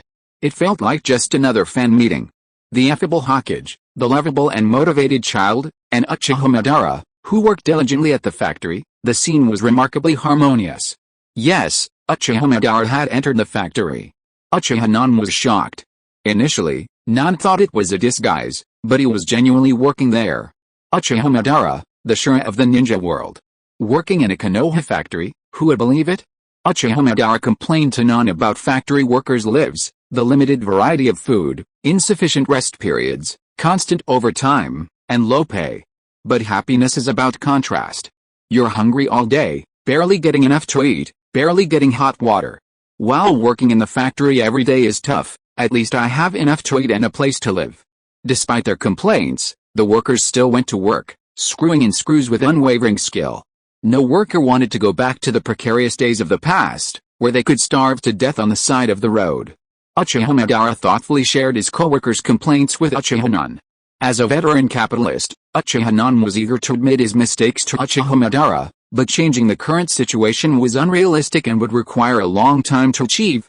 At least, Uchiha Non had ensured that these low-income people had enough to eat. As long as the pie continued to grow, the remaining pieces would also allow the low-income people to make ends meet and enjoy the benefits of increased productivity and technological development. The grand goal of peace in the ninja world would be within reach. Furthermore, Senju Tobirama, the second Hokage, was diligently contributing to Konoha, working almost 24/7, year-round, for the advancement of technology and productivity throughout the ninja world. If even a dead man like Senju Tobirama was working so hard, why shouldn't the living also work hard for Konoha? It's impossible for the real world to be as beautiful as the infinite Tsukuyomi. Reality was too harsh. Uchiha Non couldn't say some things directly, lest he ruin the wonderful atmosphere. He initially affirmed Uchiha Madara's perspective. While the factory did have its problems, he said they would definitely improve the workers' living conditions in the future. However, Konoha was still struggling, and everything required investment. Things would improve in the future, so everyone should just bear with it. As for how long, it was hard to say. Ito Sosuke, standing by, kindly spoke up for Uchiha Non, understanding the challenges of being Hokage. These impoverished students, if they could get into the ninja academy, could study full-time. Full-time students, on the other hand, were completely lost in the struggles of working people. Full-time students were the most confused about their class identity, but that was also their most valuable quality. They could always stand on the side of the most vulnerable. However, Uchiha Non was no such underdog. His support from the rank and file was primarily due to the Fire Nation nobles' unjustified behavior, giving him excessive credit. Even if he had submitted a blank paper, he would still have received a near-perfect score. In short, Uchiha Non is a kind-hearted man. Uchiha Madara isn't an idiot, he's very smart, just undereducated. He sees Uchiha Non's sincere admission of guilt, but it's just an attitude, the reality won't change. Uchiha Madara doesn't say much. His clones are out there taking on bounty missions to earn money. He's familiar with the current state of the ninja world. Konoha is already a paradise on Earth. The workers' complaints can even be categorized as happy troubles, the absurd laughter of overeating. How wonderful. There's no swordplay. The conversation is incredibly comfortable and pleasant. Uchiha Madara hasn't caused any trouble, not even a mention of the Moon Eye project. Uchiha Non's heart is at ease, and his knees are straight. Third Dame, you've written this book beautifully, I love it. Strength aside, you've seen further than Hashirama. Uchiha Madara pointed to the red volume held by Ito Sosuke, his words eloquently puzzling Uchiha Non. But he instinctively sensed a need to be cautious in the ensuing conversation, as he was about to engage in a debate. It's just standing on the shoulders of giants, without the efforts of the First Dame. And of course, there's Madara-sama. They both made indelible contributions to Konoha, Uchiha Non replied tactfully, offering a few compliments to Hashirama Senju and the disguised Uchiha Madara standing before him. That's how to flatter someone. That flattery was delicious. Uchiha Madara could barely suppress the smile on his face. Hashirama's thinking is too naive. I prefer Uchiha Madara. Uchiha Madara still wanted to outdo Senju Hashirama. What a nasty, tsundere old man. Uchiha-nan responded, Madara-sen, great advice. Oh, by the way, who's that Zhang-sen? Uchiha Madara suddenly remembered this guy named Zhang-sen. The author of the New Will of Fire had a name named Zhang-sen after him, and Uchiha Madara was very interested in him. He wished he could meet him. He's a clever yet stubborn old man who has made a great contribution to the present-day Konoha. He's used to working quietly for love. Zhang-sen is so powerful. Uchiha Madara's curiosity deepened, but the greater the hope, the greater the disappointment. If he really met Zhang-sen, he'd probably charge at him in his Gundam. The vengeance for his brother's murder was irreconcilable. Uchiha Madara would crush Senju Tobirama's impure body 100 times, not 1,000 times. Ow! What a pity. He died young. Uchiha-nan stopped the topic in time and did not give Uchiha Madara a chance to ask for a meeting with Zhang-sen. The chaotic revenge battle. Uchiha Madara killed Senju Tobirama JPG. Uchiha-nan wanted to watch it very much, and also wanted to keep a video as a souvenir, but not now. Senju Tobirama was still in his use. What a pity. Uchiha Madara's tone was filled with regret. It was such a waste that this man died. If he had met him, they would probably become friends. Uchiha Madara continued to chase Uchiha-nan with questions, all kinds of questions about the peace of the ninja world, the future development of Konoha, how to wipe out the 5 major ninja villages, the development of productivity. Uchiha-nan had debated with Senju Tobirama many times in the underground laboratory on these issues. First and foremost, we must believe that peace in the ninja world will inevitably come, though it will be accompanied by growing pains. A war similar to the First Shinobi World War will inevitably occur again, perhaps even on a larger scale and affecting a wider range of people. What Konoha must do is groundbreaking, fundamentally changing the very nature of ninja. Ninja are no longer tools for carrying out missions, but the backbone of social wealth creation. If this remains unchanged, the so-called peace will be nothing but a false peace. Uchiha Madara struggled to digest Uchiha Kusunoki's words, reflecting on the path he and Senju Hashirama had taken, a path they had never imagined. Trapped in the ninja mindset, the two founded the ninja village called Konoha, but ninja continued to accept mercenary missions for money as before. The armed forces of ninja clans evolved into those of large ninja villages, a mere rehash. Ninja clans would become enemies with other clans over the volume and objectives of their respective missions, and ninja villages were no exception. Uchiha Kusunoki struggled to articulate his point, hoping Uchiha Madara would listen. A ninja's life of nothing but fighting and killing was a complete lack of ambition.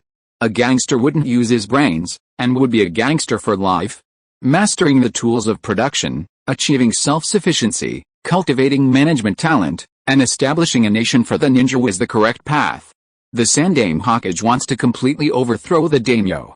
Why hasn't he held back yet? They're just ordinary people. Uchiha Madara took the opportunity to ask a question he couldn't understand from the book. The reason is simple, there are too few smart people and too many fools. Even someone as powerful as the first Hokage didn't overthrow the daimyo. He remained a loyal vassal, even having to perform formal formalities. Uchiha Kusunoki sighed slightly. This was truly frustrating. Before reaching the 6th path level and possessing the power to overturn a table, he still had to abide by the rules of the world, only occasionally skirting the rules. The ruling class, represented by the daimyo, holds immense appeal, possessing both wealth and food. Today, Uchiha Kusunoki dispatched his ninja to slay those aristocratic insects. The next day, an anti-Konoha coalition, led by the 4 major ninja villages, would emerge across the ninja world. Looking up, the entire world is hostile, and even Konoha itself faces opposition. Governing a large nation is like cooking a small fish. Don't rush it. Don't rush it. Shinobi have been accustomed to having a daimyo over their heads for so many years. Suddenly, kicking one out would be a strange experience. This involves politics, economics, culture, and productivity. It's very complicated. Of course, if I were the Shodaime, the problem would be much simpler. In the face of absolute violence, all those chaotic rules will be crushed, Uchiha Kusunoki said with some regret. Ultimately, his own strength wasn't enough. There were still many powerful figures in the ninja world. Masa of the Sand Village, known as the strongest Kazekage, might have been lacking in performance and had been killed by the young Sasori in a sneak attack, but that was an acquaintance, so we can't simply dismiss Masa as a weakling. The third Reikage, AI, is considered by Uchiha Kusu to be the strongest of the three cages in the original story. He physically fought the Eight Tails in a one-on-one battle, severing all of its tails with a single move. He even managed to single-handedly defeat the Eight Tails, demonstrating his formidable strength. His fighting style favors close combat, and his Susanoo could easily be pierced by a single punch. He also famously fought one vote 30,000 enemies, dying from exhaustion. He is undoubtedly a ruthless individual, and Uchiha Kusu truly doesn't want to face such a foe at this stage. Inoki of Iwagakure is undoubtedly a force to be reckoned with, having carried the field to Boruto. Not only can he fly, he also possesses a high level of proficiency in dust release. During the Fourth Shinobi World War, he not only withstood a 10K shock star attack, but also used dust release to destroy several Susanoo-activated clones of Uchiha Madara in a continuous battle. Crucially, Inoki was already quite old by then, while he is now in his prime. As for the third Mizukage, he's an expert in internal warfare, and his record is unknown, but he shouldn't be too weak. Sarutobi Hiruzen can simply ignore him. Each of the third Mizukage is a master of their craft. One-on-one, they're certainly no match for Uchiha Kusunoki, but if they unite, they could probably take him down as a boss. Uchiha Kusunoki couldn't completely overthrow him right now, but as long as he formed alliances, slowly strengthened Konoha and completed the system quests, everything would be fine. Uchiha Kusunoki kindly explained the current state of Konoha and the ninja world to Uchiha Madara. The old man had only recently emerged from his underground caves, and without Black Zetsu, his trusted intelligence-gathering assistant, he was still quite isolated from the news. I see, Uchiha Madara said after hearing Uchiha Kusunoki's concerns. Interesting. Ultimately, this young man, Uchiha Kusunoki, still needed the help of his ancestor. He certainly couldn't just go after him directly. He had to wait for the right opportunity to make his mark. However, Konoha now has all the advantages, with the most powerful strength and the most advanced productivity. Sooner or later, the ninja world will be completely unified by Konoha. A mere ninja world is not Konoha's goal. Konoha's goal is the Sea of Stars. It's a pie in the sky, but it still has to be a pie in the sky. In order to make Uchiha Madara shift his target, the Moon Eye plan is a piece of shit. Uchiha Non didn't know what he said, whether Uchiha Madara likes it or not, and whether he can listen to it. He felt that he still had to start from the aspects that Uchiha Madara was interested in, such as powerful opponents. Originally, there was no chakra in this land. It was the legendary Six-Path Sage who spread chakra to this land. It is said that the power of the Six-Path Sage comes from his mother, the goddess of the rabbit. This goddess came from the sky, which means that there are other civilizations above the sky, and they possess more powerful power. Just claiming to be invincible in this continent is nothing but a frog in the well. Uchiha Madara's self-esteem was hurt by the last sentence. Who are you calling a frog in the well? Excessive keystrokes led to blocking, and the deletion was very uncomfortable. Chapter 144 Uchiha Madara, I admit that I am a frog in the well. Frog in the well, Uchiha Madara's pride was stung. Although Uchiha Non didn't call him out by name, the direction of his words was too clear. Who could be the king of the ninja world? Who else but him? After saying this, Uchiha Non observed Uchiha Madara's expression. Fortunately, he didn't get angry. Yes, the source of the power of the frog in the well ninja comes from chakra. The source of chakra is the woman named the goddess of the rabbit. The limit of the ninja's strength is probably, even the Shadame-sama or Uchiha Madara-sama. Uchiha Non snorted and didn't continue, his eyes looking at Uchiha Madara. It's a pity to say that the upper limit of strength in the Naruto world has been welded. The strongest is the Six-Paths level. After all, this is a world of bloodline. All power originates from Kaguya Otsutsuki, and the bloodline of each successive generation is gradually diluted. The Six-Path Sage could freely use chakra to unleash ninjutsu, but by Indra's generation, ninjutsu required the use of seals. Each generation is weaker than the previous one. Uchiha Madara and Senju Hashirama could reach the pinnacle of the ninja world largely because they were the reincarnations of Indra and Ashura, and their bloodlines were closer to the Otsutsuki. But even so, their bloodlines still limited them, preventing them from further advancement. The number of players capable of reaching the Six-Paths level has long been determined, and only the Uchiha clan has the potential to achieve it. Even the Senju clan cannot achieve it. The key to reaching the 6 paths level, the Rinnegan, is unique to the Uchiha clan. Using the Rinnegan's power, they summon the outer path demon statue, gather the chakra of the 9-tailed beasts, become the Jinchuriki of the 10 tails, and ascend to the 6 paths level. This world is truly hellish. Birth determines the upper limit of one's strength, making it difficult to forge new paths, no matter how gifted one is. For ordinary people unconnected to the Otsutsuki clan, their entire lives will likely be limited to a single moment of brilliance, that kick from Emperor Kai. The world created by everyday life has always been like this. Uchiha Kusunoki's heart was filled with malice. Uchiha Madara pondered Kusunoki's words, ultimately realizing with resignation that they were indeed true. His own strength hadn't improved significantly since he activated the Eternal Mangekyo Rinnegan, and it was only weakening with aging. The truth of the matter between Shadame-sama and Madara-sama is hard to explain, and future generations cannot fathom it. However, their falling out is truly lamentable. If they had worked together, perhaps, never mind. It's better not to say. You wouldn't understand, sir. Uchiha Kusunoki's words were vague. He looked up at the sky with a look of regret, glancing at Uchiha Madara from the corner of his eye. Uchiha Madara smiled. Can you suppress it, this brat? Has he really seen that stone tablet? His pupil power is quite immense. He knows secrets hidden only by the Eternal Mangekyo Sharingan. Combining the power of the Uchiha and Senju, one can gain the power of the universe and give birth to the legendary 6-path Sage's Rinnegan. It seems the Second Hokage has big ambitions, of course.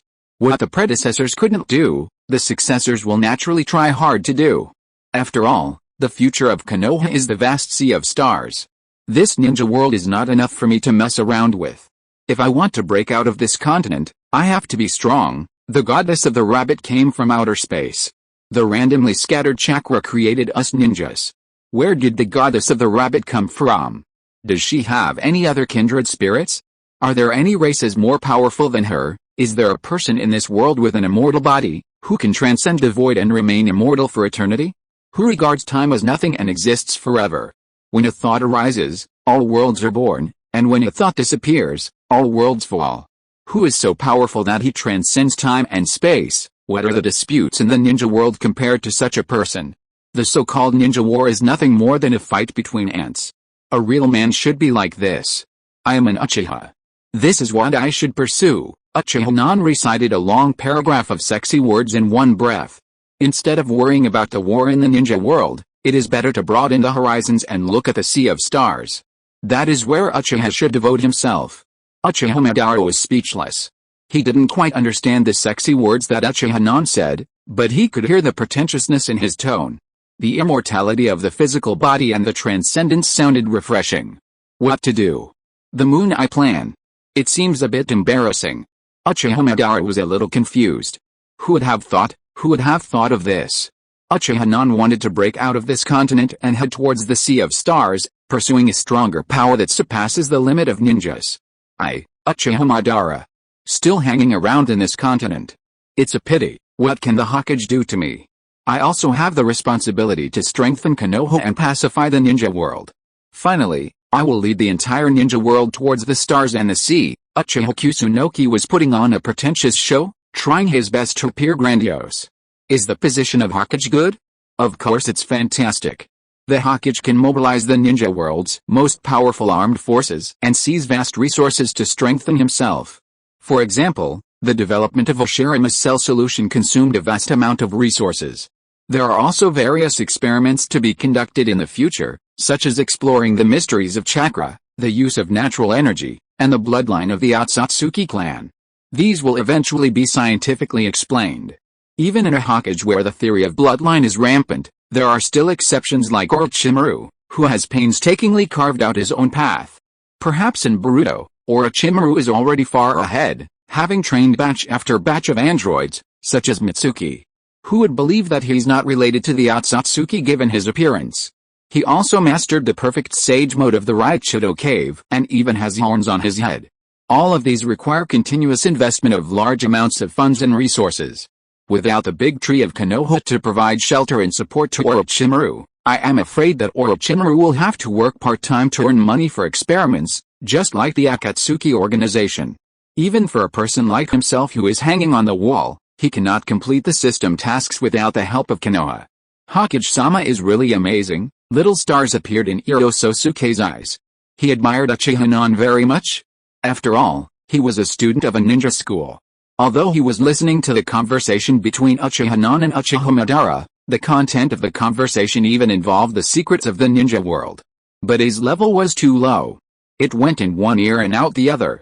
Although he didn't understand, he thought Uchiha was very amazing. Ha, not that amazing. These are just my own plans. You have to eat one bite at a time and walk one step at a time. Sooner or later, the day will come. Uchiha touched Orososuke's head. It was indeed a happy thing to gain the admiration of a child. Did he set his goal too small? Why did he feel that everything he had planned with great care and effort for more than 10 years was just a trivial matter in the eyes of Uchiha? It made him look like a petty person. The third Hokage is so arrogant. Uchiha Madara was very dissatisfied. He had been in the ninja world for so long and had never suffered such humiliation. It's just a little bit. People always have to have some ambitious goals. Everything in the ninja world is too small in comparison. Uchiha meant something. Don't think about the Moon Eye plan. Our Konoha's goal is the Sea of Stars. In a few decades, the Otsutsuki clan will attack. Now the storyline has become a mess. Uzumaki Naruto and Uchiha Sasuke, the two tall guys, will not appear. He has become the tall guy who can bear the brunt of the thunder. The Great Toad Sage must have something. The alien enemies are probably referring to the Otsutsuki clan, whose power surpasses the upper limits of the ninja world, each possessing the Rinnegan and countless unique eye techniques. Uzumaki Naruto and Uchiha Sasuke were beaten like grandsons by Otsutsuki Ishiki and Boruto, Naruto next generations, unable to even stand up. Even if he completes the system quests and unlocks the chakra fruit, facing the Otsutsuki clan, Uchiha Kusunoki won't feel completely confident. He can't handle it alone, but fortunately, he has Senju Tobirama, who is sure to have a handle on scientific research. With Orochimaru still being nurtured, this world should be much more resilient against the Otsutsuki invasion in the future. However, it's all unspoken. Uchiha Kusunoki can't tell what the old man, Uchiha Madara, is thinking. He simply needs to proceed step by step according to the plan. As for Uchiha Madara, he should just stay put in the underground cave and avoid causing any trouble. Then I'll wait and see. I'll always be watching the Sandaime. I hope he won't let me down. Uchiha Madara's words were profound. He'd learned a lot today. Uchiha-nan's words were truly moving. If anyone else had said these words, Madara wouldn't have believed a single word. But since it was Uchiha-nan, their credibility was incredibly high. Moreover, Uchiha-nan had undoubtedly seen the stone tablet and learned the secret of the Rinnegan. Perhaps he was already secretly researching, trying to figure out how to activate it. As for the Moon Eye project, Madara didn't know if Uchiha-nan was tempted, but it was highly likely not. Revealing his identity now, hoping to win Uchiha-nan over to the Moon Eye project, would be embarrassing. It would seem petty. Uchiha-nan had already set his sights on the stars. The ninja world was in turmoil, like ants fighting, with such a loud tone. Forget it, let's wait a little longer. When Konoha was surrounded and beaten by the 4 major ninja villages, Uchiha-nan became obedient. Wait a little longer. It is not the time for him to show up.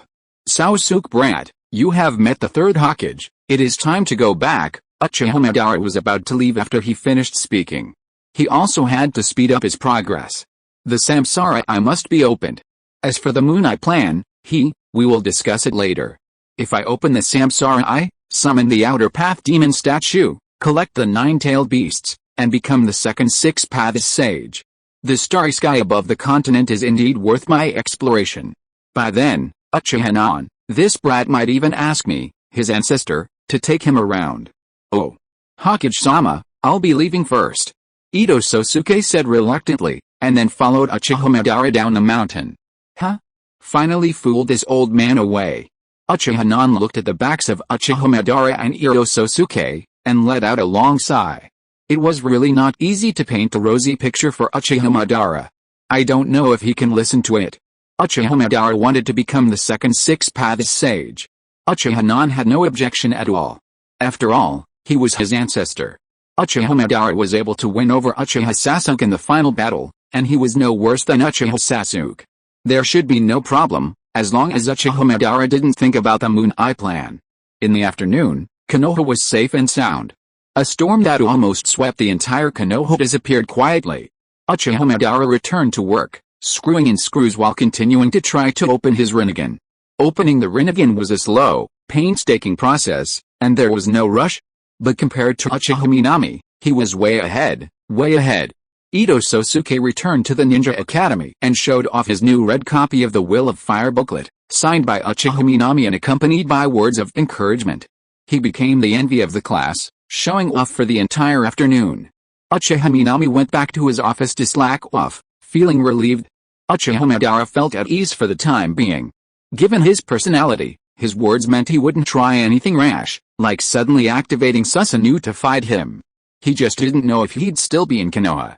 But it didn't matter. He couldn't possibly send anyone to monitor Uchiha Madara, and now he had no idea he knew his identity. There was no need to cause unnecessary trouble. As long as Uchiha Madara is obsessed with opening the Samsara Eye, the process will take at least 10 years, and it would be good if the status quo can be maintained. Uchiha Nan was happily slacking off in the office, and Nara Shikeon was very disappointed and broke Uchiha Nan's rare happy time. Hokage-sama, it's really great to have you in the office. I have a batch of urgent documents waiting for your approval. My Konoha disciples are going to the Sands village as exchange students. I need your review of this specific list. Among them are, also, the accompanying infrastructure personnel and the deployment of the engineering team. Please review it. Lately, Uchiha Kusunoki has been away in the afternoons, seemingly elusive and not paying much attention to Konoha's affairs. He's diligently cultivating his sage mode, only being available in the mornings to handle matters, and sometimes he's often late. Konoha's affairs are simply too numerous and piling up, and piling them all in the mornings is incredibly busy. Catching Uchiha Kusunoki handling Konoha's affairs in the afternoons is truly a challenge. The cooperation plan with the Sands village has been underway for some time, and the caravan has already departed, providing the village with the supplies they lack. But opening a factory and arranging chakra sales is much more complex, especially since some of Konoha's clan members will be sent to study there. That's not a place for comfort, but for hardship. The environment in the Sands village is deplorable, even water is rationed daily. Thousands of things are waiting for Uchiha Nan, the hands-off boss, to arrange. Uchiha Nan looked at the pile of documents on the table. Maybe sometimes, it would be nice to have a one-on-one battle with Uchiha Madara. Today's update is a little late. I was so tired in the morning. I didn't have time to write until noon.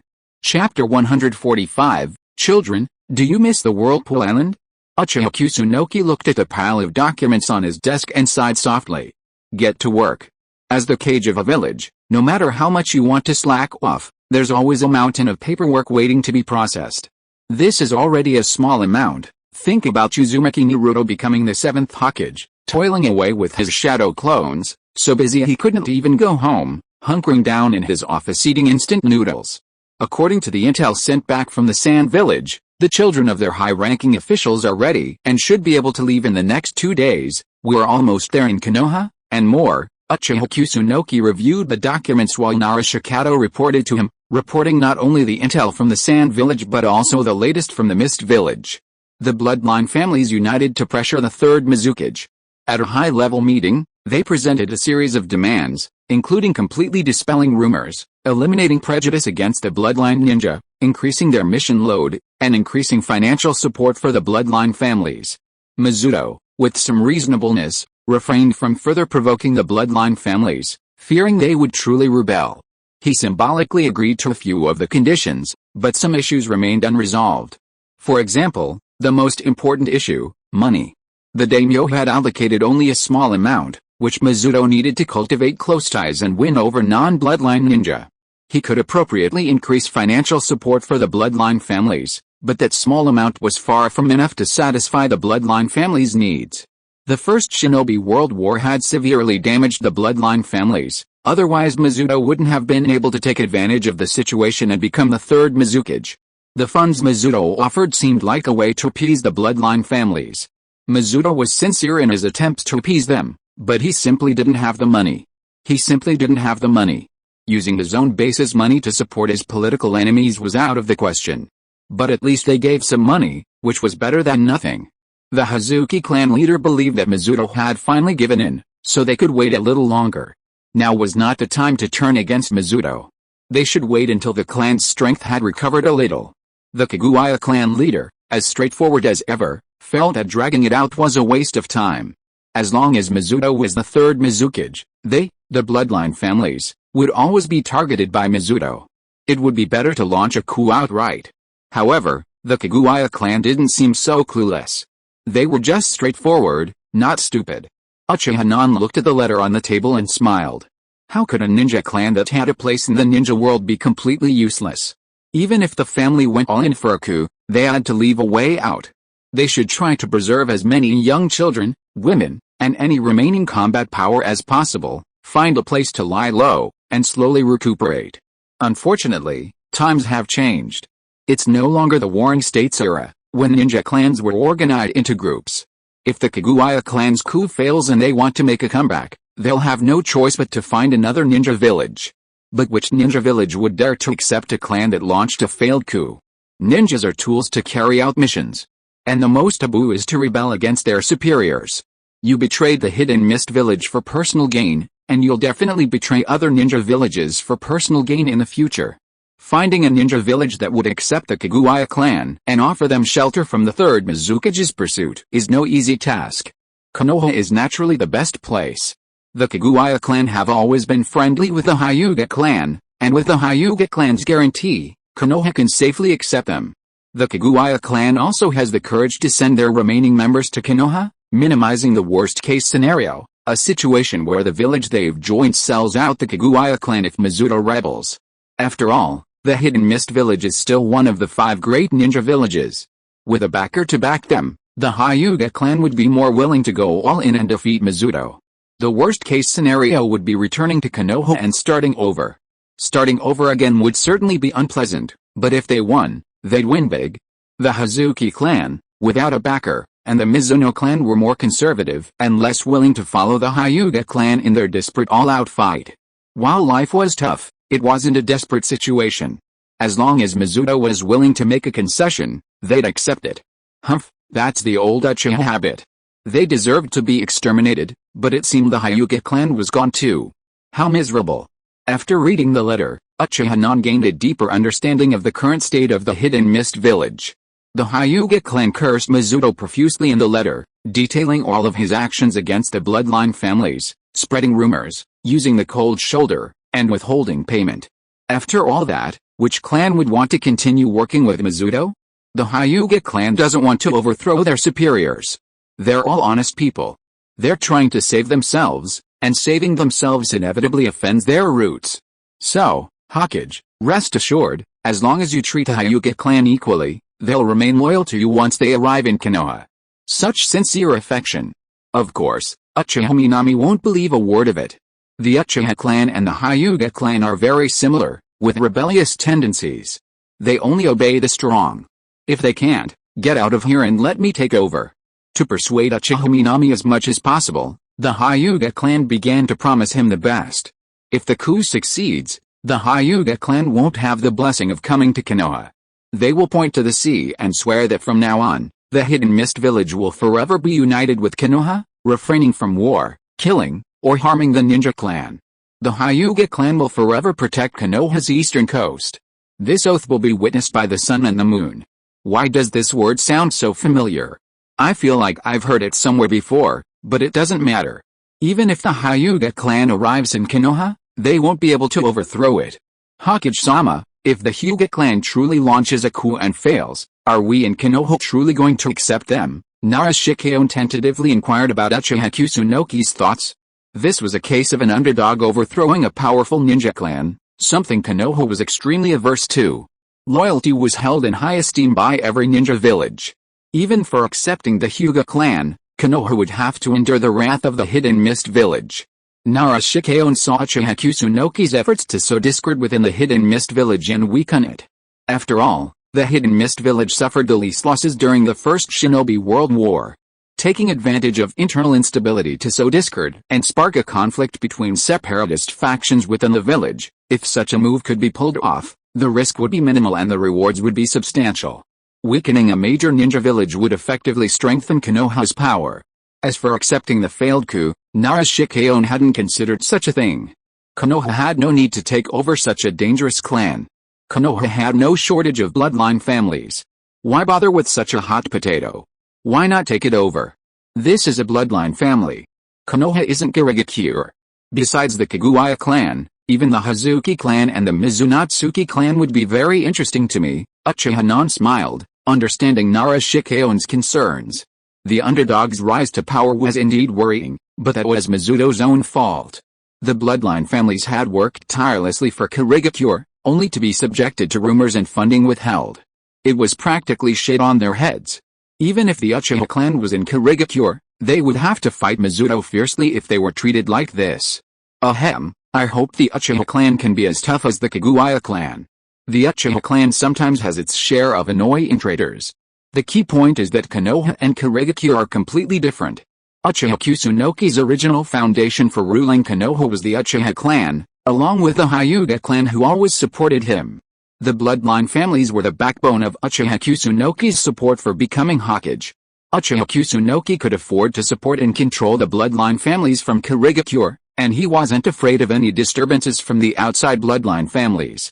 Furthermore, he had a system quest waiting to be completed, a full 60 draws. Alright, Hokage, Narashikeon nodded helplessly. Since the Hokage had made the decision, all he had to do was nod an agreement. Uchiha immediately wrote a letter, urging the Kaguya clan to be brave and daring, not afraid of difficulties, and boldly pursue what they want. Konoha will provide them with a safety net. His words also hinted at the Kaguya clan not being stingy and leaving only a way out for themselves. The Hazuki clan and the Mizunatsuki clan were both bloodline families, and bloodline families should help each other, launch a coup together, fail together, and then benefit Konoha together. Of course, Uchiha didn't dare to explain it too clearly, but the meaning was clear. Some things really can't be said directly, otherwise it would seem like they are the boss behind the scenes. Well, if that's true, then it's even more impossible to say it out loud. So Uchiha planned to hand the matter over to the Hyuga clan. Their clan had a good relationship with the Kaguya clan, so it was easier for them to say some uninhibited words in private. Afterward, Uchiha stayed in the office, handling official business until the end of the day, not even having time to slack off. Truly, he'd incurred a considerable debt from practicing sage mode during this time, but it was a happy annoyance. Uchiha was grateful. Alice, it would be strange. As soon as the office was over, he couldn't wait to leave. The dense text and reports made him want to vomit. Working overtime was out of the question.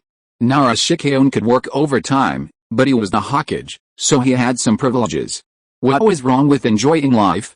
He had just taken down the big boss, Uchiha Madara, and he had to relax and enjoy himself. Being able to get to work on time and handle official business in the afternoon was already a great achievement. Uchiha left the Hokage building and walked through the streets of Konoha, enjoying a rare moment of peace and quiet. Is that Uzumaki Yagetsu, oh, and Uzumaki Mirohuki, and a bunch of Uzumaki clan kids? Are they on a team-building trip? The streets of Konoha had become filled with red-haired children, all members of the Uzumaki clan. Uchiha walked over and greeted Uzumaki Yagetsu, and of course, the 4 or 5 red-haired brats around them. He memorized every name, as ninjas have excellent memories. He only skipped over the old woman, Uzumaki Mido, because she had given him such a sour face the moment she saw him. HMPH, why are you here? Uzumaki Miro looked unhappy. She had greeted everyone but her. She must have done it on purpose. Yes, she really did. Uchiha glanced at Uzumaki Mido, curled his lips, and said, I'm the Hokage of Konoha. Is there any place in Konoha that I can't visit? HMPH, what a bummer. Uchiha ignored Mido, watching as the Uzumaki children surrounded her. Having spent some time in Konoha, witnessing its prosperity and receiving its education, influenced by ubiquitous propaganda posters and a precise ideological education, what Uzumaki in the Ninja Academy wouldn't revere the great Hokage? Uchiha patted everyone on the head, performing a powerful pat on the head move that made Miro, standing aside and feeling left out, envious and jealous. She'd been visiting the Uzumaki clan's residence every day these days, which was why the Uzumaki children were so close to her. Why was Uchiha Non, who never showed up, enjoying such close treatment? Uchiha Non only showed up to distribute living expenses, handing them out personally. But, does money really matter? Humph. In terms of closeness, this fellow clan member definitely has the upper hand. But the reality is, Uchiha Kusunoki attracted all the Uzumaki clan children the moment he appeared, making Uzumaki Miro look like a spare tire. Even Yangayu. Humph. Uchiha Kusunoki is such an annoying brat. Kids, do you like Konoha? Yes, how is life in Konoha? The food in Konoha is delicious, especially the milk tea. I've never had it in Whirlpool Island. The houses in Konoha are also beautiful. There are a lot of useful furniture in the rooms. The lights at night are red, and Konoha's shops have my favorites. A little red-haired girl couldn't wait to raise her hand to answer Uchiha Kusunoki's question. The quality of life in Konoha is completely different from that in Whirlpool Island. One is light and simple, even close to modern life. The other was in a backward countryside. At night, it was pitch black, without even electric lights. The roads were muddy, and the houses were made of wood and stone. The food was simple, rice balls as a staple, fish as a side dish. Life wasn't exactly hard, but it wasn't much better, just a small island nation. Konoha still has, and, a single stone stirred up 1,000 waves. The contrast between life in Konoha and life on Whirlpool Island was so exaggerated that it transcended time. There were countless examples to cite. And the Uzumaki children present all commented on it. Well, that's great, it's really great. Uchiha Kusunoki smiled with satisfaction, then posed a question. You're living so well in Konoha? That's reassuring. I don't have to worry about you, as children, crying every night because you miss home. That would be a problem. Do you still want to return to Whirlpool Island? No, then stay in Konoha forever. Okay, the tender children's voices said in unison, and Uchiha Nan's smile became even wider. Children, do you miss Whirlpool Island? I am happy here, and I don't miss Whirlpool Island. This answer is exactly what Uchiha Nan wanted to hear. It's good that you like Konoha. It would be even better if you can stay in Konoha for the rest of your life. Uzumaki Miro listened on the side, and Saima smiled. It's good that the children of the Uzumaki clan are happy living in Konoha. But why does the following conversation sound a little wrong? Well, it seems that there is nothing wrong. Uzumaki Miro didn't think too much about it. He just wanted to make the children happy. Look how happy the children are living in Konoha. Chapter 146, Tobirama-chan in the Dajiza, what misfortune for the Senju clan.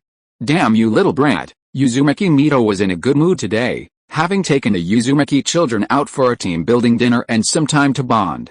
Unfortunately, they ran into Uchiha Minami on the street, and the children's attention was drawn to her.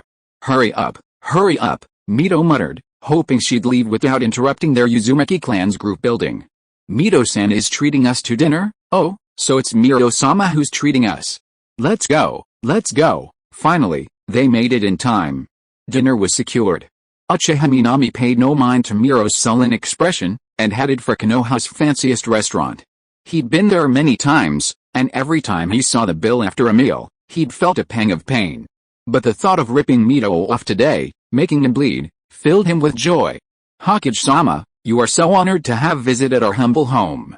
It's a great honor to have you here. It's not my treat today, it's Miro-sama. Uchiha Kusunoki pointed at Mito Uzumaki, whose face was rather grim, yet she was forcing herself to remain calm. This place wasn't cheap. Mito Uzumaki wasn't like Uchiha Kusunoki, who had a wealthy family and secretly owned shares in Konoha's latest industries. She was a wealthy person. Her income was stable, selling the Nine Tails chakra and providing technical support for sealing techniques. She could only be considered an ordinary wealthy person. But a team-building event at this kind of restaurant was quite. Oh, it's Miro-sama. Do you need a rooftop room for so many people? Yes, why not? Uchiha Kusunoki said. They were going to the top floor, where the price was significantly higher than the rooms downstairs. At night, through the huge floor-to-ceiling windows, one could see the brilliant night view outside through the transparent glass. Inside, the soft lighting complemented the neon lights outside. It was a truly wonderful experience. Uchiha Kusunoki beckoned the children upstairs, glancing at Uzumaki Mito. Asshole, he'd gotten a free dinner, One thing he'd done, but he'd actually chosen such an expensive place. He didn't even have enough money. He'd been stuck. How annoying. Everyone at the table was enjoying their meal, Uchiha Kusunoki, Uzumaki Iegetsu, and the children of the Uzumaki clan who were accompanying him. Uzumaki Miro looked delighted. Why haven't I seen Senju Momoma lately? He's my Hokage's assistant. He can't be passive. He has to learn to dedicate himself to Konoha. Uchiha Kusunoki mentioned Senju Momoma, the Hokage's assistant who hadn't appeared in his presence for a long time. He had 4 Hokage assistants, and Nara Shikeon was a super worker. And of course, there was the entire Nara clan, who practically ran Konoha's daily operations. Working on plans, sorting data, and staying up late to work were commonplace. His hair was falling out like crazy, and he drank goji berry tea relentlessly, even more diligently than Uchiha Kusunoki. Hinata Takuma was primarily responsible for coordinating Nara Shikeon's plans and executing them.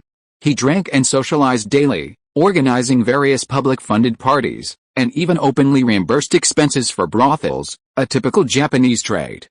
He emphasized safety precautions and tried to avoid any fatalities, or the Hyuga clan would be in for a real rip. But Uchiha Kusunoki was a fun-loving man, unconcerned. Of course, there were consequences for this, such as high cholesterol, high blood pressure, and frequent drinking to the point of vomiting.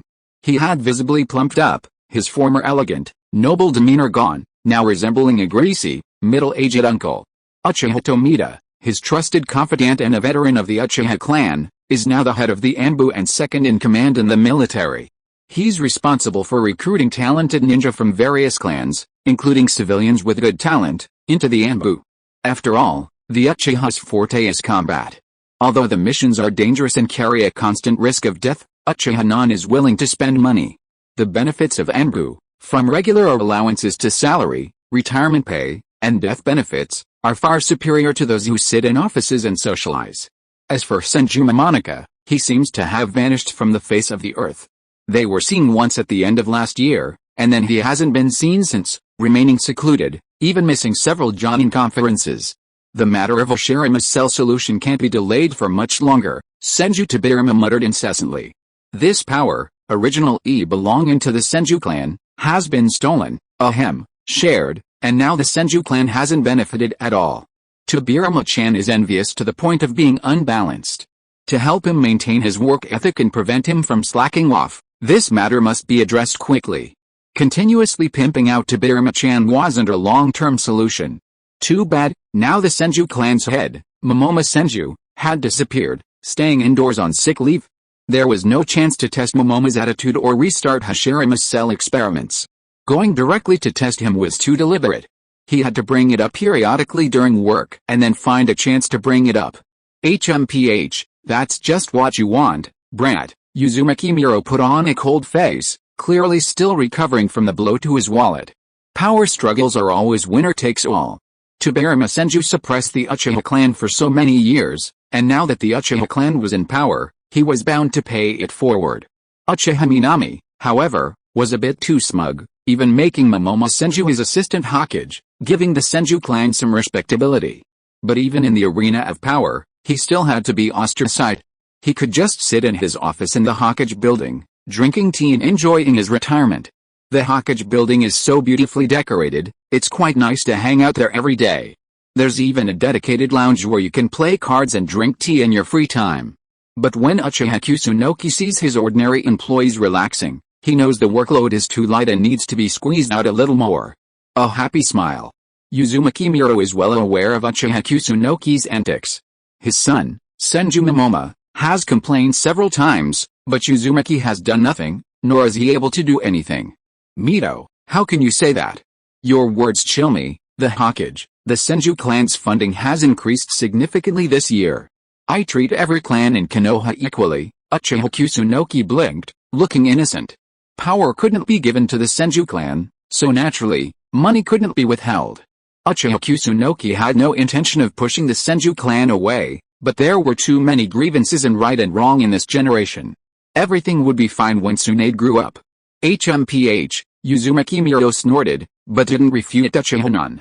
This tycoon was indeed quite good at making money. And his acquisition of power was essentially for the benefit of his clan. The Senju clan's welfare hadn't declined, but had actually increased, from first to second in Konoha. Even the Hyuga clan couldn't shake their position. After all, they were named Senju. Just make do. The Uchiha clan wasn't a bad bunch, but Uchiha-nan was a good one. This was the general sentiment among the Senju clan.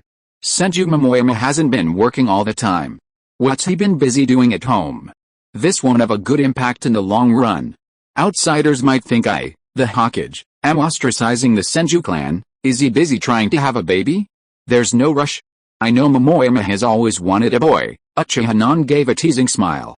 Uzumaki Miro frowned and said unhappily, you can't spit out ivory from a dog's mouth. You're not like me, who has a child at home. Humph, you don't talk about this. Yeah, what has Momoyama been busy with recently? Uzumaki Miro was reminded of this by Uchiha-nan. He also realized that he had not talked to his son for a long time. Ever since Uchiha-nan allocated a large sum of funds to the Senju clan last year, Senju Momoyama has become extremely busy and is often not seen. Every time Uzumaki Miro went to find Senju Momoyama, he would use the Senju clan's affairs as an excuse. But Uzumaki Miro did not think much about it. After a war, the family needed to recover, and there were many things to do. Senju Momoyama had just taken over the burden of Senju Tobirama, so it was normal that he was too busy for a while. He is not busy making a grandson for himself, right? That would be nice too. The idea of favoring sons over daughters has always been prevalent in the Naruto world. Men have stronger bodies and stronger willpower. In this world where force is supreme, having a son is naturally a family's top priority. But Momoyama's wife seemed to have complained to him that Momoyama had not been with her for a long time. Oh no, Momoyama is not having someone else outside. Uzumaki Miro was a little dazed, and her mind began to wander. Miro, don't be in a daze. What has Senju Momoyama been busy with recently? Uchiha-nan interrupted Uzumaki Miro's thoughts and followed up with a previous question. Busy with family affairs, Uzumaki Miro perfunctorily answered Uchiha-nan. In her heart, she felt that it was time to take some time to talk to Momoyama. Cheating. This kind of thing is unforgivable. But such an answer obviously could not satisfy Uchiha-nan. Be more specific. You are Senju Momoyama's mother. How can you not see him every day? He is also practicing ninjutsu. He has injured his hand recently and has been wearing a bandage. If you really care, just go and find him in person. Uzumaki Miro said impatiently. She accompanied Uzumaki Yotsuki in practicing the sealing technique. Recently, she had been running back and forth to the Uzumaki clan's residence every day. Momoka was very busy every day. How could she know clearly what her son did every day? Momoka was such a grown-up. He had also experienced the baptism of war and could already stand on his own. She didn't need to worry too much. You mean one hand is bandaged? Uchiha-nan's nerves immediately became alert. Yes, what about the eyes? Are there bandages on the eyes? What eyes? Of course not. What are you talking about? Uzumaki Miro couldn't figure out what Uchiha-nan meant. He felt that Uchiha-nan was just making fun of him. Uchiha-nan ignored Uzumaki Miro's complaints and thought to himself. This hand with a bandage is so classic. The dead Danzo wanted to talk to Senju Momoyama. The experiment on Hashirama's cells has been sealed in the Senju clan. According to Senju Tobirama, he did not destroy the remaining information and data of the Hashirama cell experiment at that time. Even a part of Hashirama's cells was preserved. This old ghost Senju, who was born evil, has always been obsessed with the Hashirama cell experiment, but the technology was insufficient at that time, and too many people in the Senju clan died, so they had to seal the experiment. When there is a technological breakthrough, they can pick up the experiment again. It's a pity that Senju Tobirama died in the battle. According to the original novel, after Senju Tobirama's death, Sarutobi Hiruzen and the Senju clan must have restarted their experiments with Hashirama's cells. The results were likely disappointing, but they didn't completely destroy the data. After expending so much money, material, and human resources, even if the results weren't ideal, simply destroying all the data would have been heartbreaking. Better to preserve it, trusting in the wisdom of future generations. Orochimaru handled all of this well, producing some interesting experimental results. If Danzo had been as generous as Uchiha Kusunoki, Orochimaru's achievements would have been even greater. Speaking of which, who wouldn't covet Hashirama's power? Uchiha Kusunoki, having been injected with a solution of Senju Hashirama's cells, is the most knowledgeable person to know. It can literally transform a ninja, dramatically increasing their strength. Perhaps Senju Momomo also touched upon a taboo experiment that shouldn't have been conducted, or perhaps even injected with Hashirama's cells himself. I hope so. As the son of Hashirama Senju, Momomo Senju must have felt incredibly inferior. He lacked the proper demeanor expected of Hashirama's son. Neither his chakra capacity, nor his recovery abilities, nor his wood release technique, inherited any of these. He was simply an ordinary, exceptionally gifted Senju clan member, a joke. He could easily rise to the rank of Kage. But he was Hashirama's son, and his mere strength couldn't satisfy the expectations of the Senju clan, or even the entirety of Konoha. His motive was clear. His ascension to the position of Hokage would surely have severely damaged Momomo Senju's pride. He wouldn't engage in battle, leaving his mother, Uzumaki Mido, to fight him, a truly humiliating prospect. Uchiha Nan's heart fluttered. If his suspicions were true, this was going to be a real treat. Was Momomo Senju, whom he hadn't paid much attention to, really going to quietly launch a major attack on him? This was a godsend. It was like a pillow when you're sleepy. But these are just my own speculations. I need to investigate further. Studying Hashirama's cells would require a daunting amount of money and experimental resources. As long as I'm determined to investigate, no matter how sophisticated Momomo's concealment methods are, I'll definitely be able to uncover some clues. The Konoha Enbu's intelligence and investigation capabilities are not just for show. I'll personally visit Momomo at the Senju clan's headquarters in a couple of days. You can't just skip work and get paid for nothing. Uchiha Nan suppressed his excitement and didn't alert the enemy. To catch a thief, you have to seize the stolen goods. To catch an adulterer, you have to catch him in bed. In this matter, I must have solid evidence before I can proceed. If there's a mistake, well, the consequences will be dire. Even I can't easily resolve it. But if it's true, I'll have to make Tobirama-chan bow down and beg me. Faker is living his fifth life. I won't watch the LPL anymore. The fourth and fifth games were a serious block-and-block issue. I was so angry I couldn't sleep until 3:30. It was so hard to hold on. Chapter 147 Uchiha Nan, one more reason to pull Tobirama-chan. Uchiha Nan finished his meal with excitement, then couldn't wait to head home. He ate so fast that Uzumaki Miro's expression after reading the bill was terrifying. Tonight, Uchiha Nan didn't go to Senju Tobirama's lab. He had a surprise for him, but since it was a surprise, it had to be kept secret. He had to confirm Senju Momomo's reactivation of Hashirama's cells before he could reveal the surprise to him. He absolutely had to say no to fake news. Uchiha Nan went straight home. After the injection of Hashirama's cells, Uchiha Nan's battle-hardened kidneys were revitalized. Look at that dark hole up ahead, it must be the thief's lair. I have to rush over and kill him completely. After a fierce battle tonight, Uchiha Nan won decisively, and he even felt a little unsatisfied. After a hard night's work, Uchiha Kusunoki, like nothing had happened, went to work the next day refreshed. Hashirama's cells were still powerful, and this guy must be even more powerful. Mito was truly happy. It was just a pity her husband died young. In the office, Uchiha Kusunoki summoned Uchiha Tomita, intending to have the Anbu quietly investigate Momomo Senju and the recent movements of the entire Senju clan. For example, they were investigating the flow of funds, the purchase of supplies, the dispatch of personnel, and even whether any members of the Senju clan had disappeared, or if some of Konoha's migrant workers had vanished from the scene. Konoha had been experiencing a huge influx of people for a long time, with people disappearing daily. Investigating this would be no easy task. Hokage-sama, have the Senju clan shown any ill intentions recently? Uchiha Tomita asked Uchiha Kusunoki cautiously. These matters were quite challenging to investigate. Of course, these were minor matters. As long as the Anbu wanted to, they would always find a solution. Uchiha Nan's thoughts were paramount.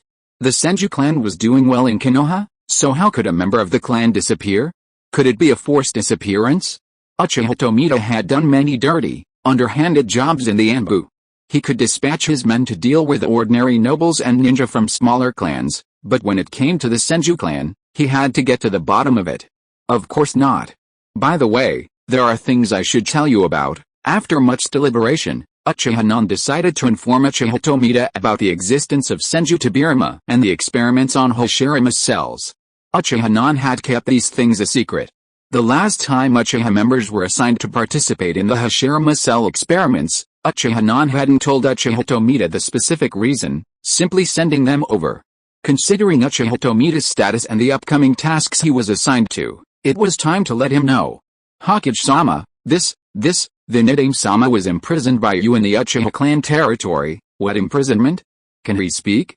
That is the will of fire of Senju Tobirama, to devote himself to Konoha, and even if he dies, he will get up and dedicate himself to Konoha? Hokage-sama, that's a good idea, Uchiha Tomita agreed repeatedly, and sweat broke out on his forehead due to nervousness. That arrogant man who suppressed the Uchiha clan all his life was imprisoned by the Uchiha clan after his death and worked like a slave for the Uchiha clan. Oh, this news is so joyful. Uchiha Tomita did not forget his trembling posture in front of Senju Tobirama. Now he can finally stand up and sing like a serf. I really want to meet the Nidaime-sama. And Hashirama's cells, Hokage-sama, you even stole the Shadaime-sama's power, of course, Uchiha Kusunoki said, extending a hand. A small, emerald green sapling materialized from thin air, briefly demonstrating the power of wood release. Uchiha Tomita felt the sapling's vibrant vitality, his legs trembling uncontrollably. He had witnessed the Shadaime's devastating wood release firsthand, but the Hokage's mastery of such power was terrifying. What was he hiding from him? Uchiha Tomita believed that what Uchiha Kusunoki had revealed was only the tip of the iceberg. There must be something even more hidden, operating in the shadows. Fear mixed with excitement, Uchiha Tomita quickly realized that if the Hokage had mastered the Shadaime-sama's power, wouldn't it mean he, too, could possess that godlike power? The Uchiha clan's quest for power is ingrained in their DNA. Uchiha Tomita's eyes flashed with eagerness and ambition. Hokage-sama, can I do the same? No problem, Uchiha Non readily agreed. He had originally intended to make the Hashirama cell solution available only to the higher-ups of the Uchiha clan. Good things are meant to be reserved for everyone. Eating all the food for yourself is a bad habit. Uchiha Nan's response made Uchiha Tomita leap for joy, a smile spreading across his face. Don't be so happy. First, do what I told you to do. This is Hashirama Senju's power. Uchiha used it first, and Tobirama Senju is extremely jealous and on the verge of losing his temper. To appease him, we must find a way to properly reveal Hashirama's cell solution so that the Senju clan can also share in the benefits. Some things cannot be seen in public. You should understand this, Uchiha Tomita nodded, suppressing his excitement. The use of forbidden techniques to desecrate the Second Hokage's soul, the imprisonment of the Second Hokage to desecrate the First Hokage's body, these events must never be spread. Now is a perfect opportunity. Momomo Senju is suspected of secretly studying Hashirama's cells, hoping to gain the First Hokage's power. I don't need to explain the rest, Uchiha Tomita nodded repeatedly, immediately understanding Uchiha Kusunoki's intentions. Gather sufficient evidence, raid Momomo Senju's laboratory, and shut down the experiment. The infamy of using the First Hokage's body for human experiments would fall on Momomo Senju. Hokage-sama's image, pure as a white lotus, must not be compromised. Then get to it, Uchiha Kusunoki told Uchiha Tomita to hurry up and, once the task was completed, he would give him a tube of Hashirama's cell solution. Yes, Hokage-sama, Uchiha Tomita's work enthusiasm was full, and he couldn't wait to carry out the task. After finishing his daily work in the morning, Uchiha Kusunoki pretended to go to the Senju clan, intending to visit Senju Mamamama, hoping to quickly confirm his suspicions. In the secret basement of the Senju clan, the former Senju Tobirama, Mamamama was furious. Hasn't the corrosiveness of father's cells been addressed yet? We've spent over half a year and used countless resources.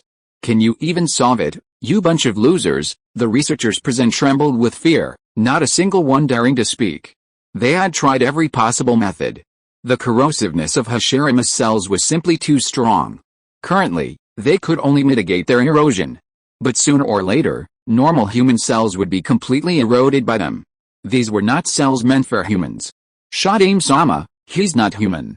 Momomo Senju used the clan's accounting to falsify accounts, successfully embezzling a large sum of money to restart Hashirama's cell experiments. If the accounting fraud were to be exposed, the superiority of accounting, which cannot be replaced by artificial intelligence, would be evident.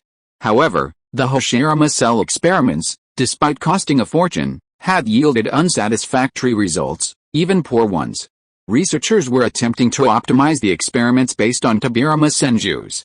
The key technology to suppress the corrosiveness of Hashirama's cells remained elusive, But it was impossible to just throw the money away. They had to test it on humans. Unfortunately, due to the marginalization of Momomo Senju's power and the extensive use of experimental supplies by Uchiha Kusunoki's laboratory, Momomo was limited in the number of test subjects he could find. Those unlucky individuals who were chosen, without exception, all met a tragic end, transformed into a tree. Of course, in addition to the necessary supplies, death row prisoners from the dungeon and ninjas from enemy villages, this time, for the resumption of Hashira's cell experiments, a number of members of the Senju clan were also recruited. However, their number was small, less than 10. The First Shinobi World War had decimated the Senju clan, making it impossible to recruit dozens of volunteers for Hashira's cell experiments, as they had during Tobirama Senju's time. After the supplies ran out, it was finally their turn to experiment with the Senju clan. Unfortunately, even among their fellow Senju clan members, their resistance to the aggressive nature of Hashira's cells was insufficient. They had no way of maintaining a balance between Hashira's cells and their own, let alone fully integrating them into their bodies.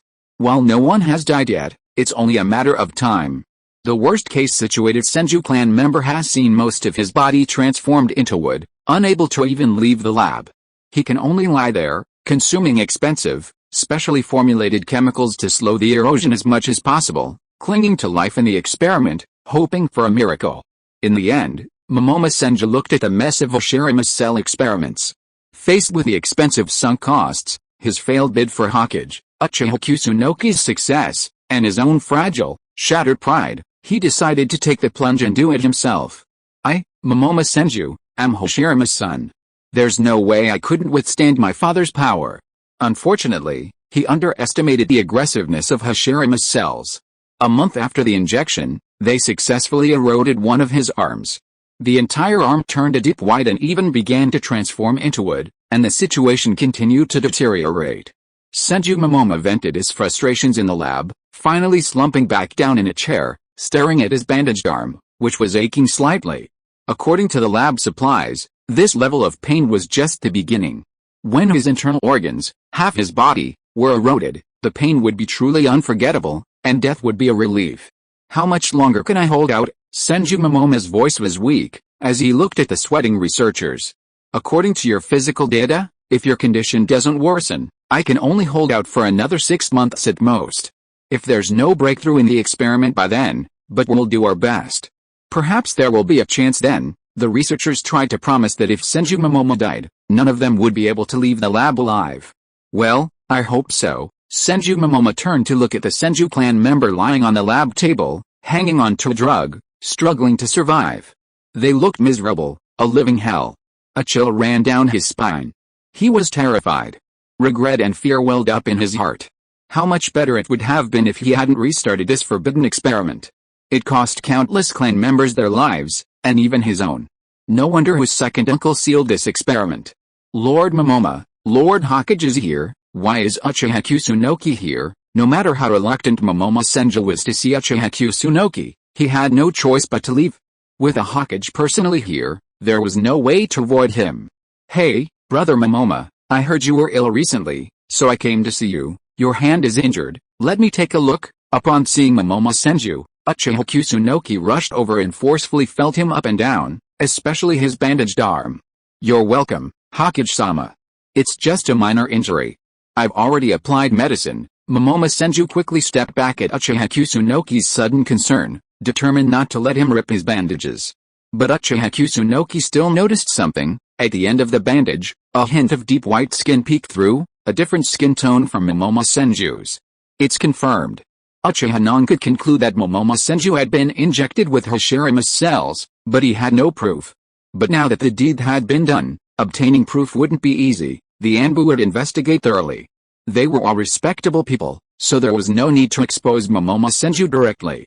Pulling off Momomo's bandages and making a big deal out of it wasn't what Uchiha Non wanted.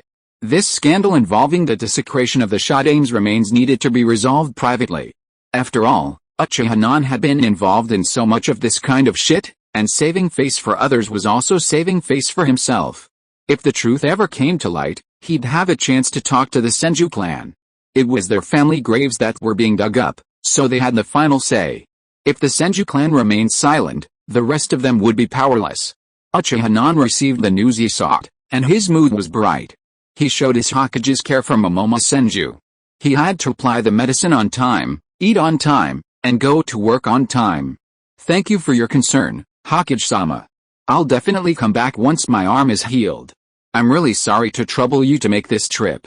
Hokage-sama is so busy, I can't. Senju Momomo thanked him profusely, then thought about getting Uchiha Non to leave quickly to avoid any trouble. Barring a miracle, he probably only had 6 months left. He had to make early preparations for the Senju clan and sort out his funeral. He really didn't have time to argue with Uchiha Non. If Uchiha Non really cared about him, after he died, he'd remember to give a generous portion to the feast. Then I'll take my leave. Uchiha Non smiled as he left the Senju clan's territory, even humming a song as he walked. He really looked forward to what would happen if Senju Tobirama knew this news. Just one more reason to work like a slave for Senju Tobirama. Saving Momoyama's life and covering up the scandal of the Senju clan using Hashirama's cells for human experiments is no easy task. Making Tobirama, the inherently evil old man, bow his head is no easy task. Uchiha Non will suffer for this matter for the rest of his life.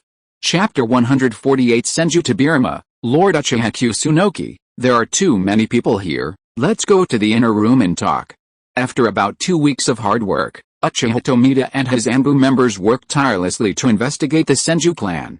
The missing prisoners from death row, captured ninjas from enemy villages, purchased large-scale research equipment, essential experimental materials, and the accountant who aided Momomo in falsifying the accounts. All these clues were uncovered by the Anbu's relentless pursuit. After identifying a high-ranking Senju clan member with knowledge of the situation, Uchiha Tomita secretly led his team to capture him and throw him into the Anbu dungeon. Incidentally, mental illusions are incredibly effective for extracting information, especially when enhanced by the Uchiha Sharingan. Unwaveringly determined to defend Momomo, the Senju clan quickly betrayed him. Even the location of the secret laboratory left by Tobirama within the Senju clan was determined. Uchiha Non looked at the series of evidence in his hand, as well as the signed testimony. It was a pity that there was no evidence. The experimental subjects that turned into big trees had been burned clean by a fire, but it was enough. It was time to tell Senju Tobirama about this surprise. Uchiha clan land. Uchiha Tomita followed Uchiha Non and came to the door of the laboratory. This place had long been listed as a forbidden area by Uchiha Non. No one except those who were allowed in was allowed to enter. There were Uchiha clan members on guard and patrolling around. He was about to meet the second generation, and he felt a little excited just thinking about it. Uchiha Tomita followed Uchiha Non into the laboratory with mixed feelings. When he entered the laboratory, he saw Senju Tobirama everywhere. Oh my god. The whole basement was very large, and dozens of Senju Tobirama were conducting scientific research on different experimental tables. In the outermost laboratory, welding lights flashed and engines roared. An unknown dark yellow solution in a test tube was poured into a green solution, and with a bang, the test tube exploded. One clone vanished in smoke, and another immediately took over.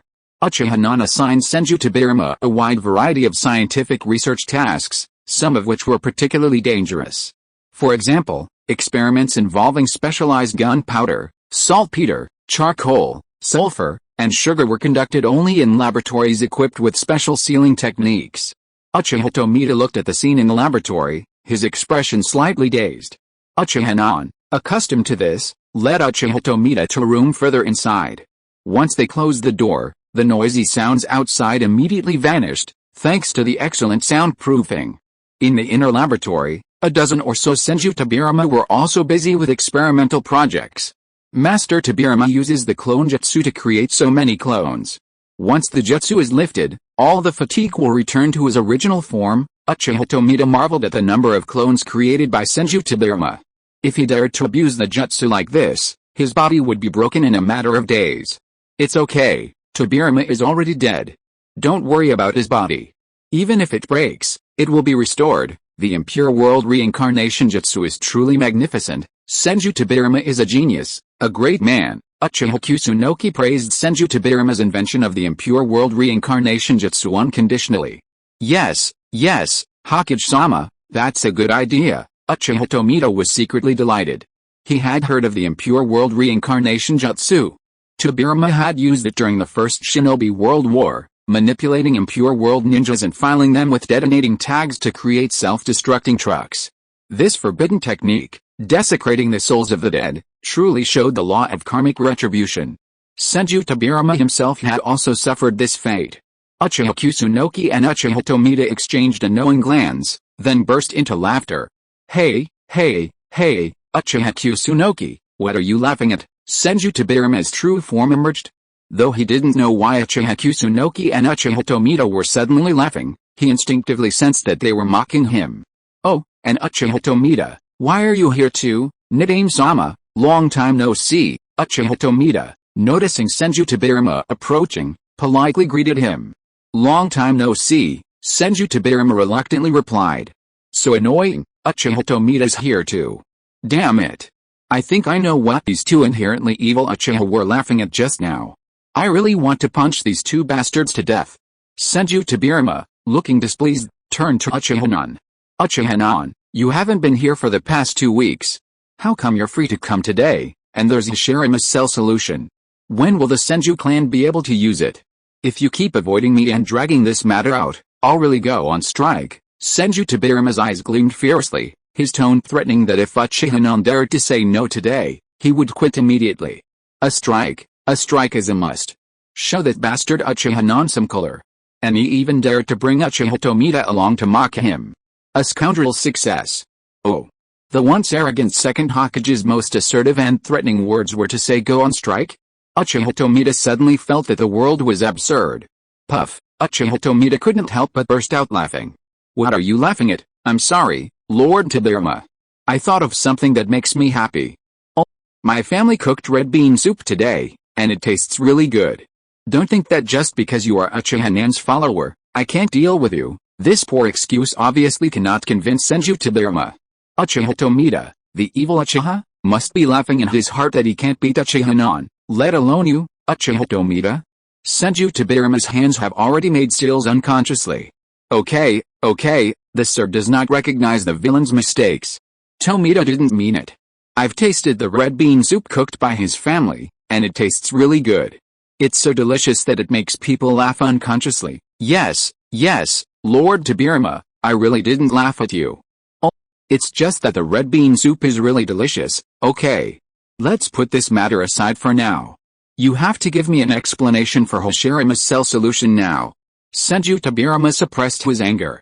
This bastard Uchiha-nan was obviously on the side of Uchiha Tomita.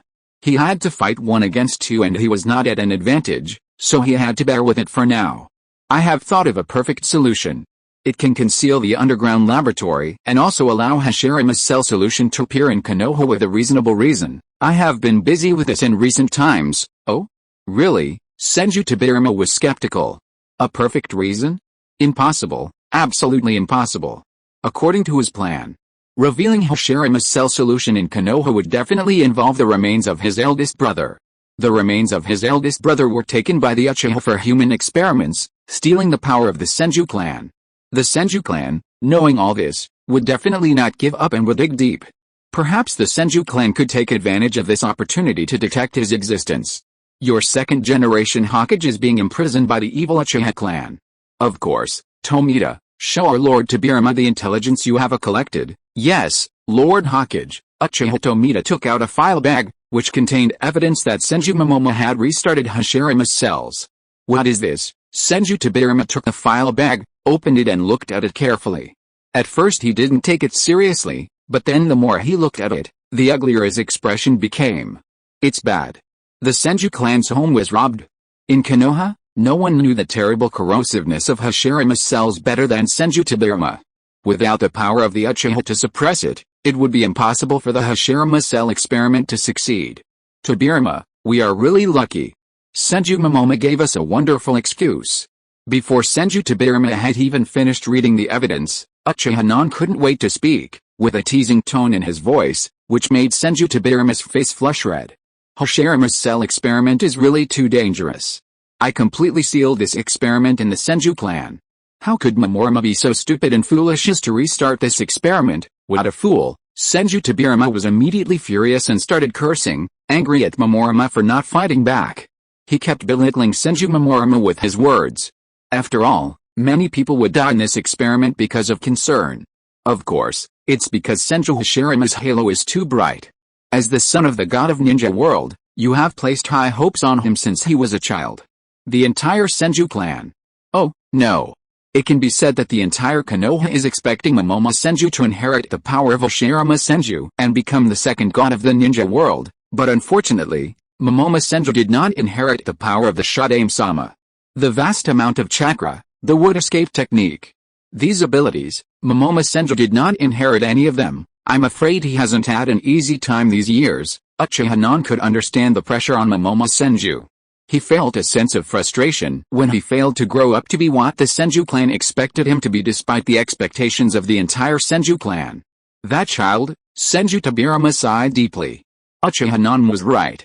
He really couldn't put all the blame on Momomo Senju. Momomo Senju worked hard to become stronger, hoping to meet the expectations of the entire Senju clan. Tobirama Senju saw all of this.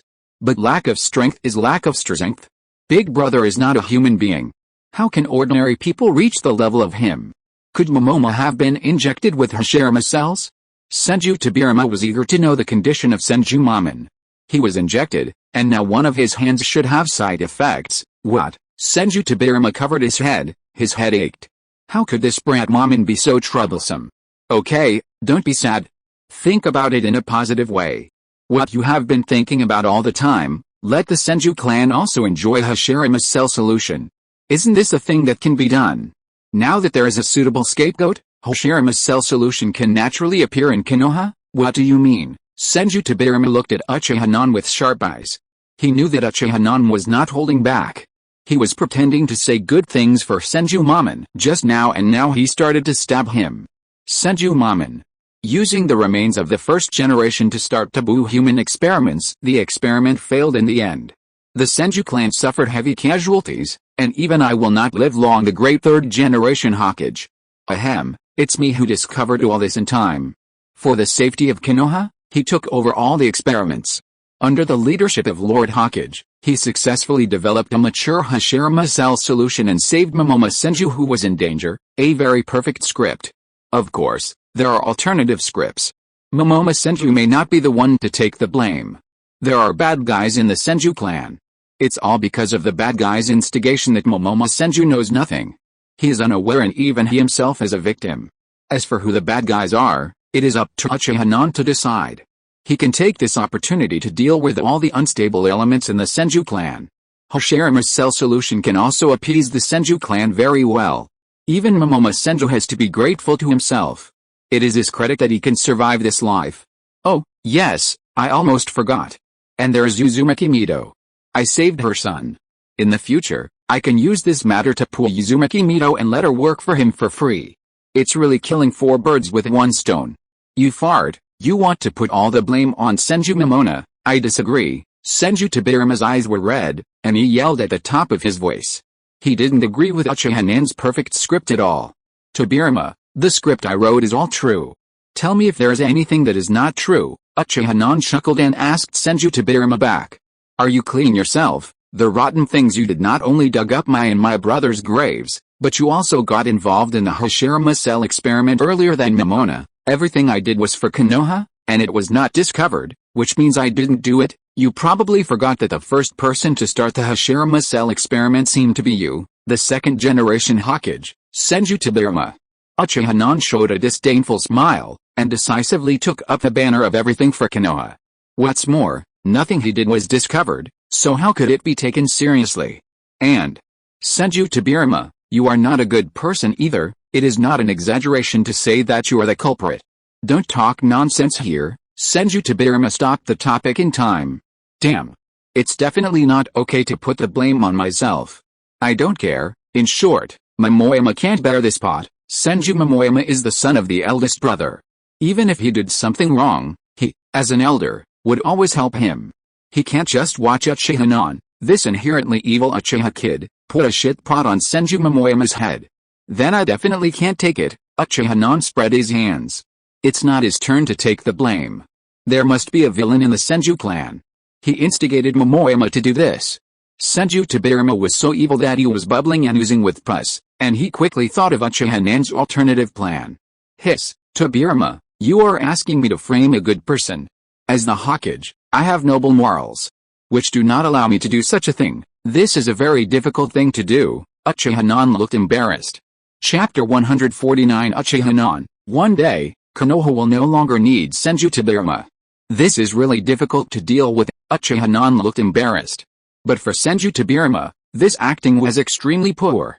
How could Senju Tobirama not know what kind of person Uchiha Non is? Noble morals, this thing, does Uchiha Non have? This guy is obviously doing it on purpose. I really want to beat him up. But when he thought of Senju Momo, Senju Tobirama had to suppress his inner resentment. When you are under someone's roof, you have to bow your head. If you want to protect Senju Momo, you can only bow your head to Uchiha Non and give in. For Senju Momo, it's not impossible to say a few soft words to Uchiha Non. His so-called face and dignity. There's only a little bit left with Uchiha Non, but it's not much. It doesn't matter if he loses a little more. But there is also Uchiha Tomita. It's acceptable to lose face in front of Uchiha Non. It's not the first or second time anyway, but it's not okay to lose face in front of Uchiha Tomita. There are too many people here. I have to find a place where there is no one. Uchiha Non, there's a stranger here. Elbow, come with me inside. Senju Tobirama glanced at Uchiha Tomita, then grabbed Uchiha Non and walked towards the inner room. I'm a Hokage with professional ethics. Even if you, the Nidaime Hokage, beg me to do something like shielding a criminal, I won't agree. Uchiha Non's tone was drawn out, and his expression was smug, as if the word beg me was written all over his face. Senju Tobirama really wanted to give Uchiha Non a flying thunder god slash. But, Alice Uchiha Non, I beg you this time. You know, Momo is my eldest brother's son, and my eldest brother is the Shodaime Hokage. Even if Momo is guilty, you, the Sandaime Hokage, have to defend him. Stop, now you admit I'm the Sandaime Hokage. I remember someone constantly calling me a usurper, and wouldn't even call me Hokage-sama when they saw me. You have no respect for me as a Hokage at all, Uchiha Non said teasingly, watching Senju Tobirama suppress his anger but maintain a smile. Hey. How funny. Uchiha, Hokage-sama, is that okay? Momo is my eldest brother, Senju Tobirama said through gritted teeth, swearing to himself that sooner or later, he would redeem himself. Since you've begged me so sincerely, I'll mercifully agree. Uchiha Non was quick to resign. If he'd pushed Senju Tobirama to his limits, it would surely do him no good. You're smart. Senju Tobirama's expression changed instantly after receiving Uchiha Non's assurance. First respectful, then arrogant. The thought of it was hilarious. Tisk. How hypocritical. Uchiha Non waved his hand in disdain, not at all surprised by Senju Tobirama's rapid change of expression. HMPH, Senju Tobirama snorted, ignoring Uchiha Non's words. This naturally evil Uchiha brat just wanted to see him make a fool of himself. Truly evil. I plan to arrange a raid on Senju Momo's laboratory tomorrow and wipe them out. According to intelligence, 1 or 2 of the Senju clan's experimenters are nearing death. As Uchiha Non spoke of serious matters, Senju Tobirama's expression instantly grew serious. After all, this involved members of the Senju clan. Okay, the sooner the better. After injecting Hashirama's cells, the cells in the body will gradually be eroded by them. If they can't withstand the force of this erosion, and the cells linger for too long, even if I have the latest Hashirama cell solution, I'm afraid I won't be able to save them. Uchiha Non nodded and discussed with Senju Tobirama for a while to finalize the specific details. Since Senju Tobirama's existence cannot be seen in public, Uchiha Non must use special instruments to record the physical data of Senju Momoa and other Senju clan members, and then have Senju Tobirama prepare targeted drugs and solutions to address the side effects of injecting Hashirama's cells. This process is rather cumbersome, and Senju Tobirama really wants to go directly to Senju Momoa. While saving Senju Momoa, he also wants to let Senju Momoa feel the love from his elders. This brat, he's already dead, and he still has to clean up his mess, begging Uchiha Non, the inherently evil Uchiha brat. What a shame. When Senju Momoa recovers from his injuries, if he doesn't beat the shit out of him, he'll be considered clean. However, Uchiha Non decisively rejected Senju Tobirama's proposal. It would be better for Senju Tobirama to stay in the underground laboratory honestly. If he were to come into contact with the people of the Senju clan, he would definitely cause trouble for himself. Senju Tobirama snorted coldly and did not raise any objections. By the way, Tobirama, inject Uchiha Tomita with Hashirama's cell solution later. This is his reward for finding out that Senju Momomo secretly restarted Hashirama's cell experiment. Got it. Senju Tobirama agreed with a dead look in his eyes. It was really annoying. Uchiha Tomita stepped on Senju Momomo's foot and was rewarded. It was annoying. After a while, Uchiha Tomita sat contentedly on the chair in the laboratory and injected the Hashirama cell solution that he had been thinking about. Uchiha Non watched from the side and discussed with Senju Tobirama about the recent development of Konoha. The production of penicillin takes time to prepare. It requires the construction of a new production line and a factory for corresponding backup raw materials, but it is believed that it will be completed soon. Then we can make a lot of money. This life-saving drug has a market that covers the entire Naruto world. It's a pity that the problem of piracy is really difficult to solve. We must occupy the market as much as possible, expand the production line, and then flatten the cost. It is impossible to expect those ditched ninja villages to respect patents. None of them have the morals to negotiate. But there is no guarantee of success. The best way is to attract the market with a low price. It is better to buy than to make, so those ninja villages will pay obediently. Electric three-wheeled vehicles have already entered production and have even received orders. The importance of transport capacity for commercial development is undeniable. Not only does Uchiha Kusunoki value this, but merchants from the Land of Fire have also expressed great interest upon learning that Konoha has developed this lightweight vehicle capable of transporting hundreds of kilograms. For short-distance transportation, developing electric three-wheeled vehicles is an ideal option. It can also indirectly promote the development of the power grid, as electric three-wheeled vehicles always need to be charged. The importance of large-scale power plants has become increasingly apparent. The daimyo has already sent representatives to Konoha to discuss the construction of a large power plant near the Land of Fire's capital. Not only the daimyo, but even some nobles from the Land of Fire's major cities have recognized the importance of electricity and sent representatives to Konoha.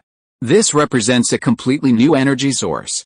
The seeds of industry in the Land of Fire were already forming and had even sprouted before Uchiha Kusunoki's arrival. His arrival simply accelerated industrial development, especially in terms of technological innovation. This world actually has internal combustion engines. Upon seeing Konoha's electric three-wheeled motorcycle, the nobles revealed to Uchiha Kusunoki the latest research progress of their researchers, looking forward to deeper cooperation with Konoha. What a bizarre and strange world. However, Uchiha Kusunoki soon reassured himself. In the original novel, within a few decades, the Land of Fire had grown from a backward agricultural nation to an industrialized nation, its technological prowess in some areas even more advanced than in Uchiha Kusunoki's previous life. It was truly a Naruto-esque trait, but a good thing. Uchiha Kusunoki saw hope in this. Senju Tobirama wasn't irreplaceable. He had fallen into a misconception. Naruto was a story about family tragedy disguised as a ninja, with too many things glossed over. For example, the unsung yet meteoric scientific geniuses of the Naruto world. Even without him, the world's technology would still advance like a mudslide, albeit with a slightly more bizarre twist. Furthermore, the nobles weren't all insects, they also produced ambitious individuals who wanted to change the world, though most were just. The development of science and technology will boost productivity, thereby changing production relations. Industrial development is a major trend. A significant number of nobles are now operating factories, calling themselves the industrialists. They scorn those stubborn, backward individuals who cling to the land and live a life of idleness and idleness. They are also deeply dissatisfied with the current state of the Fire Nation, believing that the court is full of incompetence, seriously hindering its development. However, these enterprising nobles are a minority compared to the overall number of nobles, occupying a weak position in the political arena. They can only join forces with lesser-known merchants in an attempt to overtake. Konoha's recent outrageous actions have given these industrialists a glimmer of hope. Aside from the opportunistic nobles, representatives of the industrialists are optimistic about Konoha's development philosophy and have extended teaming invitations to the island. There's no future for those constantly scraping by on the land. Uchiha Kusunoki has shown them goodwill, promising them a chance to collaborate and make fortunes together. To make more friends and fewer enemies, to change the world, relying solely on Konoha is sheer wishful thinking. Konoha's size is still small compared to the Fire Nation, let alone the entire ninja world. It's just the biggest fist, a joke. Uchiha Non concealed something he shouldn't have said to Senju Tobirama, such as recruiting outstanding scientific research talent from within the ninja world and forming a brand new research team. Relying solely on Senju Tobirama to do the work without considering cultivating outstanding scientific talent is not a good idea. Otherwise, if Senju Tobirama were to quit, there would be no way to counter him, which would be detrimental to Konoha's long-term development. Cultivating scientific talent also requires further reform of Konoha's education system. In the future, Konoha will need to train ordinary people without ninja talent, teaching them literacy and scientific knowledge, and promoting universal education. This requires enormous financial, resourceful, human, and material resources. It's impossible to do so now, we can only take it step by step. Besides, this wasn't Konoha's job. Konoha was essentially a mercenary organization, and the Ninja Academy was a school for assassins. Uchiha Kusunoki was striving to transform Konoha into a legitimate warlord, mixed with some capitalism. Oh, Konoha would be a freak in the future. He had to convince Konoha's leadership to train lesser Genin and lift the talent restrictions for admitted students. The upper limit for strength was lesser Genin, and even this kind of trash would be accepted. This money could be used to train more ninja progeny. When it came to the interests of the ninja clan, even with Uchiha Kusunoki's prestige, he would have to hold several Jonin conferences to nag and enforce his orders. He wasted money training ordinary people with no fighting ability at all. It was a waste of time, but he'd have to do it again. Interesting, Senju Tobirama folded his arms, fascinated by what Uchiha Kusunoki said. During his years as Hokage, he never once set his sights on the world outside the ninja world. The two exchanged views for a while. As the two were chatting, Uchiha noticed that the alarm in his laboratory had gone red.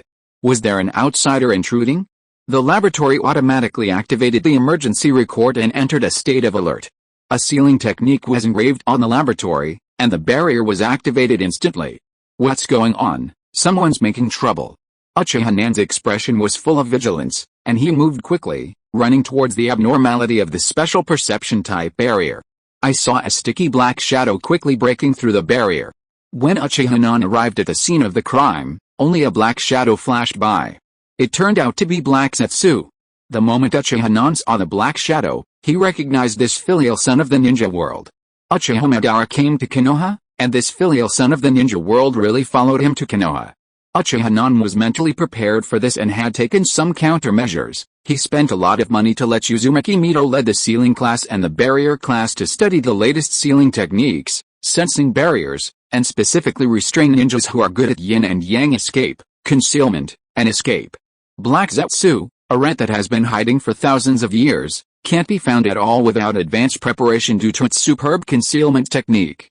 If Uchiha-nan wasn't a time traveler, he'd have known about Black Zetsu's existence long ago and probably wouldn't have cared. Even if he'd set up a special sealing technique and a sensory barrier in advance, he might have thought there was something wrong with the sensory barrier in this situation. What happened? Senju Tobirama arrived late and asked Uchiha-nan, who had arrived earlier. The scene was empty and he found nothing. HMPH, just a rat hiding in the sewer. Uchiha-nan felt a little disappointed. It seemed that Uzumaki Mito's skills were not good enough.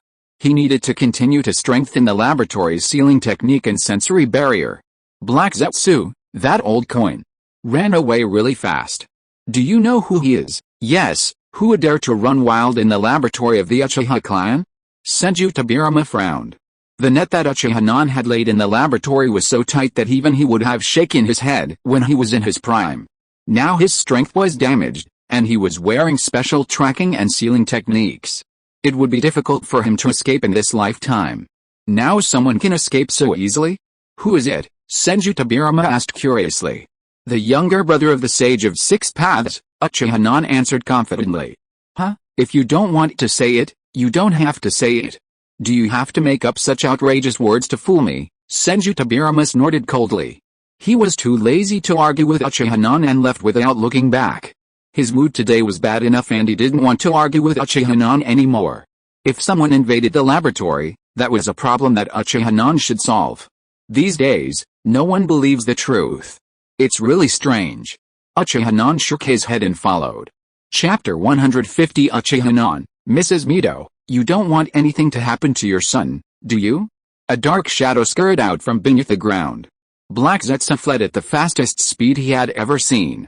He fled from the laboratory to the outskirts of the Uchiha clan, then from Konoha, finally coming to a stop dozens of miles from the capital. A thick liquid oozed from the ground, gradually condensing into humanoid form. Black Zetsu panted heavily, his eyes fixed on Konoha. It was terrifying. He had almost been trapped in the laboratory. Black Zetsu hadn't experienced such a thrilling experience in nearly 1,000 years. His existence was unknown, and he had mastered the art of concealment, having evaded the Six-Path Sage, yet he had nearly been overturned here. After all, he had lived in comfort for too long. His vigilance hadn't faded. Black Zetsu reflected on himself. Who could have imagined that a laboratory could be equipped with such a powerful sealing technique and a sensory barrier? But the greater the storm, the more valuable the fish. Black Zetsu was pleased with the results of this daring operation. Uchiha Madara had a successor. Konoha's third Hokage is secretly studying Hashirama's cells, seemingly making a breakthrough. According to intelligence, Uchiha Kusunoki has already awakened his main Decay Sharingan. His quest to obtain the chakra of Ashura's reincarnation is clear. He wants to awaken his Rinnegan. He's undoubtedly seen the stone tablet in the Uchiha clan's territory. Will he carry out the Moon Eye project? Black Zetsu ponders. All these years, he's been following Uchiha Madara and neglected the Uchiha clan, especially since Uchiha Kusunoki, who suddenly emerged, doesn't look like Madara. Black Zetsu watched Uchiha grow up. His life experiences, personality, hobbies, and ideals are all too familiar to Black Zetsu. Uchiha Madara has grown step by step, becoming the person Black Zetsu hoped for. But in his old age, he's become even more treacherous and heartbreaking than in his adolescence. Uchiha Kusunoki lay dormant for 16 years, only emerging as a true force after the death of Senju Tobirama. Furthermore, Black Zetsu's attention was always focused on Uchiha Madara, practically inseparable from him until his late-life rebellion. This left Black Zetsu practically clueless about Uchiha Kusunoki. Black Zetsu hated things beyond his control. However, Uchiha Madara, in his old age, had become rebellious, spending his days inactive, working in factories and scavenging cards in shops. He had completely forgotten about the Moon Eye project. To rescue his mother, he needed a backup to take over Madara's duties. Currently, there seemed to be no better choice for the Uchiha clan than Uchiha Kusunoki, making him a candidate for observation. After some deliberation, Black Zetsu decided to shadow Uchiha Kusunoki for a while. He needed to learn everything about him and then gradually guide him towards the Moon Eye project. In the laboratory, Uchiha Tomita felt the newfound power within him. The sensation was truly intoxicating. His strength had finally reached a quantum leap. The Uchiha's greatest power is the Sharingan. Each advancement of the Sharingan skyrockets its strength, but the three Magatama and the main Decay Sharingan represent a formidable barrier, holding the Uchiha back from the 99.99% barrier. To successfully activate the main Decay Sharingan, one must endure the excruciating pain of extreme darkness, witnessing the death of those closest to them. This absurd method of activation has drawn widespread criticism, and each Uchiha possesses a unique constitution. Upon witnessing the tragic death of his beloved, Uchiha Obito leapt from the two Magatama Sharingan to the main Decay Sharingan. Uchiha Sasuke, upon witnessing the slaughter of his parents and his entire clan, angrily activated the single Magatama Sharingan. Uchiha Tomita had long since awakened the three Magatama Sharingan. Barely a stroke of luck, he expected a happy family life. He had no chance of awakening the main Decay Sharingan.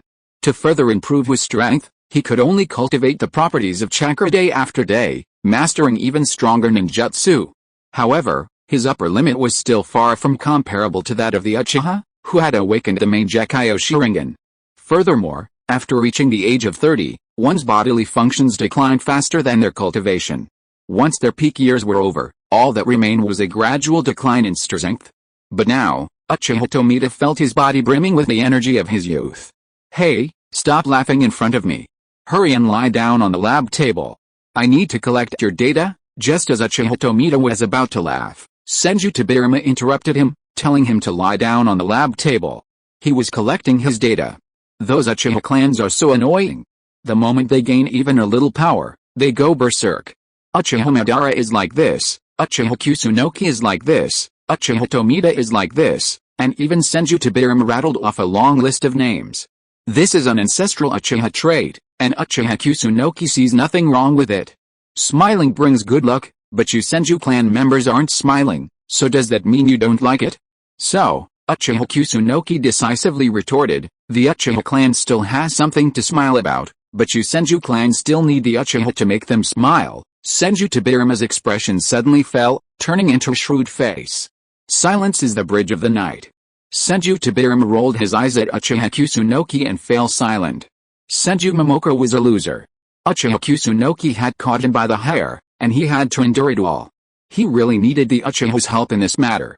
This time, he endured it. Senju Tobirama's face in front of Uchiha-nan was almost gone, but it was not without its benefits. Respect is like a rolling stone falling down a hillside. The more you give up, the more comfortable you become. I am a barbarian. Of course, Uchiha-nan did not want Senju Tobirama to evolve to this point, a tough version of Senju Tobirama. It would be really difficult to pull him. Senju Tobirama measured Uchiha Tomida's body data without saying a word, while Uchiha-nan took the initiative to open up the conversation. Uchiha Kusunoki planned to raid Momomo Senju's laboratory tomorrow, but considering the need to minimize the impact of the situation, barging in directly seemed impractical. The laboratory was undoubtedly heavily guarded. If Momomo Senju refused to admit it, a scene would erupt. Go get Miro for help. She'll cover up for you. Good idea, Uchiha Kusunoki nodded. It was indeed a good idea. Mito Uzumaki held great prestige within the Senju clan. When Tobirama Senju died, Mito Uzumaki even had temporary authority over the clan. The next day, in the Hokage's office, Uchiha Kusunoki sat in his office chair, working on a pile of documents. It was tedious and boring work, but as the Hokage, it was unavoidable. Uchiha Kusunoki complained as he worked on the paperwork. Soon, the office door was flung open, revealing a head of brilliant red hair. Mito Uzumaki, despite her age, had maintained her hair remarkably well. Mito Uzumaki didn't hold back, plopped down on the sofa, and began, Uchiha Kusunoki, what do you want from me? I think you should call me Hokage-sama. At first, Mito didn't realize the gravity of the situation, but upon seeing Uchiha Kusunoki's serious expression, she suddenly sat up from the sofa. Take a look at this document. Uchiha Kusunoki pulled a folder from a drawer and handed it to Mito Uzumaki. A sense of foreboding gripped Mito Uzumaki, and she took the folder with trepidation. Investigation report on Senju Momomo's restart of Hashirama's cell experiments. The words at the top of the page made Mito Uzumaki frown. Hashirama's cell experiments? After reading the entire report, Mito Uzumaki felt cold all over, her face pale, and she sat on the sofa for a long time, unable to recover. Human experiments using Hashirama's body, what did Tobirama do without my knowledge back then? His own son was actually doing it again. Mito, how do you think this matter should be handled? Uchiha Kusunoki's voice awoke Mito Uzumaki from her trance. Hokage-sama, Uzumaki Mito finally addressed Uchiha Kusunoki sincerely. Uchiha Kusunoki felt a surge of joy, yet he maintained a solemn expression. By leveraging Momomo Senju's reactivation of Hashirama's cell experiments, Uchiha Kusunoki could only achieve a verbal victory over Tobirama Senju, but from Mito Uzumaki, he could gain far more. Momomo was momentarily confused about this matter. Uzumaki Mito began to plead for Momomo, his eyes misty, his tone sincere, yet his voice low. It's not a momentary confusion, I don't think. This was a long-planned affair. Two successive Senju clan leaders stole the remains of the first Hokage and secretly conducted human experiments, Uchiha Kusunoki stated seriously, his inner joy reaching its peak, yet he restrained himself from uttering that classic Minotaur line. Madam, you don't want anything to happen to your son, do you? Uchiha Kusunoki felt that his moral integrity was merely a bit low, not that unbridled. It's already happened. I don't want to hear about this. I need a solution. The repercussions of this are terrible. So, Hokage-sama, what do you want? Uzumaki Mito regained some of her composure. Uchiha Kusunoki had summoned her to his office alone to give her some advance notice. Clearly, he wasn't trying to escalate the situation. A small price to pay would be enough. I don't want much, just a few pieces of paper. Uchiha Kusunoki smiled and drafted an agreement, the Senju clan's assets, Konoha Corporation shares, clan secrets, and intermarriage between the two clans. This agreement involved every aspect of the Senju clan. Uchiha Kusunoki wanted to deeply bind the Senju clan to the Uchiha clan. Perhaps in the future, the two clans could merge and call themselves the Otsutsuki. Of course, this was a literary way of putting it, there were also more brutal ways of putting it. Uchiha Kusunoki wanted to make the Senju clan a vassal of the Uchiha clan, but a clan as vast as the Senju clan couldn't be swallowed all at once. He needed patience, taking it piecemeal. I can't agree to such harsh terms, you're just taking advantage of the situation. Uzumaki Mito's face lit up with anger after reading the agreement. He knew that Uchiha Kusunoki wasn't such a good person, and he had evil intentions. If this agreement was signed, the Senju clan would be under the Uchiha's control, making it almost impossible for them to escape in the future. Moreover, Uchiha Kusunoki had already firmly established a position of Hokage, managing Konoha to a thriving state, a scene of vibrant vitality and flourishing. Most importantly, Uchiha Kusunoki was young, not even 20 years old. There was no retirement age for the Hokage, he could continue serving until death. Good men don't live long, but bad men live 1,000 years. Uchiha Kusunoki was a truly bad man. Who knew how long Uchiha Kusunoki would control Konoha? With this agreement signed, the Senju clan would never rise again. It's okay, it's just pitiful. Momomo Senju will probably be cursed and scorned by the entire Konoha, imprisoned in a dark dungeon. I heard Momomo was also injected with Hashirama-sama's cells. Now he's dying. It's really pitiful that he can't live a good life in the remaining time. Perhaps by gathering all the power of Konoha, we can save Momomo Senju's life. Madam, you don't want your son to get hurt, do you? Uchiha finally revealed the source of all evil, but he was a gentleman. He had no interest in Uzumaki Mito, only in the entire Senju clan. Uzumaki Mito was threatened by Uchiha, his throat choked and unable to speak. He sat on the sofa and thought for a long time. Finally, he made up his mind and looked at Uchiha and said, "Can you guarantee to cure Momomo Senju?" His son's life was important. Whether the Senju clan could make a comeback in the future could be passed on to the wisdom of future generations. I can guarantee that all of Konoha's resources will be channeled toward the Hashirama cell experiment, deciphering the secrets of Hashirama cells and saving Momomo Senju's life. Of course, if, unfortunately, it fails, I can guarantee that Momomo Senju will not be punished. The Hashirama cell experiment will be sealed, and no one will know about it. Uchiha couldn't guarantee this directly. Whether Momomo Senju's life could be saved was Senju Tobirama's responsibility. Although it was a sure thing, he couldn't guarantee it.